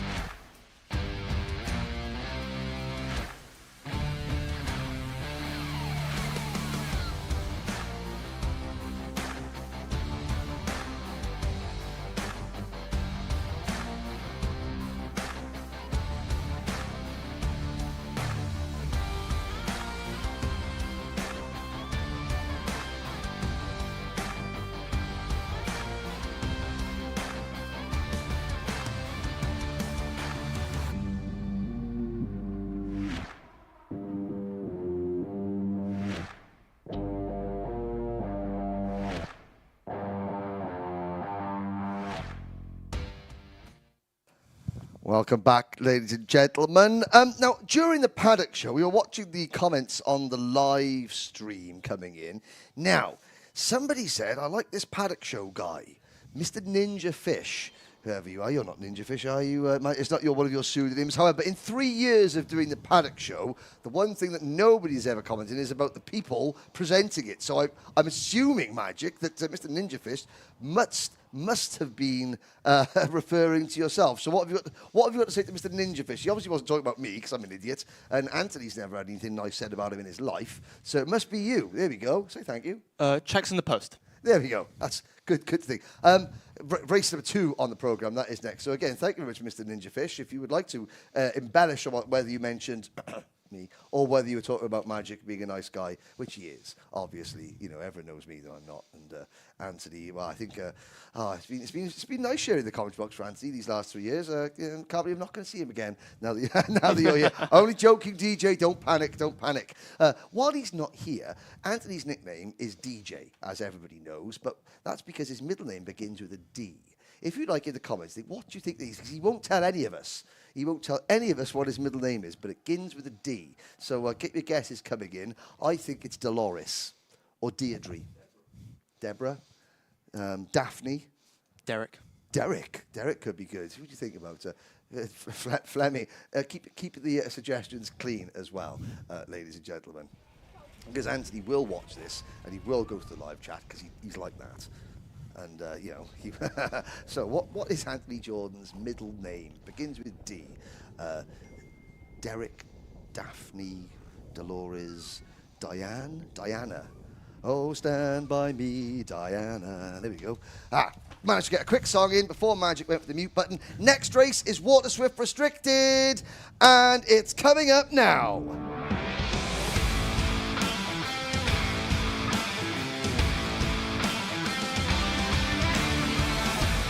Already, the comments coming in. Daniela Acosta, Vamos Mateo. Well, here we go. The starting lineup. Austin Gibson and Austin Newstead on row number 1. Christian Colby and Mason Brooks on row 2. Oliver Warner and Henry Clark on row 3. They are followed by Colby Patterson and Joshua Cook. Charlie Clough and Josh Cormack are on the next row. Row 6 is Alfie Davidson and Harry Williams. Row number 7, Rocket Roddy Carter, George House, and then Daniel Ferguson and Mateo Garcia. Then Jonty Restrick and Frederick Wood. And row 10 is Lincoln Lee. Yes, Motorsport Magpie, welcome back to the live chat. Yes, yes, you can keep it clean. But yeah, we'll have to see because Anthony goes through this because he's like that. Right then, rolling start, 15 minutes. Gibson leads the championship. First round went to Gibson. The second round at Glenagorse went the way of Mason Brooks. Austin Newstead won round 3. 3 different winners for the first 3 rounds of this new class in karting in the British Championship this year. The BMR restart team, Austin Newstead, called him baby-faced assassin at Kart Masters. He's got such a sweet and angelic little smile, but when he gets into the kart, he's like a great white shark hunting his prey. He is relentless and merciless, but he has Austin Gibson starting alongside in the GP plate holder, the championship leader, the PF plate holder. Gibson has been able to win when it matters most. Or will we have a new winner in the British Championship? We're going to find out. Magic Camara. We're getting ready for a start here. Look at how close everyone is, nice and slow. They're starting to accelerate. Yes, it's nice and close. Oh, there's a bit of congestion, but we are going round again, ladies and gentlemen. It always happens like that, Magic, when you build everyone up to a crescendo and then the drivers mess it up and let you down. How dare they? Exactly. Cross-eyed Lion saying good luck to Alfie Davidson and Charlie Clough. Zanetti Fergusone saying come on Daniel Ferguson. I think that's a great name, Zanetti Fergusone. Not at all, you know, they made it sound a little bit on the Euro side. Pull yourself together, boy. Well, that's a talk. There we go. Talk about tough love, ladies and gentlemen. Daniel Ferguson starting on the inside of row number 8. Yes, as the drivers come round again, those pre-race nerves are not going to be helped by this extra formation lap, let me tell you. Everyone was all ready to go mentally, and now they've got to slow down again. But remembering from doing this apart when I used to drive, for me, the butterflies went the minute the grid gate opened. And you're on the track now, there's no more nerves. Now you're just planning, you're scheming, you're plotting, you're trying to outwit the driver starting alongside you. You're trying to see where you can get a jump on the driver starting in front of you. They come under the sunny glens here in Scotland. Water Swift restricted for the second time.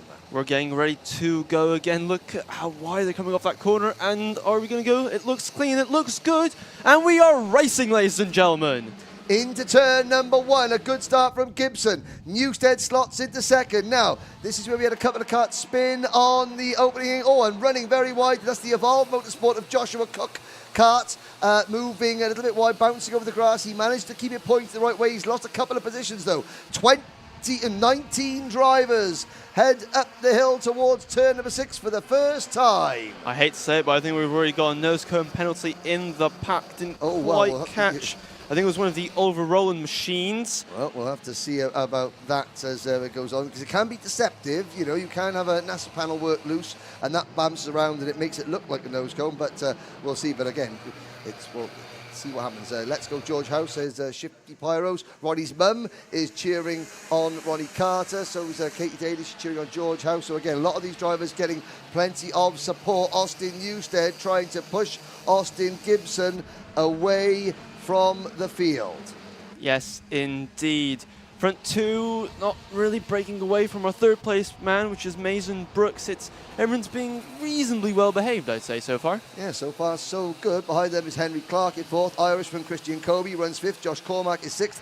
Oliver Warner, Colby Patterson, Harry Williams and George House. Now we've had 6 different podium finishers in the first 3 rounds.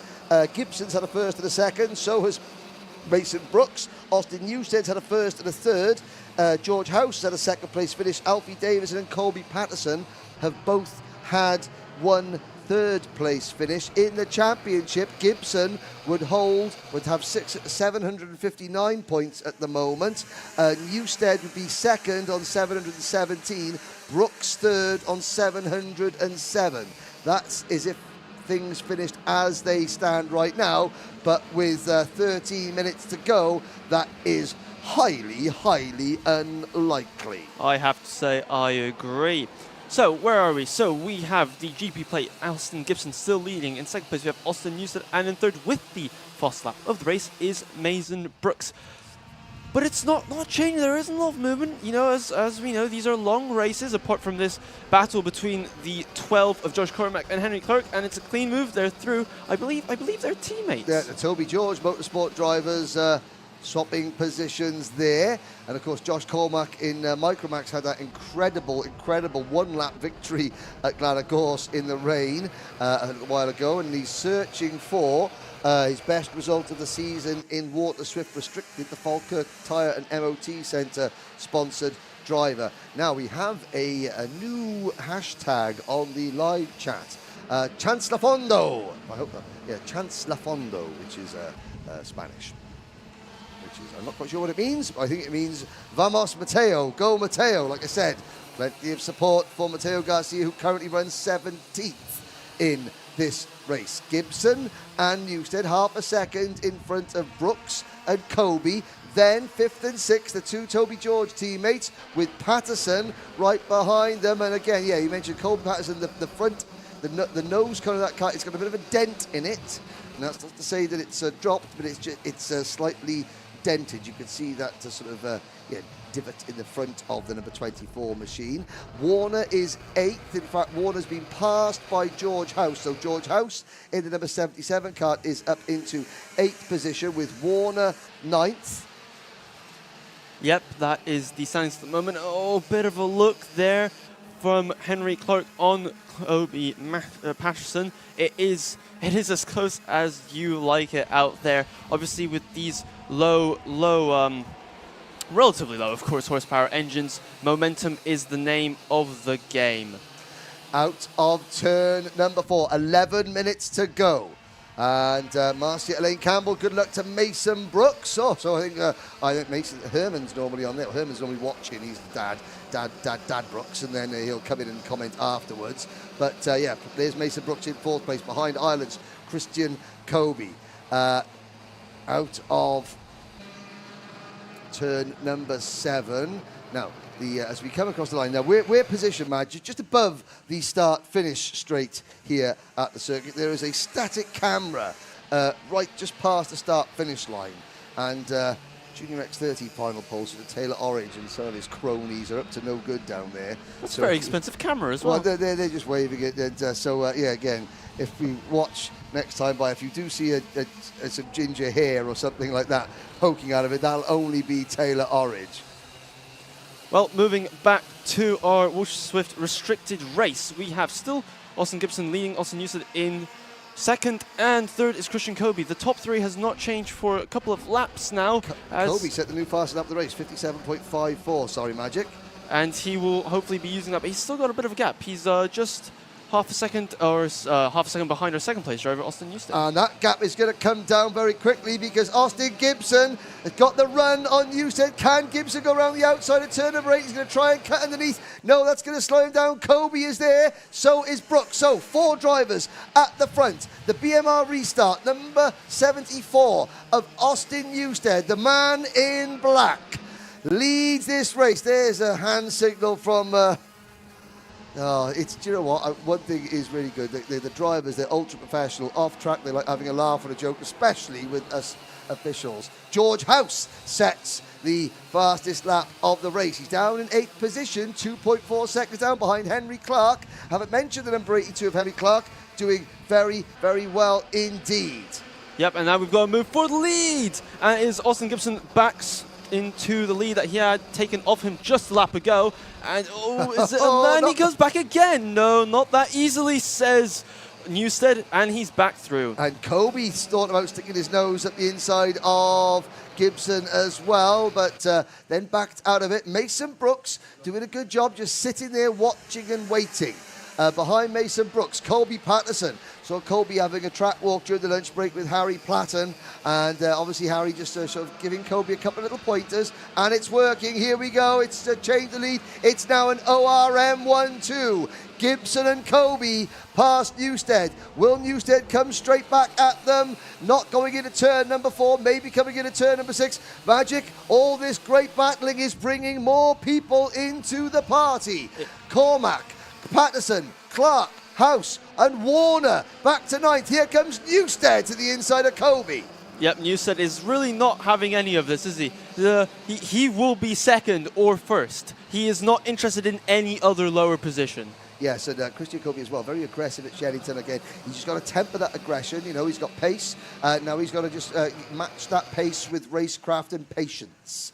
But great stuff. I mean, look at this. The top 9 karts, all on the screen. You've got BMR Restart, Fusion Motorsport, Oliver Roller Motorsport, Toby George Motorsport, and George Gibbons Motorsport. 5 teams, 9 places, right at the front, separated by less than 3 seconds as we enter the second half of this Water Swift restricted final. Mateo Garcia fans, your man is 15th behind Harry Williams, Josh Cook, Charlie Clough, Roddy Carter, Alfie Davison.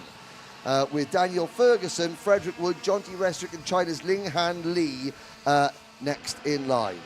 Yep, as you can see, Austin Gibson just moving, just letting Newsted know that it's not going to be that easy. Just went to the right, and now again to the left as we come into turn 7. He's not defending fully. I need to make that clear. He's not defending fully. He's just letting the drivers know behind that he's not going to take this lightly. Yes, some of those, yeah, Tupolev TU-160. That was a nice plane, Tupolev TU-160. I think Larkhall's a very good track to learn all kinds of corners. It has almost everything. Yes, I agree. It's got it's everything happens at once. There's very little time to rest. Fast corners, slow corners, hairpins, bit of gradient, very bumpy.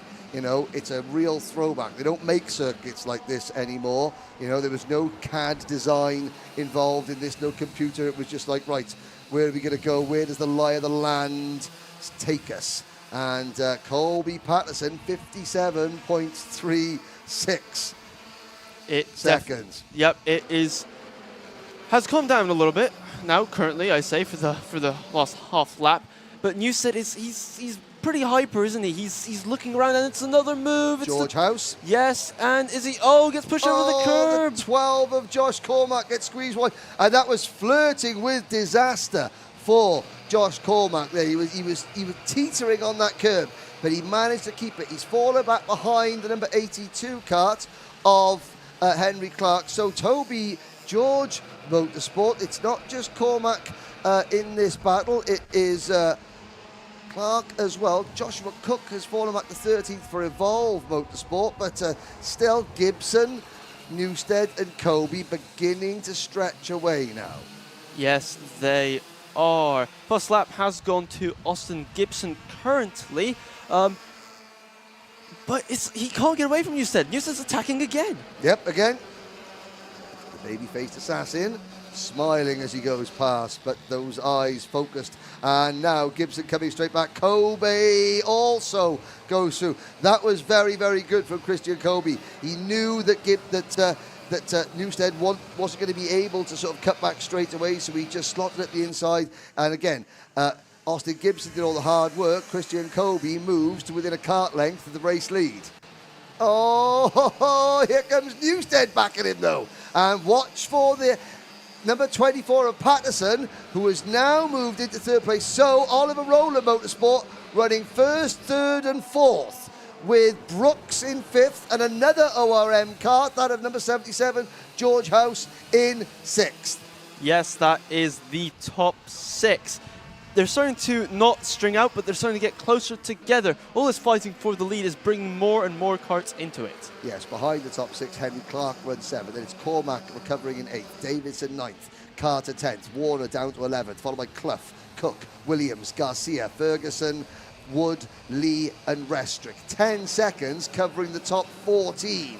And we're on lap number 12. Quite right, says Cross-Eyed Lion. No Herman Tilker to ruin it all. No, this is old school. Old school circuit design. And it's working, and it's putting on one heck of a show. As we continue now, we have just over 3 minutes left on the clock. This might get a bit close, I must be honest. These battles, it might. I think there might be a little bit more argy-bargy, unfortunately. Understatement of the day from Magic. This might get close. This is going to get even closer. Well, you say that. Austin Newstead, he now seems determined to push Gibson away.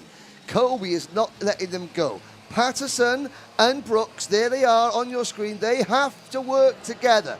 2.5 minutes plus change to go. If they start battling now, their chances go out the window. House all on his own. Then it is Henry Clark in the number 82 for Toby George Motorsport. The last Henry that ran with the number 82 was me back in the late 90s. I was always 82.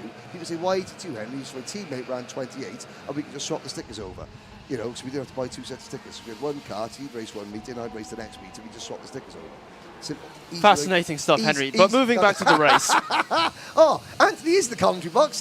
Magic's learnt how to shut me up when I'm rambling. Take it away, Magic. Right, so we have our top 3 there, nice and bunched up. We have just over 2 minutes to go on the clock. And I'm fascinated to see how this will develop between these 3 drivers. We have the incredibly hyper Austin Newstead, who really wants to wrestle. Oh, we can see more pushing between. Now, Newstead is quite interesting because he's between the 2 Oliver Rowland twins. Now, they will, they are in a team, which does actually mean they're not teammates like in Formula 1, but they are closer than the competitors who aren't in the same team. If they can work out a way of getting Austin Newstead out of the way, they will. That is what teammates do. Newstead knows this, which is why you're seeing Newstead being so hyper, because he cannot afford to make a mistake, because the 2 teammates will work together, so he has got to be a thorn in their side. The number 21 kart, I think that is, or is that, who is that? Sorry, that's Ling Han Lee, the Chinese driver, has stopped coming out of turn number 8, and he's being wheeled to the side of the circuit. A mechanical failure. Now the marshalling team here have to get this yellow flags. That wasn't going into, that was coming out of the corner. So that, sorry, I didn't want to upset anybody there. The marshal was pointing the yellow flag the other way. We've got a new leader. It's Austin Newstead. Yes. Not sure. Obviously, you can see as a driver bits going on around the track that could have been a bit of a distraction for our leader, our Yes. GP place. Yeah, and Austin Newstead, because the marshal, so post 7, the marshal was facing the other side of the circuit. So he wasn't an overtake under the yellow, but he saw the yellow flash out, but it was facing the other way. So he didn't pass under yellow there. I want to make that clear. Yes, but a distraction definitely for our past leader, Austin Gibson. He was, he definitely didn't quite know, where to position the kart, what Austin Newstead would do, but he took advantage of that opportunity perfectly. Right, now we've got the Will Green fan club from South Wales in on the live chat. No, you haven't missed Will Green. He is up in the next race. And, here we go, into turn number 7. Newstead defending, and this time it's Austin Gibson that gets squeezed wide, and Christian Kobe moves into P2. So, Oliver Rowland Motorsport. Oliver Rowland watching on his team run 2nd, 3rd, 4th and 6th, but they're led by the man in black, Austin Newstead, out of the final corner to start the final lap. Now Newstead, he defends a little bit early going into turns 1 and 2. He's going to be susceptible. Kobe's going to get a run on him. Kobe's never been on a British Championship podium. Newstead comes across to take his line. Kobe sticks it up the inside, and Kobe then loses out. Gibson back into P2. 1 and 2 in the championship. The championship leader running in 2nd. The driver who wants to wrestle the lead away from him has the lead of this race at the moment. Newstead has got a hold of an entire army. It's Oliver's army. 2nd, 3rd, 4th and 6th. But the man in black leads them. Oh, Gibson in the barriers. Kobe and Gibson collide. And it's now Mason Brooks who comes through to 2nd. No, it's not. It's Colby Patterson and George House side by side. But as Oliver Rowland Motorsport collapse around them, the man in black, Austin Newstead, will take the victory and the checkered flag. It's a 2nd win for Austin Newstead. Colby Patterson comes from nowhere on the last lap to grab 2nd, and Mason Brooks, with a forceful move at the final corner, gets a podium at the end. Wow! BMR Restart, Oliver Rowland Motorsport and Fusion Motorsport share the podium here in Water Swift Restricted. George House finishes 4th, Kobe 5th, Henry Clark 6th, 7th for Alfie Davidson, Josh Cormack for 8th. So Toby George Motorsport gets 2 drivers home in the top 8. Then it's Ronnie Carter, Charlie Clubb, Josh Cook, Oliver Warder, Harry Williams, and Mexico's Mateo Garcia in 14th position. Daniel Ferguson, Frederick Wood, John T. Restrick, and Austin Gibson. 18th. Linghan Lee retired. So, Austin Gibson on that last lap. Austin Gibson drops from 2nd to 19th, and that means his championship lead drops back to 20 points.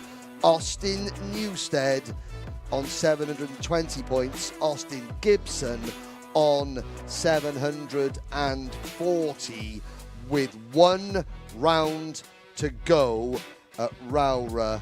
And out of the corner, just off camera, I can see Austin Gibson's mechanic with his arm round him. You could just see him walking across the front of the camera shot there. That's Linghan Lee's mechanic as well, but trudging back up to Parc Fermé, very upset. Austin Gibson being consoled by his mechanic. Linghan Lee also, there, but again, Alfie Davidson and Charlie Clough, so cross-eyed lion happy with a pair of top 10 finishes of the drivers he was supporting. Gillian Bennett is already in, saying goodbye to Aaron Richardson and Derek Clemens. Austin Newstead, well, I've got to say that Austin Newstead, he's got no teammates in the class, so he's the only driver from BMR Restart. He was the 2021 British Bambino champion, and again, you see him in the paddock, and he's just got a sweet smiling face. But like I said, when the crash helmet goes on, he is like a great white shark. He is relentless in his pursuit. And again, at one point, he had 5 Oliver Rowland Motorsport drivers around him, and he knew that if he got pushed out wide or forced wide, or if he made a single mistake, that'd be it, game over. So he was driving absolutely on tenterhooks. There's Ian Rogers from Motorsport UK, but Magic Hamara is down in the pits chatting to our winners. Hello ladies and gentlemen, I'm here with our Water Swift restricted competitors, and we have Austin Newstead here with us. Talk us through what happened. It was so much action throughout the race. Yeah, obviously I just had to make it my way past Gibson. It was a close battle all the way through. At the end we just decided to push, and we managed to get a bit, and we didn't manage to get a gap on, unfortunately, but luckily I managed to get through and I managed to defend the last 2 laps. Okay, and talk us through those last couple of laps. Was it difficult to be out in the front, or did you have to die to other people? Yeah, it was really hard. Obviously me and Gibson were changing positions quite a bit, and it was just really hard as like it was such a close race, and I just had to keep on fighting to get in the lead, and then eventually I got in the lead and I kept it for a lap, and then I had to defend the last couple laps. Okay, and who would you like to thank? I'd like to thank my dad for supporting me, Ben from BMR, Marvellous Marv from my mechanicking. Yeah, everyone got everyone in? And all my sponsors. And all your sponsors? Yep. Yeah, great. Okay, well done. Great victory. Fist bump. Yeah, awesome. And now we have our second driver here with us. Come. Chloe Passon, Yeah. second place. Talk us through the race. Well, beginning didn't do very well, dropped back a couple of places. Well, long story short, back here P2, so it's not bad, is it? Great. It certainly isn't. How were those last couple of laps? As you can see, there was a lot of action going on. There was a lot of incidents, like people coming across on each other, but comes to the end laps, very hard, but saw it last lap, something happened, came into P2, and I was like, hold it, don't let Mason through, and yeah. Awesome. And who would you like to thank? I'd like to thank all my sponsors, ORM, Grice from my engines, and Finley Bunce, my mechanic. Yeah, and let's have a fist bump on your way. Yeah, let's go. Okay, and now we have our third driver with us, Mason Brooks. Come. Listen close. I'm an old man. How was your race? Great. I just didn't really have the power, but the car felt good and everything. Okay, so you're happy with the handling of your car. How was the race? There was a lot of action, lots of swapping for position, you know. Were you on top of it? Was there a master plan? No, not really. I just pushed because I didn't have the pace. Okay, but who would you like to thank? Third place, lots of people cheering on for you. Fusion and my family, Jack, Neil, Teddy and Dan, and Shock's engine. Absolutely great. Let's have a fist bump on your way out. Yeah, well done on your podium spot. Well, that's everybody here at Water Swift Restricted. Back to the commentary box with you, Henry. Thank you, Magic. And again, the Magic Camara post-race fist bump is going to become a thing. And congratulations to all three. There is a look. Foreground, you can see Macaulay Bishop chatting to one of his Dan Holland Racing teammates there. The Fusion Motorsport Collective, Paul Munn. On the left, Dan Hazelwood, Jack Mabin, and yeah, someone else.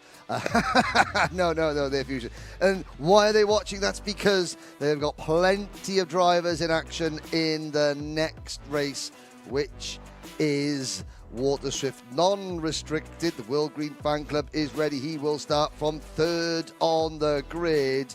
But before we get underway with that next race, let's have a quick word from one or two of our fantastic and loyal sponsors.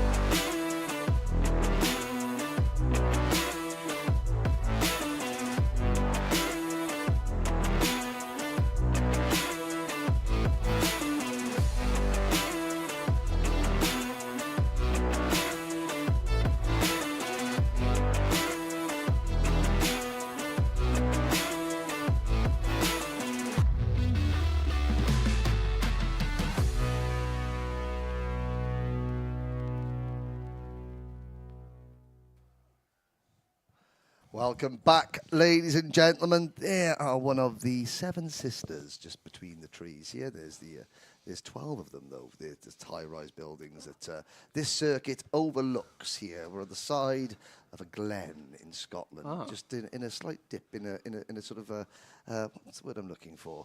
Not a dip, but yes, it's a dip. It's a dip. Inside of a glen on a hillside here, South Lanarkshire. Third Lanark, one of the oldest football clubs in the world. Is it? Cathkin Park. Yeah, they were formed 1872, before my time, only just before my time. Now, we have just had our first double race winner in Waterswift Restricted. Waterswift Unrestricted, we've had 3 different winners from 3 rounds. Will we make it 4? We're going to find out right now.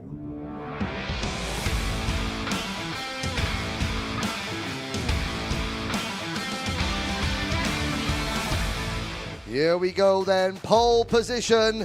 The defending and reigning British IAME Cadet Champion Jesse Phillips. His first ever front row start for Kanish Grau and Will Green for Jamie Green Racing. They've yet to win a race, the British Championship, but they're coming very close. He starts third. George Edgar, Blair Smith and Aaron Richardson round out the top 6. Then we have Archie Lovett, Max Endicott, Ethan Woodward and Archie Owen. Row 6 is Knight Measures and Aaron Nayar. On row number 7, Nat Johnston and Jarlath Sayer, who won last time out to Channington. Then it's James Logan and Teddy J. Porter, Sukmani Kira and Jensen Ackerman. Row 10 is Luca Norway, Max Yule, and row 11 is Harley Musk. Hopefully we've got all drivers out there. Max Yule didn't start the pre-final this morning, and I don't think Max Yule is out there now, so we're down to 20 drivers out of turn number 9. Belinda Dewey is online. Say good luck to Jarlath. Jarlath started the pre-final 20th and made it all the way up to 10th. This is where he starts now.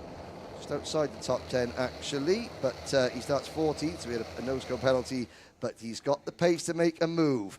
We've had 2 wins for Fusion. George Edgar, Archie Lovett and Jarlath Sayer have won races so far this year. The 54 of Jamie Green Racing's Will Green will start on the inside of row number 2. Jesse Phillips, championship leader. You'd rather win a championship without winning a final, but winning a final would certainly not be too bad for him. They come into the tram lines, lights are out, we are off and racing through turn number 1. It's a good start from Phillips. It's an excellent start from Will Green, who slots in front of Jarlath Sayer, of Kanish Grau for P2, heading down towards turn number 4. And Will Green looking to the inside. New race leader, no. That was close, wasn't it, on this first opening lap? But the top 3, look at how close it is between the top 3. Really nothing between them as we head down now to the very tight turn 7. And it's a move for the lead. There goes Will Green, and that's Blair Smith in kart number 25, the Toby George Motorsport. So Scotland are well represented up at the front. It's Green. Phillips just gives him a little signal there. You saw that, just saying, okay, let's go. So that's Jesse Phillips saying, all right, well, I'm not going to fight you. You want to lead? Okay, I'll push. Now, does Will Green trust Jesse Phillips? That is the question, the ultimate question. I personally wouldn't, if I'm being completely honest. Well, I don't know, Jesse Phillips, he's won a championship, so he knows how to play the long game, as it were. Oliver Roller Motorsport running 3rd and 4th. With Kanish Grau and Archie Lovett. Kanish Grau yet to finish on a podium in the British Championship. Will Green has had 1 podium finish. That was a 2nd in the opening round at PFI. Championship positions as things stand. Well, we'll wait until they come around to complete another lap before we get the points standings. But it's Green from Phillips. Phillips was leading. Now George Edgar runs 5th. Jarlath Sayer is already up into the top 10. Yes, indeed. Our top 3 are Phillips, Green and Rao. And I must say, we'll see how this pans out. It's a long race, as we know. This is another one of those classes where you've got to work together till the very end. Yes. But Phillips has had the pace. Yeah, but Will Green's a little bit late on the brakes going into turn number 4 there. Phillips is going to get a good run on him. Rao is there as well. Kanish Grau led the majority of the pre-final. Just lost out in a head-to-head scrap on the last lap with Jesse Phillips. But Yeah, Jamie Green Racing, one of the most improved teams of the year in 2023. I think they've got about 5 podiums across all the classes of the British Championship this season alone, but they haven't stood at the top step of the podium yet. And I'm not putting the curse to the commentator, because I can hear Jamie Green running up the stairs to punch me in the face. But no, I'm just saying they haven't won a race yet. There's Blair, that's Blair Smith, and there's Jesse Phillips taking the lead. I was just about to say, what did we learn from Jesse Phillips in the pre-final? How they're able to plan out the race. But here we can see attack mode, even though we still have 12 minutes left on the clock. Yeah, and here comes Kanish Grau. So Jesse Phillips, the pre-final this morning, was content to sit behind Kanish Grau until the very last lap. This time he's thinking, okay, I'm going to try and win this one from the front. Rao, situation is reversed. It was Phillips following Rao all morning, and now this afternoon, here comes Kanish Grau. Third different leader, it's ORM, leading Fusion, leading Jamie Green Racing. Phillips coming back at him. I tell you what, if you try and count the amount of lead changes in this race, I got a feeling you're going to run out of fingers and toes the way things are looking. Now behind us there, I can just see Night Measures getting it all crossed up, coming out of turn number 7. He gathers it together but loses a lot of positions. Watch for number 49, Jarlath Sayers, still in 4th position. There's Max Endicott on your screen in the George Gibbons Motorsports number 80. This is 6th, 7th, 8th and 9th with the number 49 of Sayer in 10th. Then it's Archie Owen for the Mad Croc team in 11th. The Welshman Archie Owen in P11. You seem very keen to point out the Welshman. Yes, I do. I absolutely do. Yes, I make no bones about it. I say I'm not biased for any particular driver. I am biased for any driver that runs the Welsh flag, however. When you're Welsh, you vote. We got stuffed by South Africa in the rugby yesterday by a record score, so you have to forgive me for clinging to any form of sporting hope this weekend. Well, we'll see how that pans out for you, Henry. Anyway, so we have just over 10 minutes left on the clock. It is so close. There we have the number 80 going through our screens, which is Max Endicott. We've got round... It's spread out a little bit, it's fair to say, hasn't it? Yeah, this is sort of like you had the opening salvo, and now all the contenders are just sort of like feeling each other out a little bit, testing each other's strengths and weaknesses and girding their loins, preparing for one final push over the top, as it were. Yes, indeed. Oh, I think we got a side-by-side moment there. That is Will Green and George Edgar, who will have the advantage. George Edgar has the optimum line for the next one on the inside. I believe he's through. Yes. Is he? Yes, he's through. And so Will Green down to 4th. Archie Lovett, who started the race, this race, I think, second in the points. Oh, that was another move for the back between the Fusion Motorsport drivers. Couldn't quite make out who it was, but through our screens we have the 17 of George Edgar. There we go. We have our leaders going through the shot, and then this second pack, these 3 cards: George Edgar, Will Green, and Archie Lovett heading that pack of 3. Out of turn number 10, behind the top 5. Endicott runs 6th, Aaron Richardson 2nd, Sayer is up to 8th, less than 4 seconds. That's Night Measures getting a warning flag, showing that he'd been, on the aggressive scale, he was to measure over what is permitted. Yes, sorry about that, ladies and gentlemen, here all day. Outside the top 10, Owen still runs 11th, followed by Porter, Johnson. Here comes Lovett up into P4. Now, it's important. We've still got over half this race to go. Will Green can't lose his cool. He's led. He's now back to 5th. But working together, Phillips and Rao, they've got a rapport, haven't they? So imagine, as a driver, if you've raced with somebody and you've worked together in a pre-final, you have that trust that you can do it again in the final, haven't you? Yes, you do. Of course, they both know they are quick. They have the lap times. So they're going to be thinking, well, this driver was quick in the last one. It'd be silly to start battling when I know they're as fast as I am. And also, Jesse Phillips, Phillips is in exactly the same position he was this morning, sitting behind Kanish Rao. And so, from Jesse's point of view, it was right then, I've already got one up on you today, Kanish, because I've beaten you in a head-to-head fight on the last lap.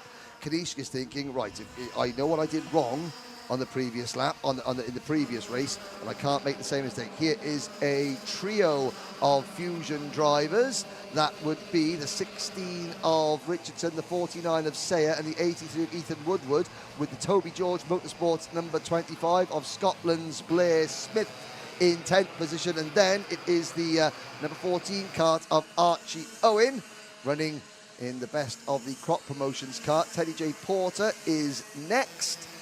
Then it is Nat Johnson, Sukmani Kira, Aryan Nayar, Harley Musk, Luca Narroway, Jensen Ackerman, Irishman, James Logan, and Knight Measures.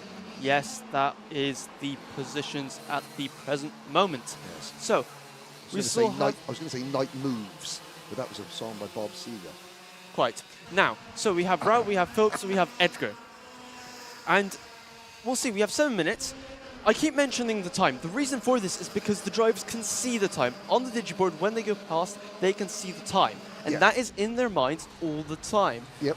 Well, if you make a move on lap 12 or on lap 3, there is a difference in how you take that move, what kind of risks you take, and how permanent that move has to be. Whether, you know, you can allow yourself to be repassed, or whether this has to be the positions to the flag. Because it's difficult at this circuit, but in karting, you do get a situation where a driver will almost let, at certain points of any specific circuit, a driver, like in the Tour de France, you see, you know, sometimes a rider will pull out and let another driver take the lead and then tuck in behind, and that actually works well. They go quicker if you can, you know, allow them to chop and change positions. So drivers will be doing that.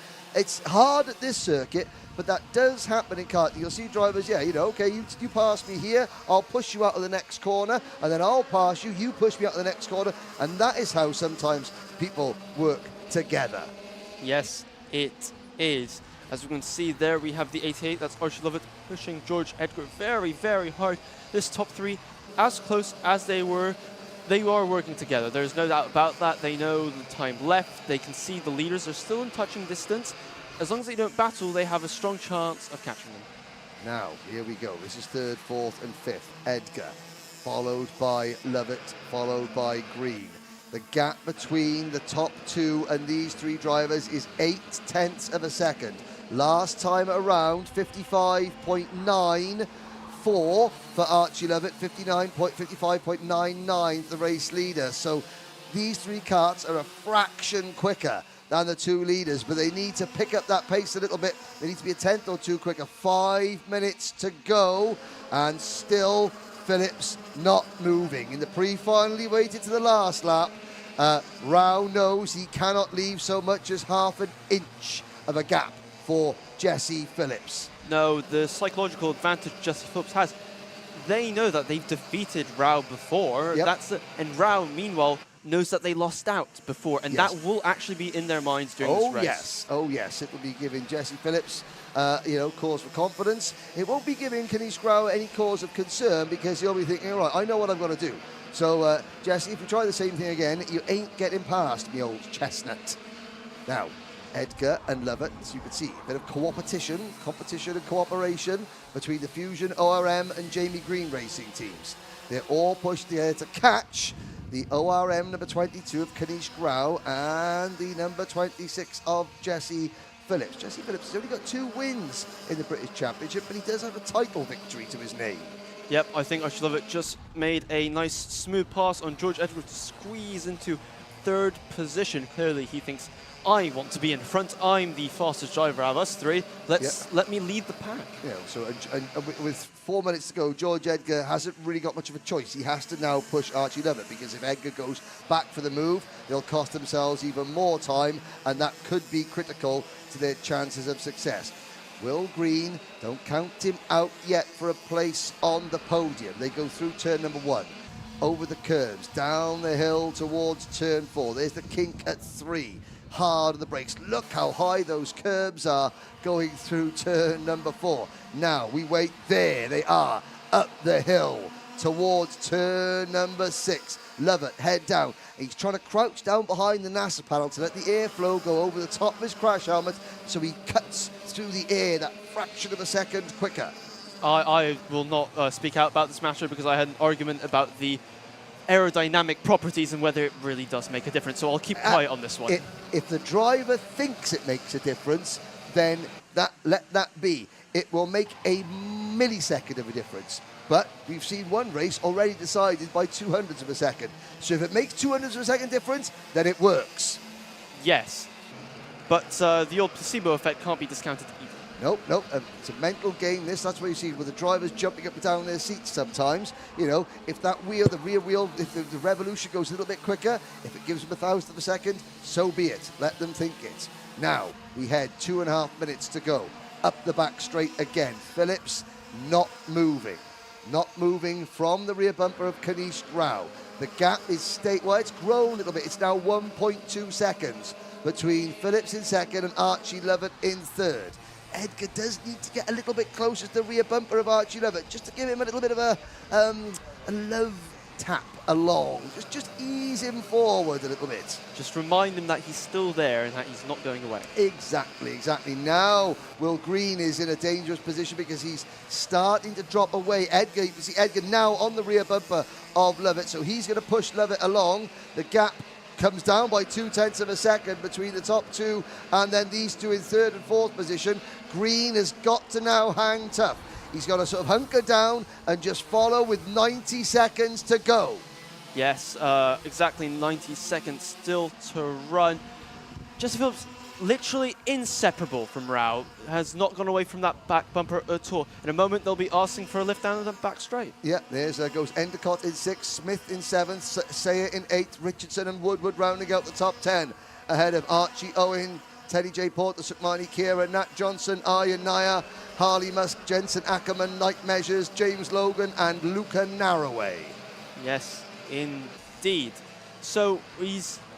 What is your opinion, Henry? Do you think this move will be a clean, easy move, or will we have a repeat of our pre-final? Well, I mean, the move in the pre-final was clean and easy, and I think that, yeah, we've got two very, very talented drivers at the front, and they do respect each other a lot, and that's all we can hope for. That's all we can hope for. But, you know, Jesse Phillips will not just sit and allow Kanish Grau to take the win unchallenged. That is for certain. Up the back straight, 30 seconds to go. Rao hunkering down, just easing himself forward. Phillips waiting to pounce as we head into turn number 7. Will they get back to the line before the clock strikes 0? And the last lap board goes out. Let's see. Lovett, Edgar and Green wait, but they are out of striking distance. It's gonna need Rao and Phillips to slow each other down. Now Jesse Phillips, he drops back by a kart length or two. That's almost deliberate. They cross the line as the clock strikes 0, but the last lap board does not go out. 2 to go here in Larkhall. Up the hill with the trees lining the left-hand side of the circuit. Lovett, Edgar and Green give chase. They've got about 2,000 metres to go. 2,000 metres for Kanish Grau to finally break through and not just step onto a British Championship podium, but to step right onto the top step. He has got the driver who won the GP plate in this class last 2 weekends ago, following him, who won the IAME Cadet British title last year, chasing him hard. It's now or never for Kanish Rao as he begins his final lap. Phillips is not close enough. Kanish can't over-defend. You do not see Kanish Grau looking over his shoulder. He will take the racing line. Now Kanish should have a check. There what it was. He knows that Phillips isn't within striking distance, so he doesn't need to defend coming into turn number 6. He doesn't defend. He doesn't slow himself down. Phillips is closing in. Phillips is closing in. Out of turn number 7. Will Kanish check again coming into turn number 8? No, he won't. Out of turn number 8.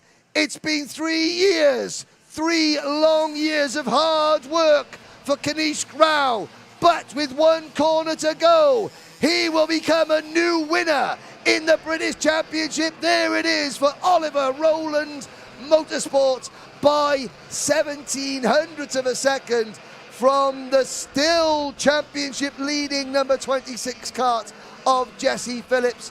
Archie Lovett completes the podium with George Edgar and Will Green rounding out the top 5, and we have 4 different winners in Water Swift non-restricted in 4 rounds, 2 apiece for Fusion and Oliver Rowland Motorsport.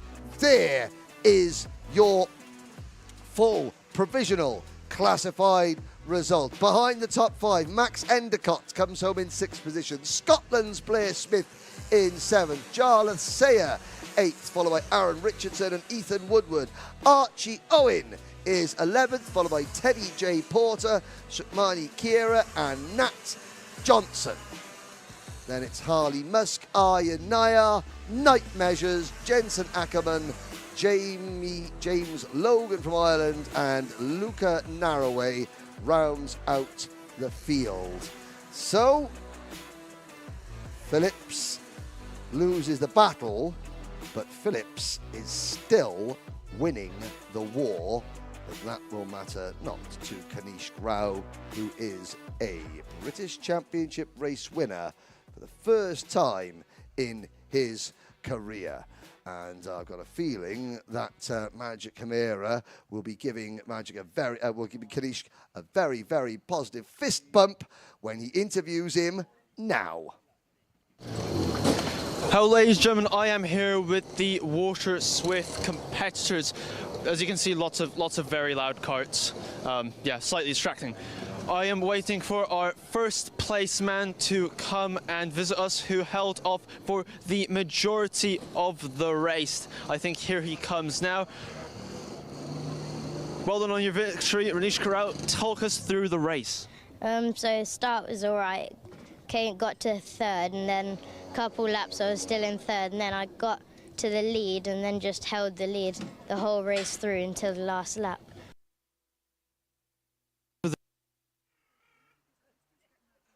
Okay, ladies and gentlemen, we've just got a couple of technical issues. We'll be back with Magic Chimera and Kanish Rao very, very soon, we hope.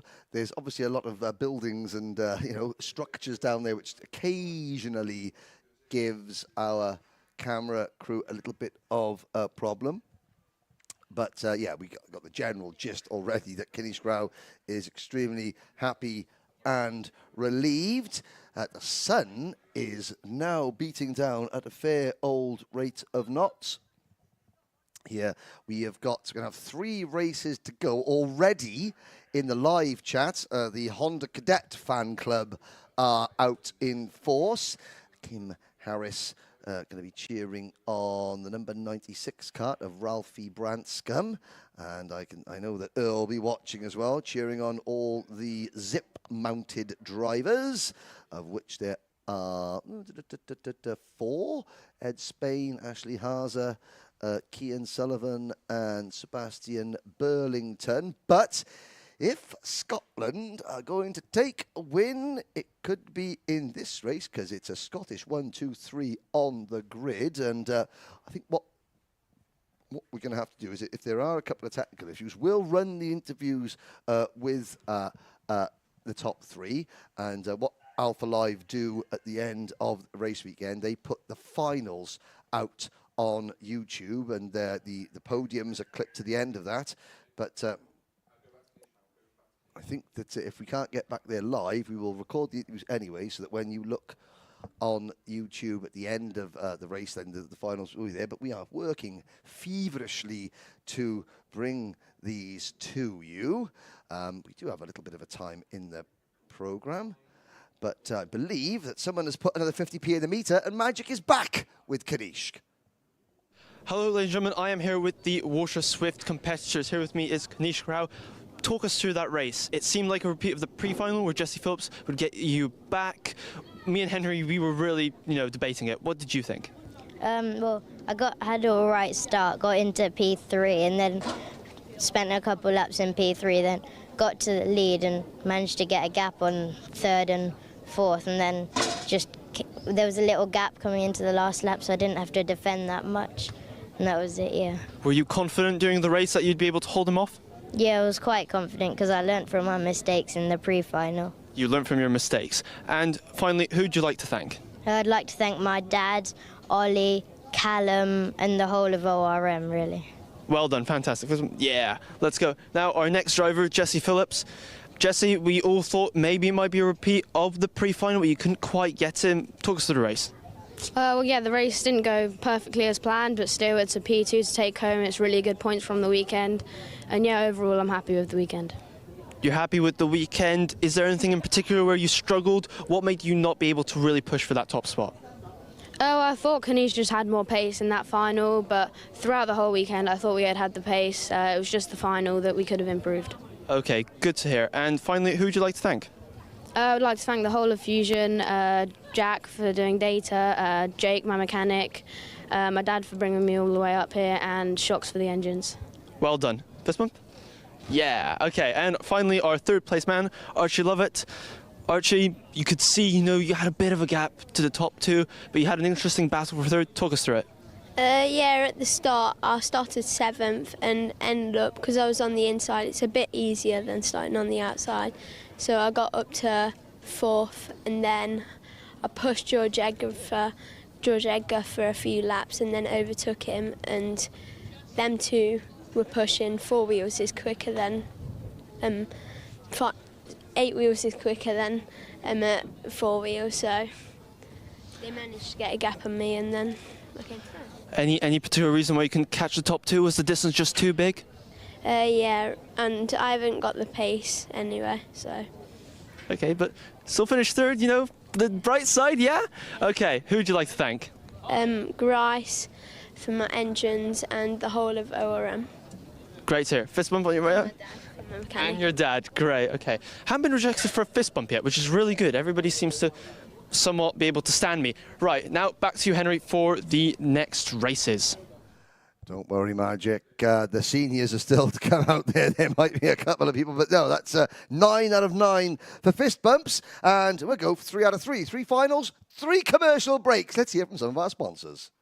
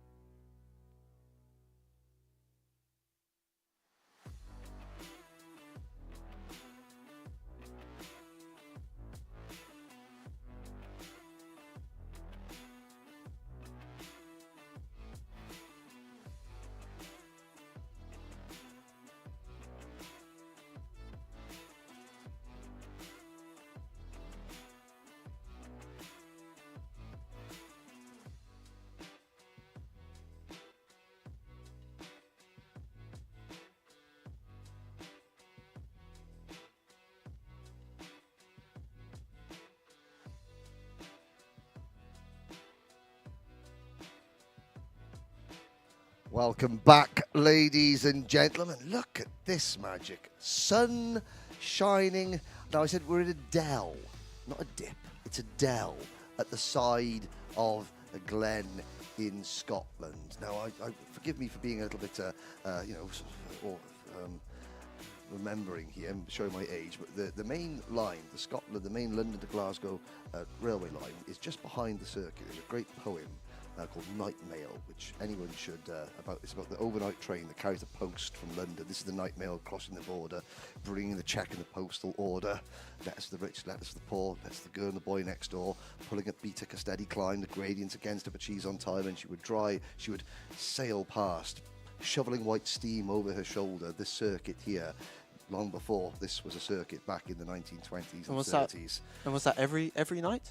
Every night, yes. And I can't get a return ticket from Glasgow a week in advance because the tickets are sold out. So there you go, modern realities for you, ladies and gentlemen. Exactly. Right, Honda Cadet is in the building. And already the live chat full of support for Honda Cadets. Let's have a look. Good luck, Honda Cadets, to Blair, to Ollie and Ryan, to Ralphie Branscombe, says Stanley Clark. Kim Harris, let's go 96. Rhys Jones, yes, proud of Will Green.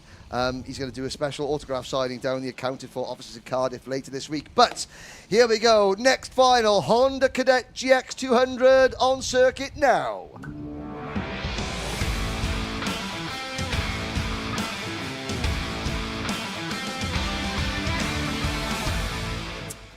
Here we go then, ladies and gentlemen, the starting lineup. Ryan White and Max Taddy on the front row of the grid. Ollie Thompson and Ed Spade on row 2. Ralphie Branscombe and Andrew Sutherland on row 3. Then we've got Sebastian Burlington and Ashley Hazard. Blair Smith, Penton Stoneman on row 5, and row 6 is occupied by Cian Sullivan and Henry Holberg. Rounding out the 13 driver starting lineup is Luke Jardine. Now, this is the 4-stroke class. Sadly, the Lionesses have been tamed this morning. But who will emerge as king of the 4-stroke jungle this afternoon? What price? Ed Spade, I wonder. They've already tamed one king of the jungle, the Lionesses. Can Ed tame 12 others? That was a FIFA Women's World Cup pun, ladies and gentlemen. Now, this is going to be a standing start, and 1 or 2 drivers just missing their grid slot ever so slightly. Scotland, are you watching? It's a Scottish 1, 2, 3 on the grid. Ryan White, Max Taddy, and Ollie Thompson. Quick Iron Brew update. We're 1.5 litres down in the commentary box. Only 3 to go. Take the start, Magic. We are having lights on, lights are coming on, and we're away! And is it the pole man getting the lead? Well, everyone's got away cleanly, and who's that running the outside? It is the number 47 of Ryan White, still leading the way. Our Scottish contingents obviously occupied the top 3 of the grid, the local knowledge being used to great effect, clearly.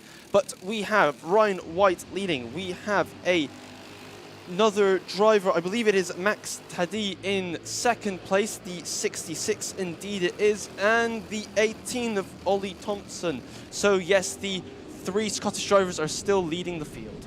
Now, in 2021, the first time in the modern era that Honda Cadet came to Larkhall, it was Noah Wolf who won on that occasion. Then in 2022, Cole Denham was the victor here in Scotland. So 1 Scottish winner out of 2 previous visits. 2 previous visits to the circuit for the Honda Cadet class. And at the end of lap number 1, there it is. White, Taddy, Thompson, followed by Spain. So it's Scotland, Scotland, Scotland, Spain, and then Andy Sutherland. Yes, Spain in the most liberal of senses there in 4th place. So Andy Sutherland, another Scottish. We've got 4 Scottish drivers in the top 5. So yeah, there's the St Andrews Cross is well represented, and yeah, St George there in 4th position, the Spanish St George, so to speak, looking rather nervous. Yes, and that is a move. Is that a move for a lead? It's ever so close, but no. Ryan White retains the lead. It's because he had that wider line, again, coming out of turn 7. Even though Max Taddy tried to cut to the inside, he just didn't have the exit to get the job done. Now, everybody still in contention. Luke Jardine right at the back there. He's about a second adrift of Henry Colborne, Cian Sullivan, Blair Smith. Not the Blair Smith we saw in the previous race. There's different Blair Smith.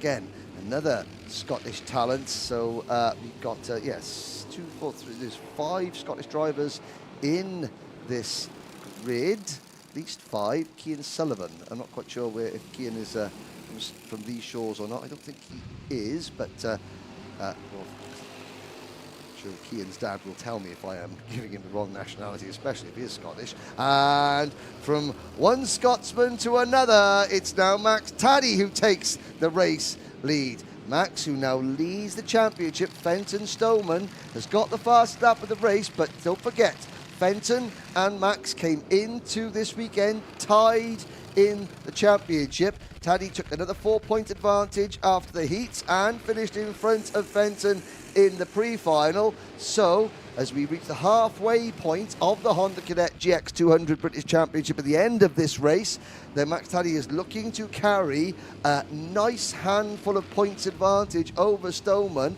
Stoneman, yes, he's got 6 drivers to pass, and more importantly, there's a big gap between Ralphie Branscombe in 6th position and Fenton in 7th. So Fenton, whatever problems have been afflicting him this weekend that have kept him a little bit off the pace, he's got to get them solved, and he's got to get moving quickly.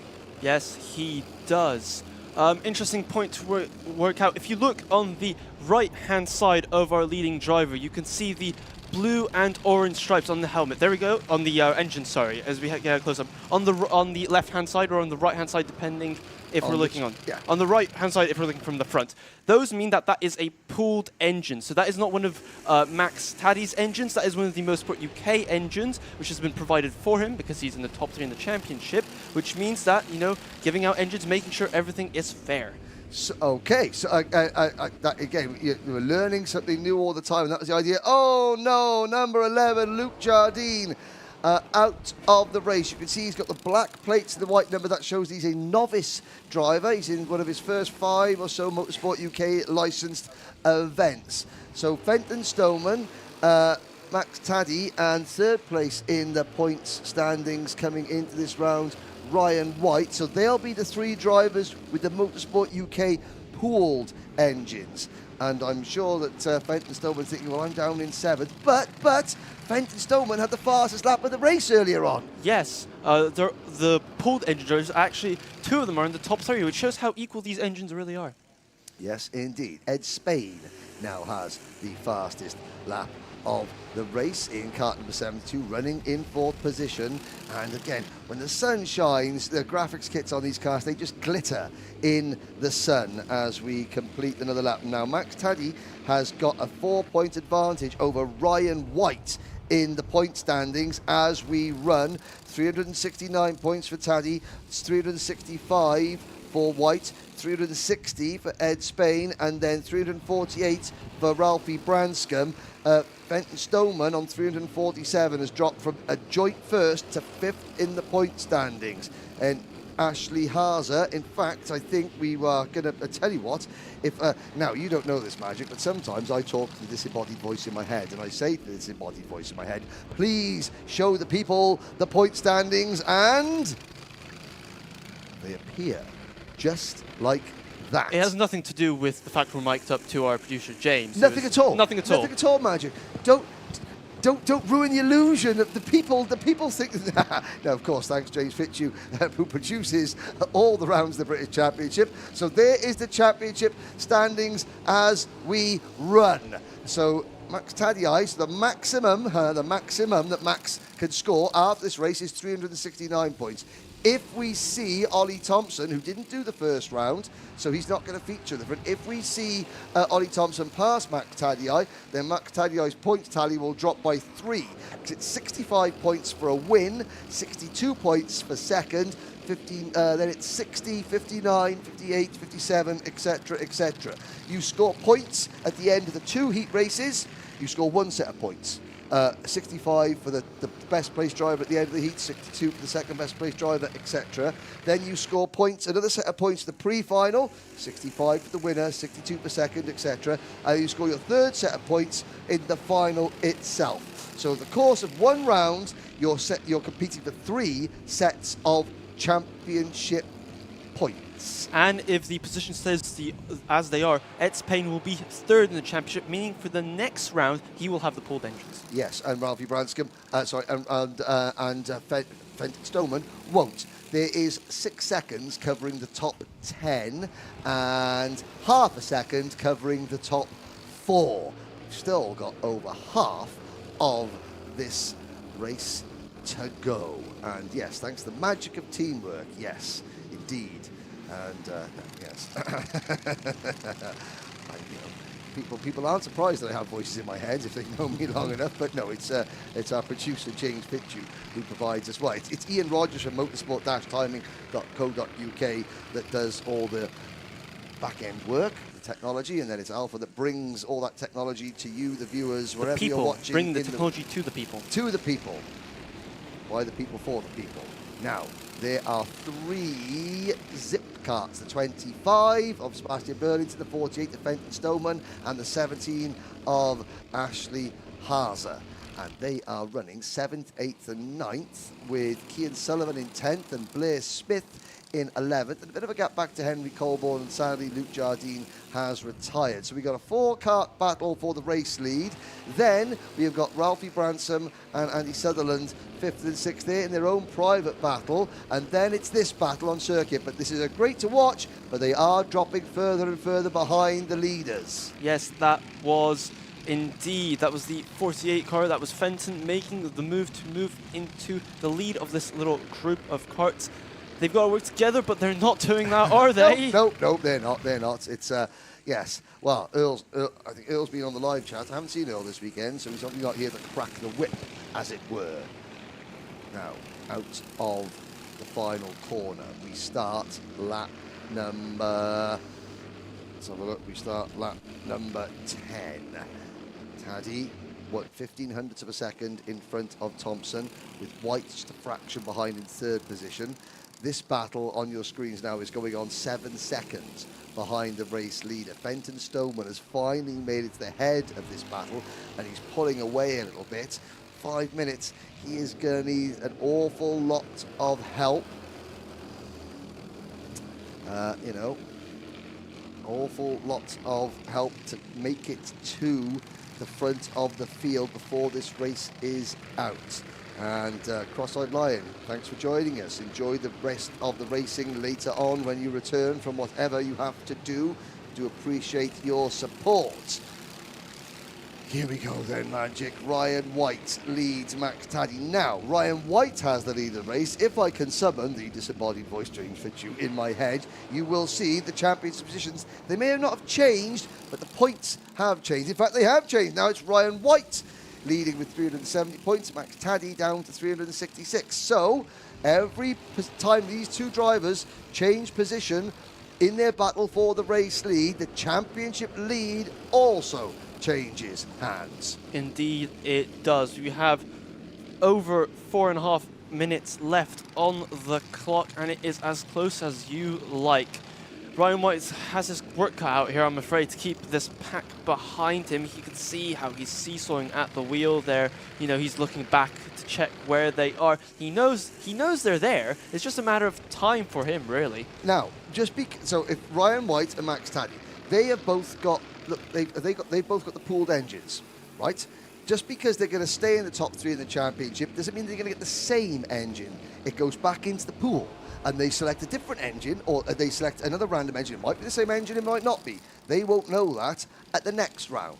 So that is how the pool engine system will work. Ed Spain running in 3rd. Ollie Thompson has now slipped back to 4th, and Ralphie Branscombe and the number 49 card of Andrew Sutherland are closing in. 2 seconds cover the top 6. In fact, Branscombe, that Sharps Waste Management sponsored kart, is right in the thick of it now as we start to battle with 3.5 minutes to go. New leader Max Taddy. Yes, as you can see, they're trying to sort themselves out, trying to get some kind of order. I'm worried that's slightly too late for such moves, to be honest. They're all on top of each other here. I reckon that we're going to see some shifting still, because we've still got over 3 minutes left, and there's 5 of them all together now. Undoubtedly.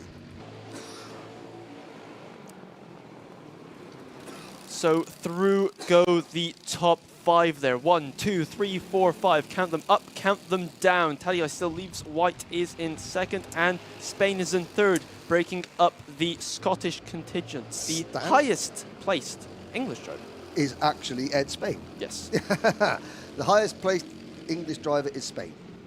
I think that's probably enough England-Spain references for some of them. Yeah, there's still a little bit raw here for a lot of people in the paddock. Now, Stanley Clark said about 5 or 6 minutes ago, Ralphie Branscombe was going to win. At the time, Ralphie Branscombe was a couple of seconds behind the lead battle. He's now caught the lead battle in 5th position. There's a move, and Ollie Thompson, well, that's Scotland 1, Spain 0 going into the final. That'll make some people feel a bit better about life, maybe. And here comes Ralphie Branscombe round the outside. Oh my word, flirting with disaster. A round of applause here at Magic. That was a brave move, Magic. That was definitely a brave move. Not the type of corner you normally would make that move, but absolute maximum commitment. Maximum commitment. Didn't have to slow down, and if he'd been 1 more inch to the right, he would have had 2 wheels on the grass, and that would have been game over. He would have been at Larkhall train station. Yeah, he would have been at Larkhall train station, indeed. And so that was superb for Branscombe. He didn't lose too much ground, although still 90 seconds to go. Taddy and White still have this, and if we look at the championship points for a third and final time, you'll see that Taddy should be back in the lead. There he is, just by 2 points. So every move for the lead between these two drivers affects the championship picture as well. Just over 1 minute to go. So next time, well, there should be a couple of laps to go. Now Ryan White is actually pushing Taddy away from the rest of the field, and this could be a situation where White has got enough of a gap now to just have Max Taddy all to himself. If he just stays as he is, following Taddy and not battling with him for the next lap or so, there is Thompson holding off Branscombe. Now, in the first round at Glenagos, Fenton Stoneman took the win from Max Taddy and Ryan White. So at the moment, it looks like we're going to get at least 1 new podium finisher. Fenton Stoneman is down in 8th position, so the top 6 are separated by 1.9 seconds. Then there is an 8-second gap back to Burlington, Stoneman, Haase, Sullivan, Smith and Colborne. Yes, that is how the drivers look at the present moment in time, and that is the 18 pushing very, very hard, but he's just lost out that position. Yep, Ralphie Branscombe on to the podium as the clock strikes 0. Next time around, it will be the start of the final lap. We have more Hondas here than we had at Glenagos, and I'm sure we're going to get even more for the next round. If you could see the type of action that they do provide. Up at the front, Taddy, now defending from the Project 1 kart of Ryan White. That's a Birrell ART chassis underneath the 66 of Taddy. It's a Project 1 driving the 47 of Ryan White. Then it is Branscombe on another Project 1 kart. Ralphie Branscombe. Well, we've seen one driver go from 3rd to 1st, half a lap from home. Will we see another? Last lap board goes out in Honda Cadet. The 66 of Max Taddy leads the 47 of Ryan White. White trying to go around the outside of the entrance to turn number 4. Look at the run that Ryan White gets going up the back straight, but Taddy will defend, and that will force Ryan White a little bit wide. Watch out for Branscombe, Thompson and Spain. They are the next in line to pick up the pieces. Here comes Ryan White. He thought about diving up the inside. He hits the curb mid-corner at turn 6. Has that unsettled the kart enough? He's going to get a good run out of 7, though. Taddy checks over his shoulder. He's going to have to defend going into turn number 8. Here comes Ryan White. Watch for the crossover by White. Can Ryan White get alongside? No, he can't. One more opportunity to deny Max Taddy a maiden British Championship win. White drives it in deep, but it's not going to be deep enough. And Taddy crosses the line to take the win with White 0.15 of a second down, and Ralphie Branscombe on the podium for the first time in his British Championship career Ollie Thompson second. It's a Scottish 1, 2, and Ed Spain finishes in 5th, 0.8 of a second, separating the top 5. Brilliant race, tactical, overtaking, exciting, and more importantly, ladies and gentlemen, as clean as a whistle. Here are your your provisional full results. Max Taddy takes the win from Ryan White and Ralphie Branscombe. Then it is Ollie Thompson in 4th, Ed Spain in 5th. Andrew Sutherland comes home in 6th position, 1.5 seconds separate the top 6. Then, in the battle of the zip drivers, Fenton Stoneman eventually emerges victorious over Ashley Haase, with Sebastian Burlington in 9th and Cian Sullivan rounding out the top 10. Between 7th, Fenton Stoneman, and 11th, Blair Smith, there was 1.1 seconds. Henry Colborne, the final finisher, with Luke Jardine sadly failing to finish. Have to say, so there are a lot of people in the live chat very pleased with Ralphie Branscombe. There's going to be a lot of happy Scottish people here in the paddock celebrating a 1-2 finish for the St Andrews Cross. This, of course, is the home of the West of Scotland Kart Club. If anybody, watching this thinking, oh, Larkhall looks like a good place to come and race, please go onto the internet and look at the West of Scotland Kart Club to see their race dates. And they do offer a ride and drive here. So if you're, watching this from overseas and you fancy future holiday to this beautiful, beautiful part of the United Kingdom, and you can come and drive here at Larkhall in their rental karts, and it is a bumpy but exhilarating thrill ride around one of Scotland's classic kart circuits. There are other circuits in Scotland, some great circuits, the likes of Golspie and Crail, Banff, and places like that, but it's all about Larkhall, and it's all about Honda Cadet, and as Magic Camara is about to find out, it is all about Max Taddy. Hello everybody, we are here with the Honda Cadets now. Plenty of stuff happened in that race. It was very close, I think, at times, it's fair to say. We've got our first place driver here, Max Taddy. How does it feel to win on home soil? Yeah, it feels really good to win the British, obviously starting from second, getting to first, and yeah, I'm really happy with it. There was lots of swapping and changing between that race. Did you have a plan, or were you in control from the set moment? Nah, not really a plan, I just went for it as I go on. Just went for it. And anybody you'd like to thank? I'd like to thank my dad, my teammates' dad, and all my family for support. Absolutely great to hear. Well done. There you go, fist bump. Thank you very much. We will be now speaking to our second place driver. Well, that was quite the drive you had there. Yeah, it was really hard. In the end, Max won. Max won. That's just how it happened. How did it look like from your point of view? Well, at the start, everything was changing. Ollie Thompson made a move, and then I made a move, and during the end of the stages, DB was defending perfectly, middle of the track. I couldn't get in the inside, neither could I get on the outside to get a switchback. So, yeah. And are basic question, but are you happy with your result? Yeah, top 3 was always my aim. Yeah, you had a happy driver. Awesome. This one, yay! A happy driver. And finally, our third place man who just managed to get on the podium at the last second. Come here, young man. Great job. You're absolutely beaming. You look really happy with that. Yeah, I'm so happy because from GYG I couldn't find any pace, but from Larkhall it's my third time here and I have so much pace, and I was so happy to catch that gap from 5th to 3rd. You had a lot of support online coming in as well during your race. What part of the race was really important for you? Was it towards the end that you really started making your moves? Well, it was the whole race, because at the beginning I had to be fast to catch them, and at the end I just had to do the overtaking.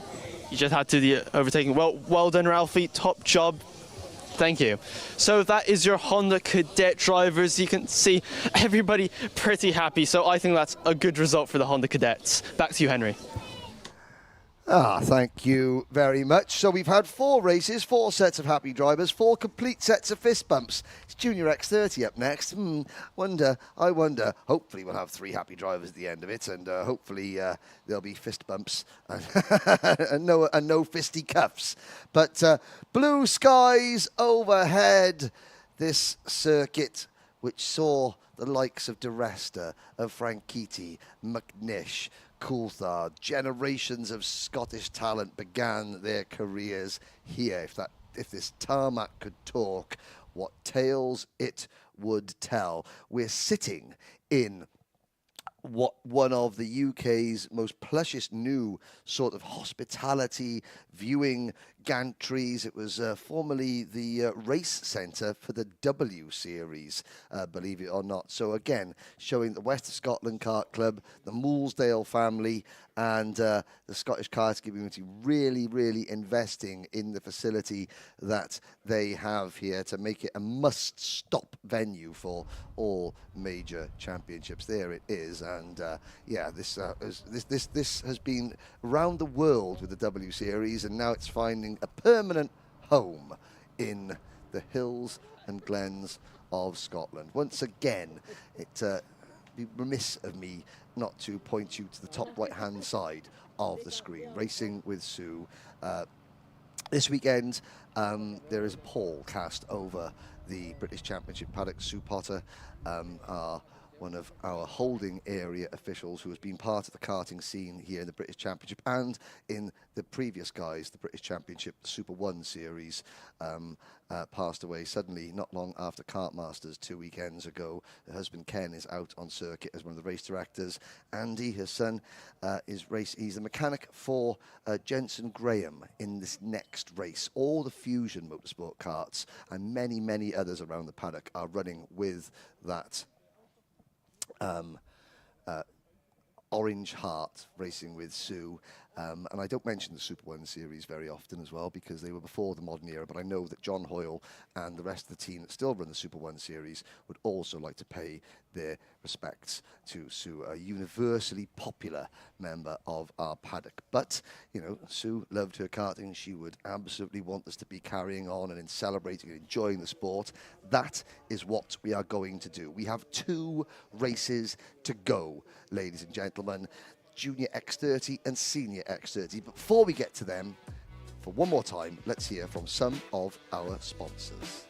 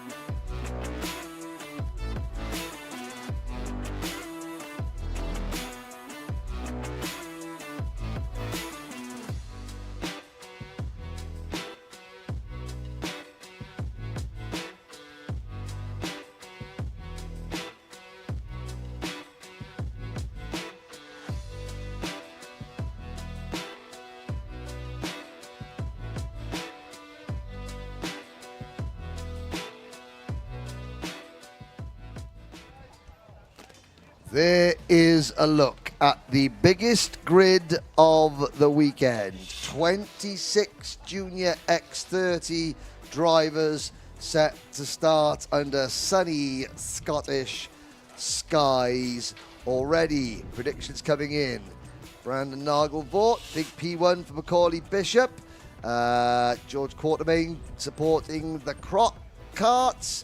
Taylor Orridge getting some support online. Now, quick history lesson. Junior X30 came here the first year of the modern era in 2019. And the two finals, Caden McQueen won for Crop Promotions, Oliver Gray won for Dan Holland Racing. We didn't come here with the X30 class in 2020. In 2021, Oliver Stewart, Scottish driver, now racing in F4, he took both wins for the Jade Racing team. So far this year, Macaulay Bishop won the opening 2 rounds. Our pollster to Taylor Orridge won round 3. Will he win round 4? We're going to find out very shortly.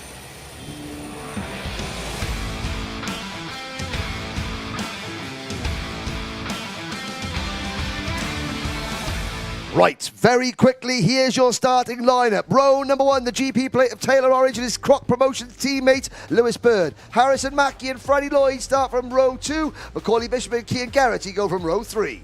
Row 4 is Jensen Graham and Harry Bartel. Row 5, Riley Crenham. And 10 is Kenzo Crady. Row 6 is David McIntyre and Joey Brown. On row number 7, Hardy, Noah Mamasi and Aston Sharp. Mondi Jr., Canini and Zach Green share row 8. Joseph Smith and Lewis Islin, row 9.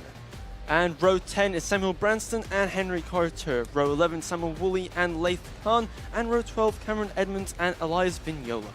Row number 13, Fred Green, the E-plate holder, and Morgan Moore. They both have 15 minutes, or 12 minutes less on their tyres. William Bennett Motorsport saying good luck to the Jade team. Rebecca Lloyd saying good luck to Fast Freddie Lloyd. A lot of love for Macaulay Bishop, a lot of love for Jade, but they're being led by a pair of Crocs. What's the phrase? Never smile at a crocodile, and they'll go around again.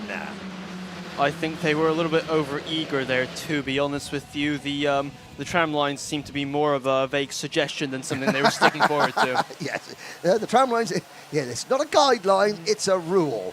Lewis Werrell, good to see you on the live chat, formerly of this parish, now racing out of the big wide world of OK karting. Nanny June is on, watching Harrison Mackie. Harrison Mackie started 22nd this morning, starts the final 3rd, so overtaking, not a problem. The question for Harrison is, how much of his tyre did he use up? Championship leader Macaulay Bishop starting from the 3rd row. Harry Bart will manage to survive the opening, the pre-final with a bent rear axle. He'll start on the 4th row of the grid. Watch for the leading Scottish driver, who is actually Mick Barrett Racing's David McIntyre in it's Jensen Graham in kart number 22.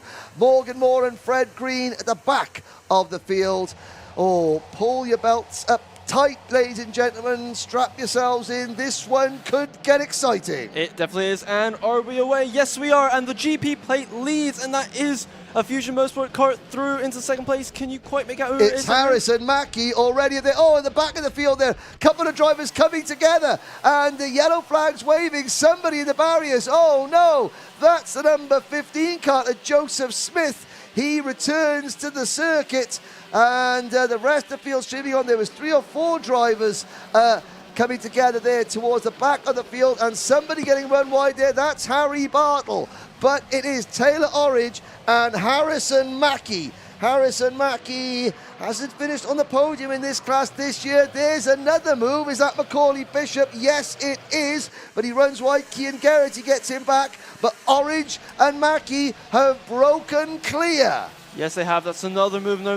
Fusion Motorsport Kart getting the move, but it's so close out there. You see plenty of incidents on the opening lap. That's another Genty Motorsport Kart. That is the 44 of Kenzo Craigie, I believe. Yes, indeed. Down towards turn number 4. Suddenly, when you get the full-size karts on the circuit, you just realise how narrow and cramped it is here. And it makes it all the more impressive how this drives. So Orridge, he was joking about on camera earlier on. He is all business now. Mackie chases him in P2. Geraghty runs third, then the number 9 MDL Motorsport Kart, then the number 4 Kart, the championship leader Macaulay Bishop, followed by Fast Freddie Lloyd. Then it's Jensen Graham in 6th position. Behind Graham, it's Lewis Bird, Kenzo Craigie, Harry Bartland, Riley Cranham. That's your top 10. Further back in the pack, starting from the back of the field, Fred Green already up. Fred Green and Morgan Moore up from 25th and 26th to 17th and 18th. Yep. Macaulay Bishop. Oh, I'm just seeing on the screen a 5-second penalty for Morgan Moore. So in-race penalty, that is not the luck of the Irish that Morgan Moore wanted.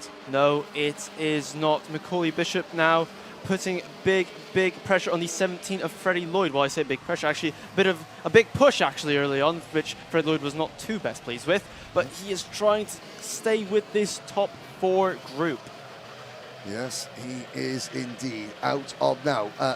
The track is heating up. So this is the hottest the weekend has ever been. To the track, what does that do to the track, and what does it do to the tyres, the grip levels, Magic? So obviously when they were testing here on Friday, it was a lot cooler. The pressures they were adjusting for then, maybe they did some long runs. They probably would have had some long runs done. They were testing for the cooler conditions. This is a little bit of an unknown variable. Oh dear, that is...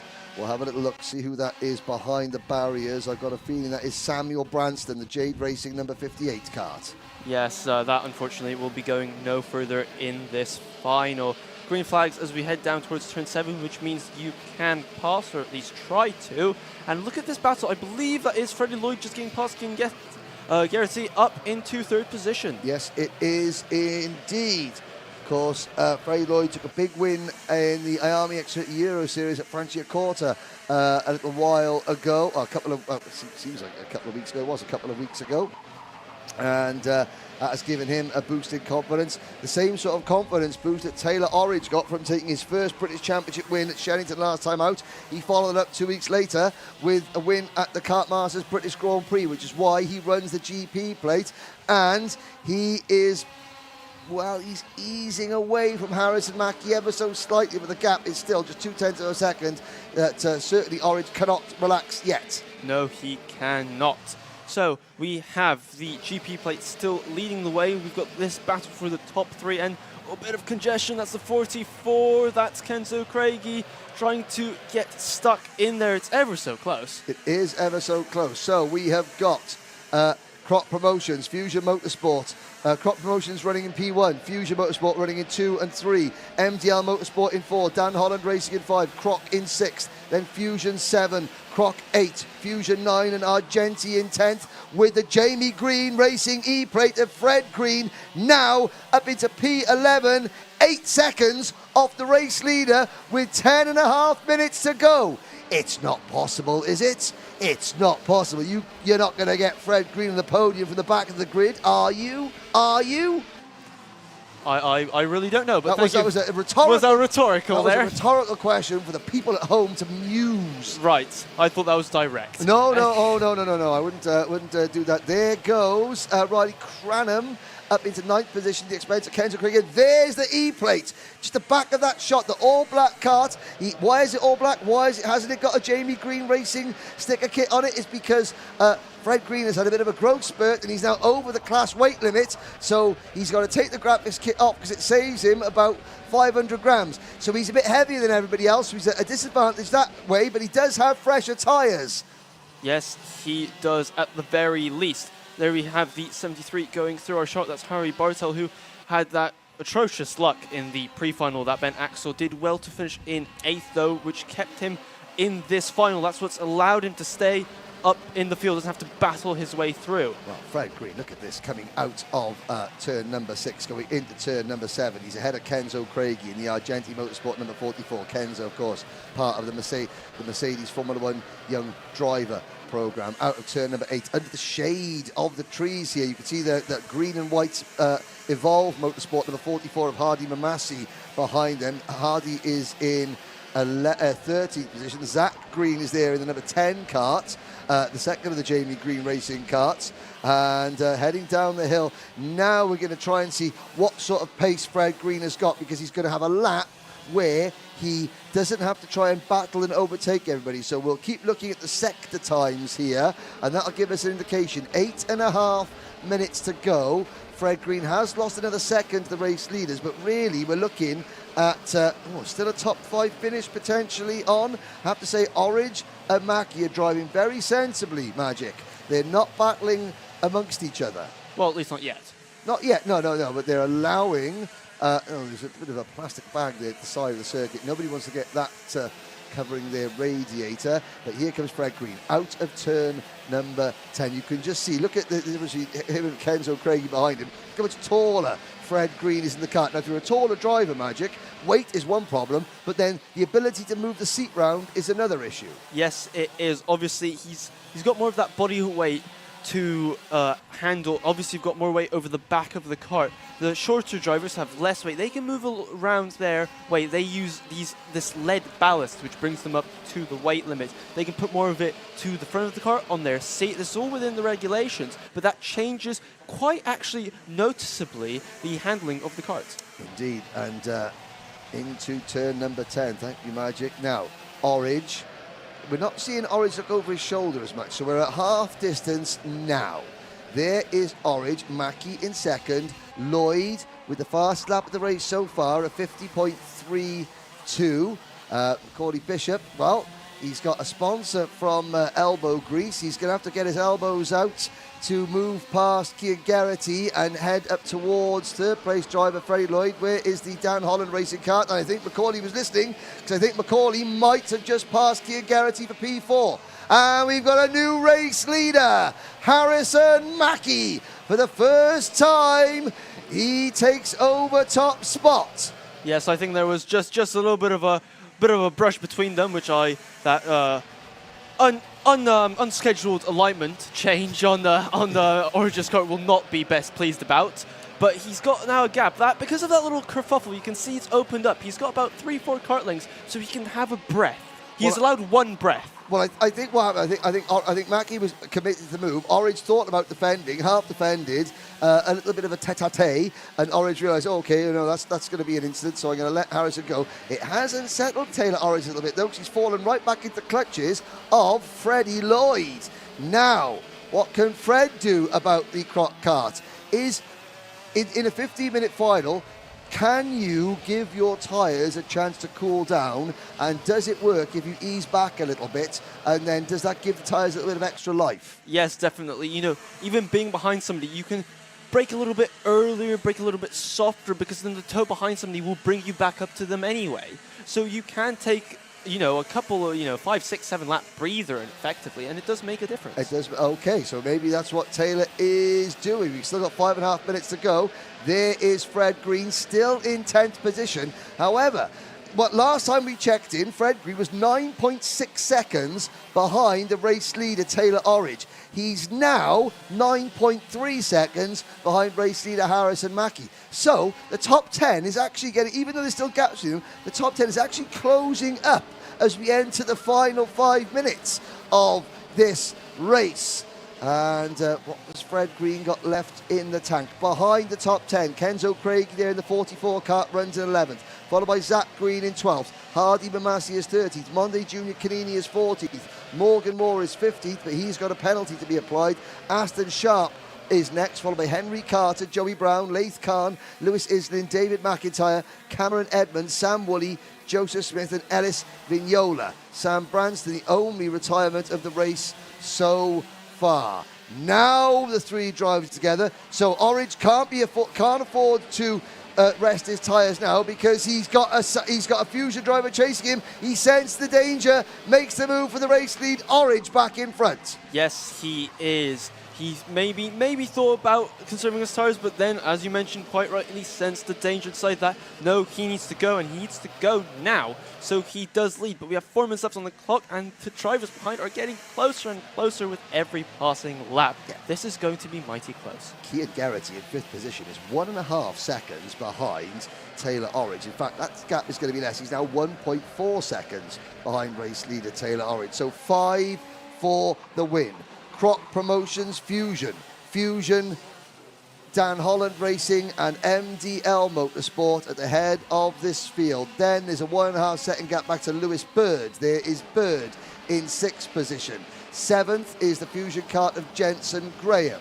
Then it's Harry Bartle in the third crop promotions kart in the top 8, followed by Riley Cranham and Fred Green, who is now just 9.1 seconds off the lead. So Fred Green was further behind the winner, further behind the race leader going through turn 1 on lap 1 than he is now almost. Yes, those are all very good points, Henry.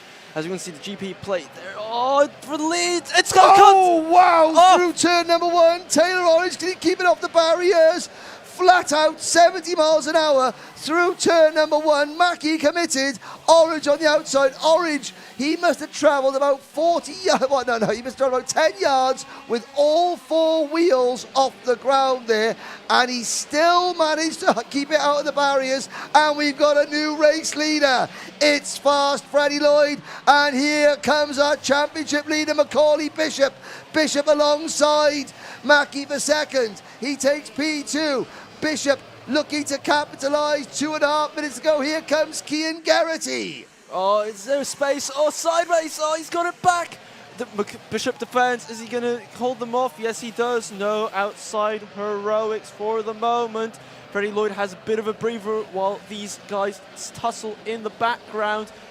Bishop is going. We've got 2 minutes left. He defends. He just moves over. Oh, it's ever so close. Geraghty really thought about a move there coming into turn 4, thought better of it ultimately, and I can hardly blame him. Well, Fast Freddy is never going to have a better chance because Bishop is being forced to defend by Geraghty. If Geraghty now just sort of gives McCoy the signal, say, okay, let's go, then they will probably close back in on Freddy. Now, Taylor Orange is down to 6th. Is the kart still okay? We got 90 seconds to go, plus a lap. Bird is 5th. There is Orange, the GP plate kart in 6th. 7th is still Graham. Bartle is 8th. Cranham is 9th. Fred Green now just 7 seconds behind the race leader in 10th place. This is going to get very, very close indeed. Fast Freddie Lloyd, well, he now has a target on his back.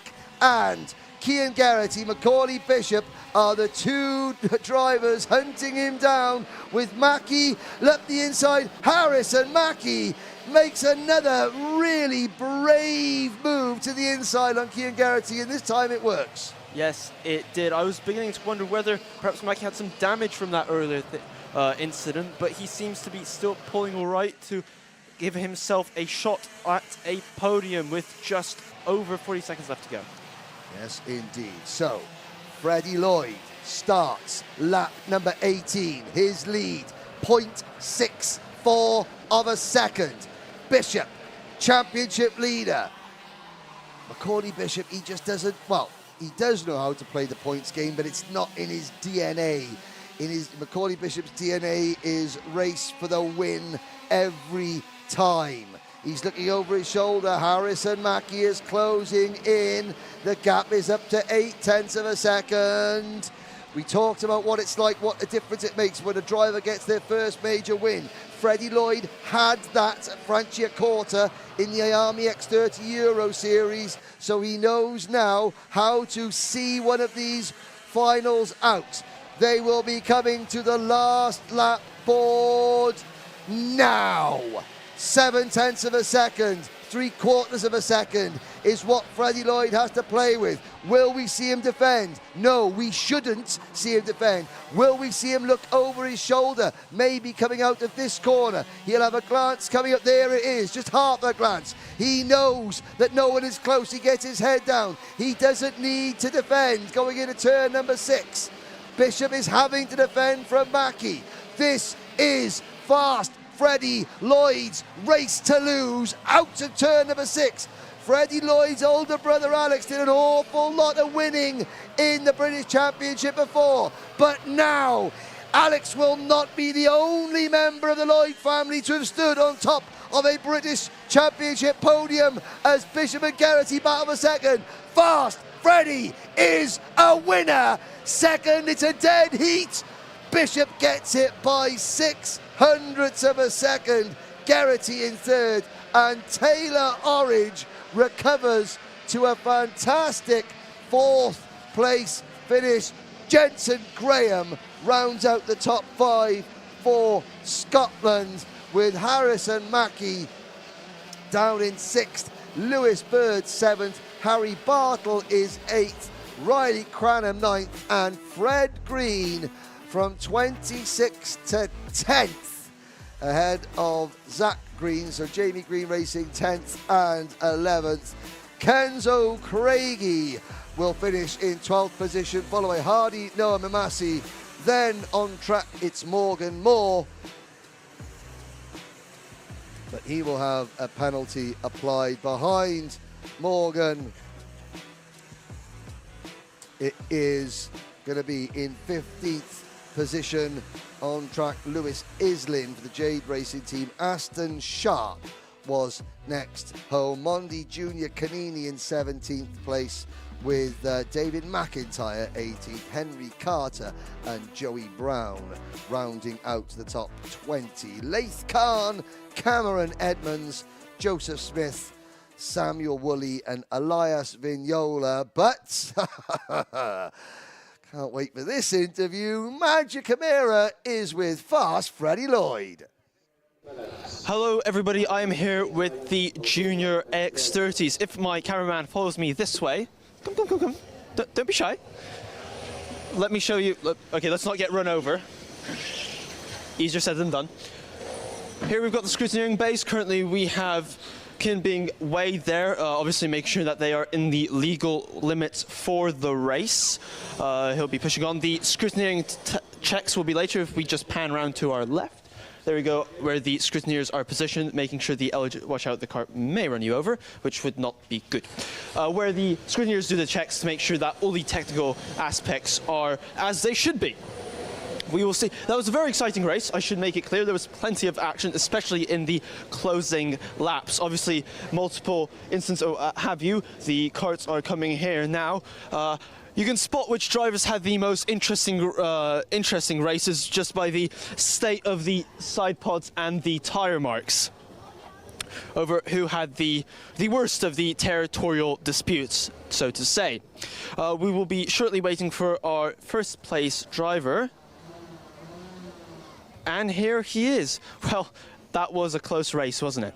Yeah, it was a really close race. Mackie and Orridge got away at the start. I was by myself, I was driving up to them, and then on the last couple of laps I got through, defender, I got a gap, and then I won. You were, I think, best placed to tell us what happened in that corner, what happened between the two leading drivers. Well, when I got through I defended and then just got away, so it was just, after that I just maintained the gap. You don't think anyone was to blame for the collision? I'd say Taylor went round the outside and he's got a bit cheeky, but is what it is, really.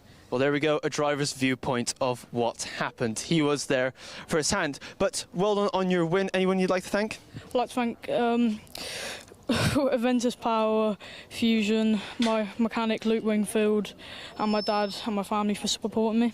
Great to hear. Fist bump on the way out? Yay! Okay, my streak is up. Our next driver, come. Macaulay Bishop, talk us through the race. It's alright, I had an alright start, going to P5 I think, and then broke away, I made up a few positions. We stayed there for most of the race, and then obviously there was a crash at the first corner. Managed to get into second I think, and then just tried to hunt down Freddie, but we didn't have the pace, so just had to settle for second, but I think it's good for the championship, so see how we go next round. Good points for the championship. Are you looking forward to the next round? Is it going to be really just bringing home the points in the next one? I think it'll be hard. I think everyone will be fast, but we should be alright there. Okay, well done. Anyone you'd like to thank for this? All the DHL for prepping my kart, Grice Engines for the power, Sean for setting up the kart, and then my dad and brother for mechanicking. Okay, well done. Yes, it's going well. Right, King Geraghty, third place driver, who, you know, there was fair amount of action out there. What was your view? How did your race pan out? We weren't quite quick enough towards the end, so we were sat in about 5th place, but I knew the leaders would start fighting at some point, and then when I got there it was just about making the move, which I did on the last lap in the hairpin to get third. Was that your plan to start off with, to sit back, or did you just not quite have the pace to get up there in the beginning laps? We just didn't quite have the pace. So I wanted to be up there, but I knew it'd come to me by the end of the race. Okay, great to hear. Third place, of course. Anyone you'd like to thank? MDL, Mark Litchfield, Lewis Malin for mechanicking, and then my dad for bringing me. Fist bump on the way out. Okay. Okay, it's going well, Henry. It's going well. While we look at what's left of the Junior X30 karts, as they are considerably worse for wear, it's back to you in the commentary box. Thank you very much, Magic. And I'm glad to see that the fist pump ratio is still 100%. I thought that Fast Fred might spoil that for you. But again, yeah, really, really good final there. And, you know, obviously an incident between the top two.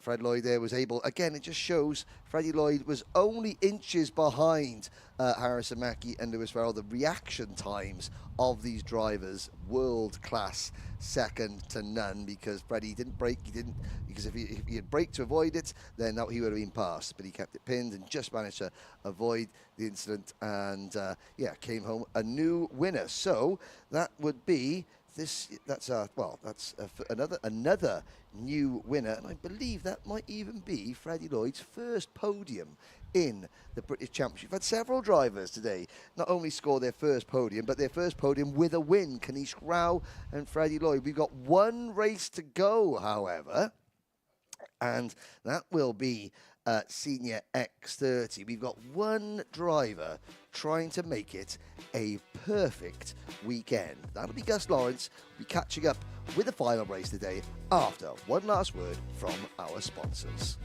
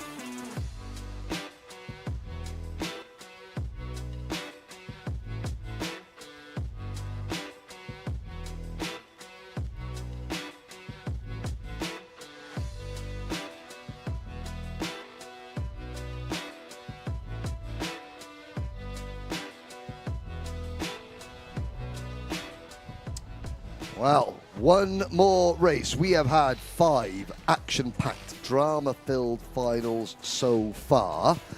It's down to the likes of Marcus Littlewood, Caden McQueen and Harry Burgoyne Jr. to ensure that we finish on a high, because if Gus Lawrence has it all his own way, he will complete another perfect weekend. And it'll be great for Gus, but not so great for everybody else. But this is points mode now. This is Gus Lawrence leading the championship by a comfortable margin.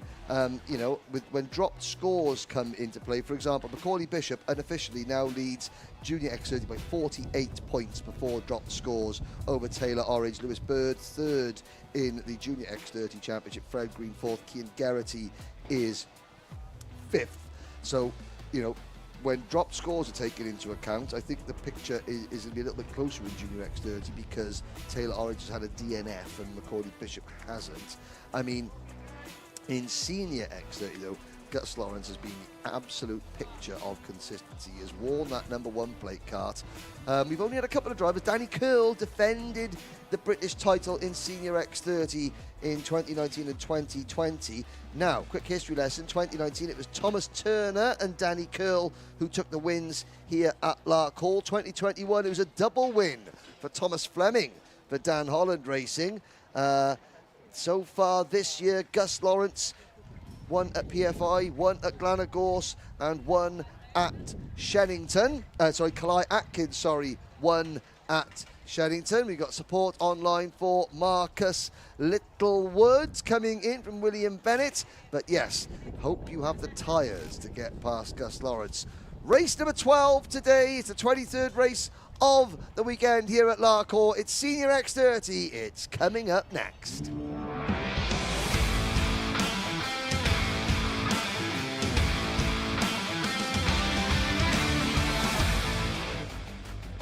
"15 drivers, 15 minutes. Gus Lawrence and Marcus Littlewood share row #1. Caden McQueen and Harry Burgoyne Jr. share row 2. Kalai Atkins and Louis Johnson Cool on row 3.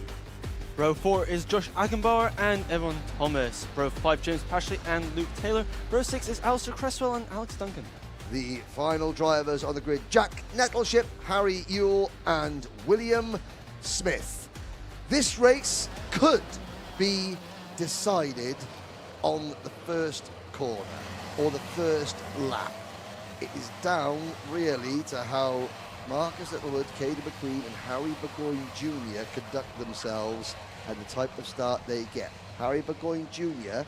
currently sitting on, let me double check, 17 podiums in his career. 10, 13, 17 podiums. Macaulay Bishop now has 17 podiums. So a podium here would give Harry Burgoyne Jr. the outright lead once again. At the moment, he's in a tie on the all-time modern era list with Macaulay Bishop.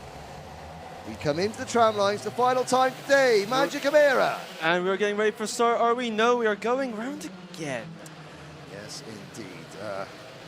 We have one Scottish victory so far today. Harry Burgoyne Jr. would quite like to make it 2 wins for the Thistle, so to speak. You had the question: haggis, leaps, and tatties. Haggis, it's sort of meat and herbs cooked inside a sheep's bladder, a sheep's stomach lining. With neeps are mashed swede and seasoning, and tatties, of course, are potatoes. Absolutely fascinating. We did have a bit of a Glasgow kiss, so to speak, in the previous race. Let's hope decorum prevails in this one. The afternoon sun is creating a wonderful, wonderful contrast between the shining carts and the dark and foreboding trees that line this Scottish circuit. Out of the shadows, into the light comes Gus Lawrence, Marcus Littlewood, Caden McQueen, and the rest. Well, we are getting ready for start here, folks. Are they steady? Are they level? I think we're going. Littlewood is gone, and we are racing! And is it close? Gus Lawrence retains the lead. Littlewood is second, and is going to come out in third. It's ever so close. I think that's a mad croc. Yes, it is. It is Atkins into third, and his teammate McQueen in fourth. Poor start for, and an incident down there at the entrance to turn number 4, the number 21 and the number 55. That was Ewan Thomas, and is it the 75 of Jack Nettleship or the 55? Yeah, I think it was the 75 of Jack Nettleship getting involved there. Poor start for Harry Burgoyne Jr. down to 5th. A lightning quick start from Kalai Atkins, who is up into third place. Now, Marcus Littlewood was in there was a danger of him jumping the start, but now he's under pressure. And Atkins, and Atkins had his nose wiped for him there, going into turn 10. Littlewood, is this giving Lawrence the gap that he needs? Littlewood's obviously got his tyres set up to come in a little bit later. Burgoyne Jr. makes a move on McQueen going through turn number 1. It's Lawrence, Littlewood, Atkins, Burgoyne Jr., McQueen, Agambar, Johnson, Cool and Pashley. Side by side over second. Yes, side by side. Atkins has it. He's showing Littlewood while passing him. Come on, just let me through. And Burgoyne Jr. Littlewood just slams the door in his face. Back you go. I'm holding on to third. So, Kalai Atkins, here comes Harry Burgoyne Jr. We interviewed about 3/4 of his family yesterday in the paddock show, and Littlewood is not, though, giving up easily. Harry Burgoyne Jr.'s got the bit between his teeth as he tries to wrestle third place away from the Jade Racing driver, and the leaders head down towards turn 10. And there's the two premium karting drivers running each other wide. Oh my goodness me, Josh Agambar just shaved the outside barriers at about 45 miles an hour and somehow didn't get sucked in to an incident. He carries on going. He should buy a lottery ticket on the way home. Oh yes, that was that was a good bit of luck. Lawrence leads by a second from Kalai Atkins. Atkins had to make his way towards the back of the field in the pre-final. How much tyre has he got left in him? Because Lawrence was coaxing it as much as possible in the pre-final. The gap is 1 second. The gap is 1 second, as you say. I mean, it depends what tyre condition Lawrence has. I mean, can he push? I mean, ideally what he'd do is now he'd have a bit of a push stint, really break the mental psyche of Atkins, to tell him, no way, boy, are you catching me? Yes, yes, very good thing. Yeah, does Gus Lawrence now stamp his authority and force Kalai Atkins to use up too much of his tyre trying to chase? Here's a little bit further back. That's Alex Duncan making a move going into turn number 4, passing William Smith for 12th position. And it's Cresswell and James Pashley both up into the top 7. Cresswell in the Tim Wilson Motorsport. There's Nettleship in the MTL Motorsport number 75. And that is passing Luke Taylor for 10th position. Atkins on this lap is exactly the same. Marcus Littlewood, okay, Marcus is going to be kicking himself. He's now set the fastest lap of the race, only 100th of a second quicker than Gus Lawrence, but it shows that he has got the pace in that kart. Now he does not have track position, although again, Littlewood, 49.03 for Littlewood against a 49.2 for the race leader. I don't think Lawrence has escaped the world of pressure yet. I don't actually think Lawrence is pushing. I think he's maintaining. You can see he has a second gap. He's probably turned around in the last lap or so and seen the gap. He can just look after his tires. There's no reason really for this moment to push. When he starts seeing that Littlewood is getting closer, that's when he'll turn the old afterburners on. Exactly. But first of all, Littlewood has got to get past rather snapping and aggressive croc driven by Kalai Atkins. Now, Atkins, the gap remains 1 second. This is where Atkins and Littlewood need to sort of, have a sort of a subliminal conversation. Atkins is pushing as hard as he can. He won't know that Littlewood is putting in fast laps. What he will be getting, though, Kalai Atkins, is a signal from his team. Now, it may be a case of they can see, right, Littlewood has got the pace to catch Gus Lawrence. If we let him go, then he can just tow us up to the race leader. As I say that, on this lap, Atkins is slightly quicker than Lawrence. But again, we don't know how much Gus Lawrence has got left in the tank. And that is one of the things that Gus Lawrence, he's a crafty veteran campaigner, is Gus Lawrence. And you can see he's got the clear visor on, so you almost see Gus's eyes, especially as he comes out of turn number 8. Through turn number 1, Atkins has got the lead down to 3/4 of a second, Magic. Yes, he does. We still have just under 10 minutes to go on this race. We will see how this pans out. I mean, I still reckon Lawrence has something special. He can see the gap. As we mentioned before in the pre-final, catching up to him is one thing, passing is very much another. This experienced campaigner has all sorts of tricks up his sleeve. Yes, indeed. He wears the number 1 plate for a reason, the defending and reigning British champion. But into turn number 8 now, as we look, as they come out of turn 8 into turn number 9. Lawrence with Atkins and Littlewood. Let's have a little look this time around. Once again, this time Lawrence is responding a little bit, so you're exactly right. Okay, he loses another 1/10 of a second, but only a 1/10 of a second. A 48.95 though for Marcus Littlewood, the first and only driver to so far to break the 49-second barrier. Yes, as we can see, he is now really pressuring Atkins. Can he find a way past? Does he want to work with Atkins with the remaining just under 9 minutes left on the clock? I mean, he is there. He's putting pressure on Atkins, but I don't think he actually wants to pass. Well, no, I mean, Atkins is not defending, and you know what? The two pursuers have almost caught the pursuant. It's like Smokey and the Bandit with Lawrence eastbound and down at the moment. See, Lawrence, no doubt Lawrence will be getting some hand signals from his crew, his mechanic. Pods, yes. Telling him how to deal with the race. You know, they have all sorts of hand gestures, you know, to speed up. You know, he doesn't actually necessarily even have to turn around. He would probably just sees, and it's a move for second. Through goes Littlewood cleanly. Let's have a look. Does that cost them time? The gap through the last split was half a second. They'll come to the end of sector number 2. Littlewood did a purple first sector, and it only cost him a 1/10 of a second. Marcus Littlewood continues to be one of the fastest drivers, if the fastest driver on circuit. Now Atkins has got to tuck in. I don't think we'll see Kalai Atkins fight back. He will try and just stay in Littlewood's slipstream.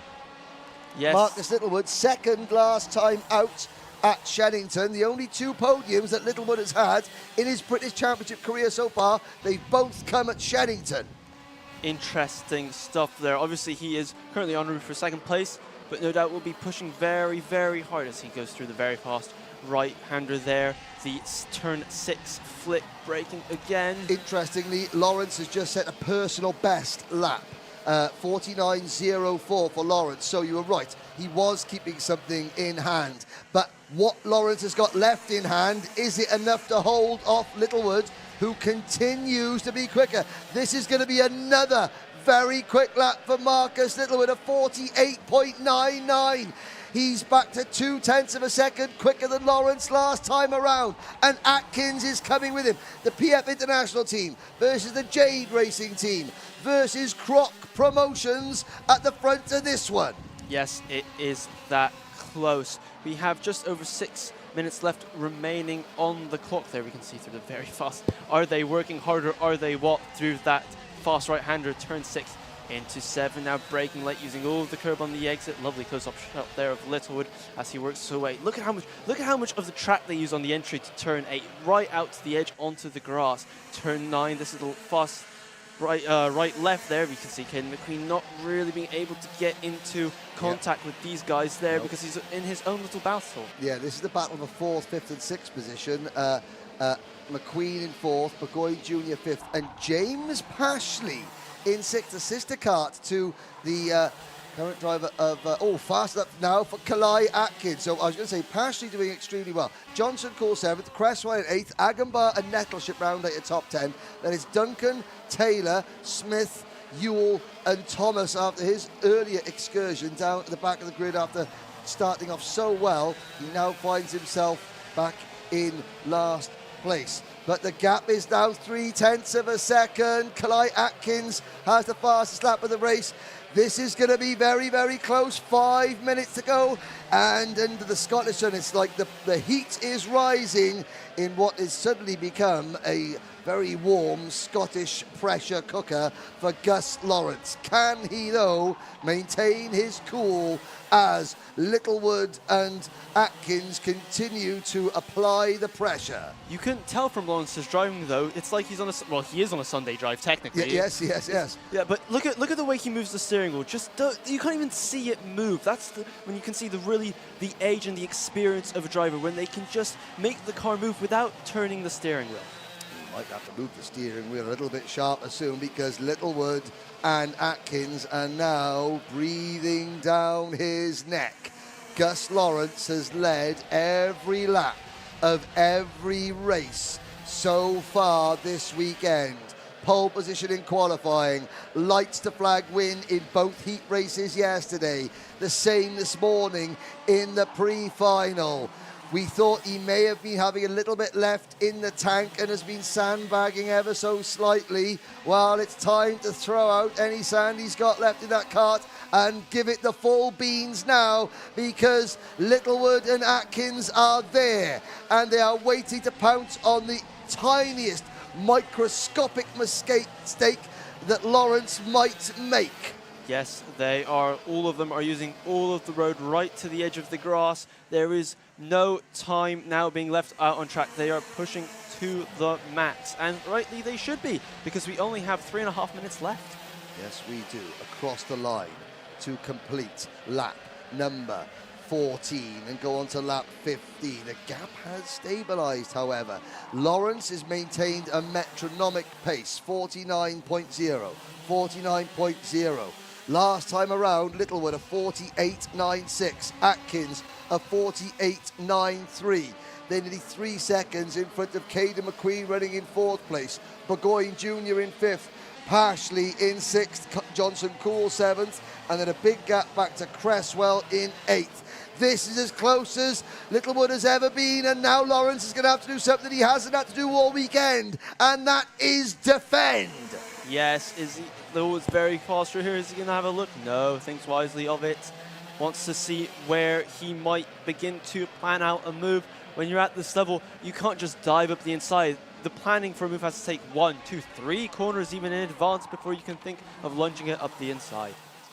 Well, Marcus Littlewood has been planning for the last 12.5 minutes.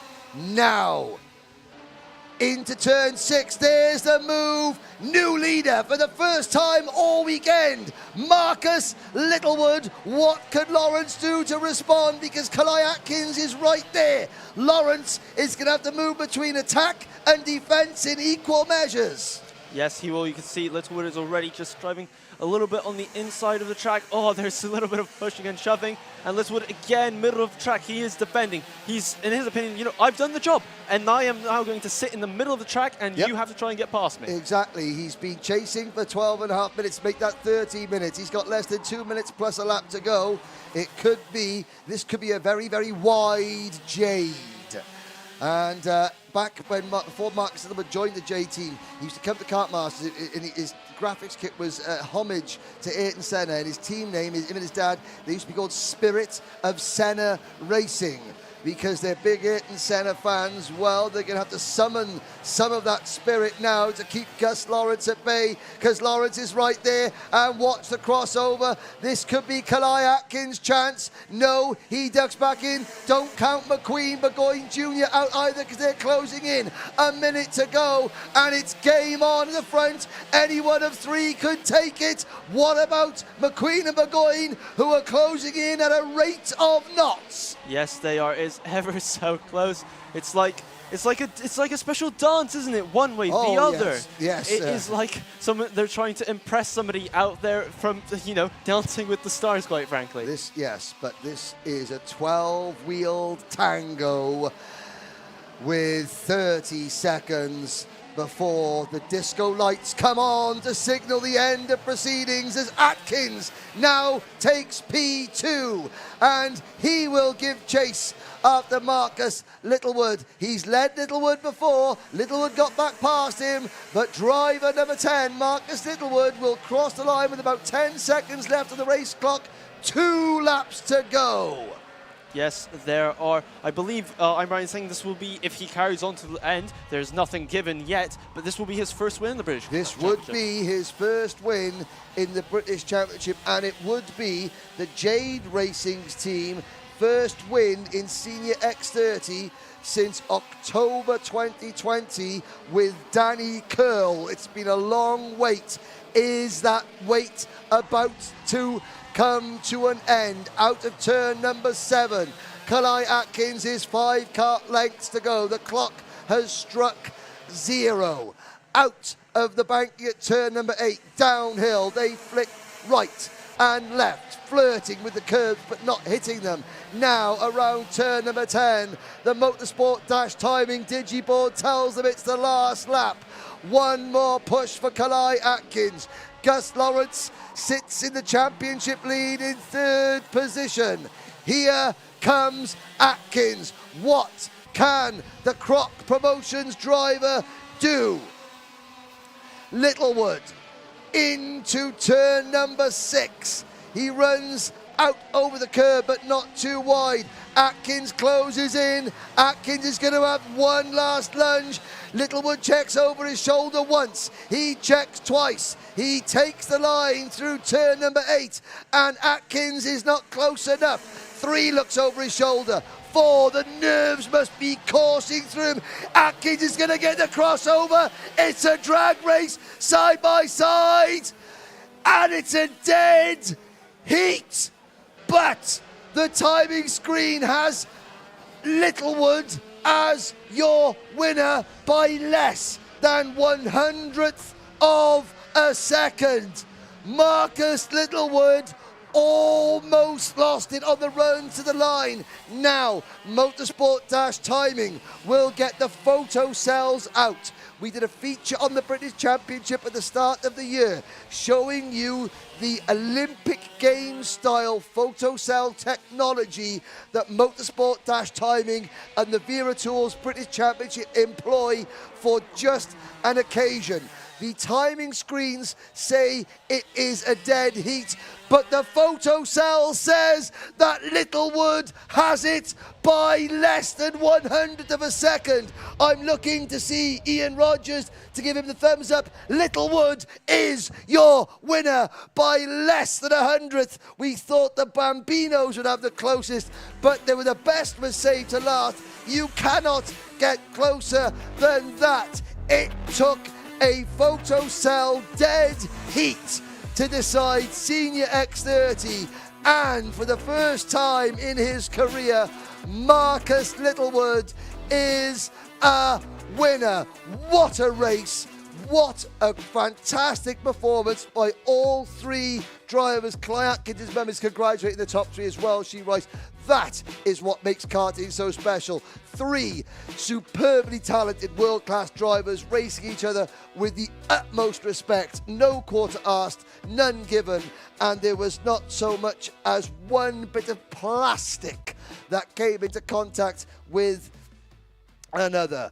Absolutely superb racing. A full rundown unofficially. Littlewood, Atkins, Lawrence, McQueen and Burgoyne Jr. top 5. Lowy, Johnson, Cool, Pashley, Cresswell, Agambar and Duncan your top 10.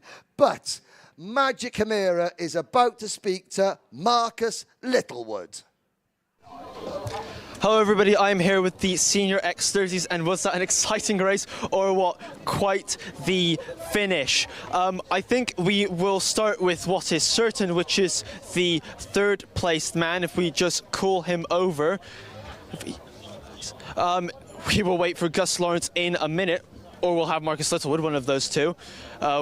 We're waiting, but it was unbelievably close at the line. As you can see, all the drivers incredibly worn out. That was 50 minutes in this heat. It was quite the challenge. It will be Gus Lawrence, 3rd place, who will be joining me. So, Gus, you know, you wore not quite a repeat of the pre-final. You know, you were leading for so long, and Marcus just managed to get you. Talk me through your race. Yeah, it's tough. Obviously, leading all the heats on your own out there, it's tough to be A-star every time. Obviously, it's easy for them to follow, isn't it? And yeah, just in the final, I think I lacked a little bit at the end of the race. And yeah, once he picked me, and that was it. Just wear the older age of tyre, you get knocked back a bit further, and that's it. But yeah, well done to the others. Were you pacing yourself in the middle of the race? Did you know you had the gap, or was that really all you had? I know I had a little bit of a gap, but same as the pre-final, they do gradually catch you up. It's just when you're following, you can easily get your apexes right and braking zones right, especially when the tyres get older. There's more room for error. I think in the final, I lacked that little bit at the end. Yeah, it's just tough to lead, isn't it? It's to consistently lead on old tyres is tough. Well, I think you'll still be leading the championship after this because you've had some very consistent results. Who would you like to thank? Paul Fletcher, wouldn't be here without him. My mechanic, Stephen, Bob back at PFI, everybody that's involved in the whole team, really, everybody. Congratulations, well done. Fist bump on your way out. Okay, now we will have Collie Atkins next. You are the top 2 drivers. I believe it will go down to a photo finish because it was that close. What was your view of the race? You know, it was a bit hard with the issues we had yesterday, but, you know, we managed to get rid of the issues, and we've been quite strong today. Last corner I tried to get the cut back, and there was a bit of contact. I don't know if it'll get looked at or not, but, you know, it is what it is. I'll take the points, you know, considering yesterday's issues, but, yeah, no, you know, I'm happy with the result. Who did you feel was across the line first, from your point of view? Well, you know, obviously I'm going to say me, but, you know, I just have to see what the photos, see what that says, to be honest. Okay, so obviously, pending on where you'll finish, but who would you like to thank for this podium result? I'd like to say massive thanks to Croc Promotion. You know, they do so much for me. Grass of always, you know, with the motors, I can't thank them enough. My sponsors, Tim Blacksmith, Stella Songs, McGill's Boxing Gym, you know, they've done a lot for me. I wouldn't be racing without them. And my dad, my mechanic Nils, and my mum for watching and supporting. Thank you. Great to hear. Fist bump on the way out? Yeah. Yes. And finally, our second driver in the top 2. Marcus, what could potentially be your first win? You know, it's got to be dramatic, doesn't it? Your first win. Talk me through your race. Really good race. Got not the greatest start, but I managed to sort of pick them off one by one. Like, I knew the tyres would come in a bit later, so I didn't really panic, and then caught Gus like 10th by 10th by 10th, and then managed to get him, and then I probably shouldn't have defended, but I was just covering off full bases, and I don't really know if I won, but I think I did. But it was a bit of a heart and mouth moment, but I think we got the win there. So. Obviously, you were behind Gus in the pre-final. Now you managed to overhaul him. Did you change anything between now and last race? Same thing, same setup, everything. We knew it was strong in the pre-final. I had quite a big gap to catch the Gus in the pre-final, and then in the final, I just left it, and it seemed to work. So. Good to hear. And who would you like to thank? Massive thanks to my parents, Scott Allen, Ross Allen from Jade Engines, Bailey MK, my sponsor, and everyone who's helped me, really. Absolutely great to hear. Well done, whatever your result may be. It might be first or it might be second. Fist bump on the... It's first. It is. I'm getting confirmation off screen. It is first, which is your first win in this championship. So very, very well done. And that's it here from... I'm joined by Henry here, I think. I was going to say, this man here is very relieved. So we said it took photo cell technology. We did the feature earlier this season, a Motorsport timing. They bring Olympic Games style technology. The timing system, on the screen it measures to 100th of a second, but in reality it measures to the 1000th of a second. But when it's less than 100th of a second, we go to the photo cells. We're going to get the photo up onto social media of that to show just how close this man came to winning. But we've had 6 races, 6 fantastic races. That last race, interesting. So Kalai Atkins' mum was on the live chat, and she was just saying, amazing race, the top 3 brilliant drives.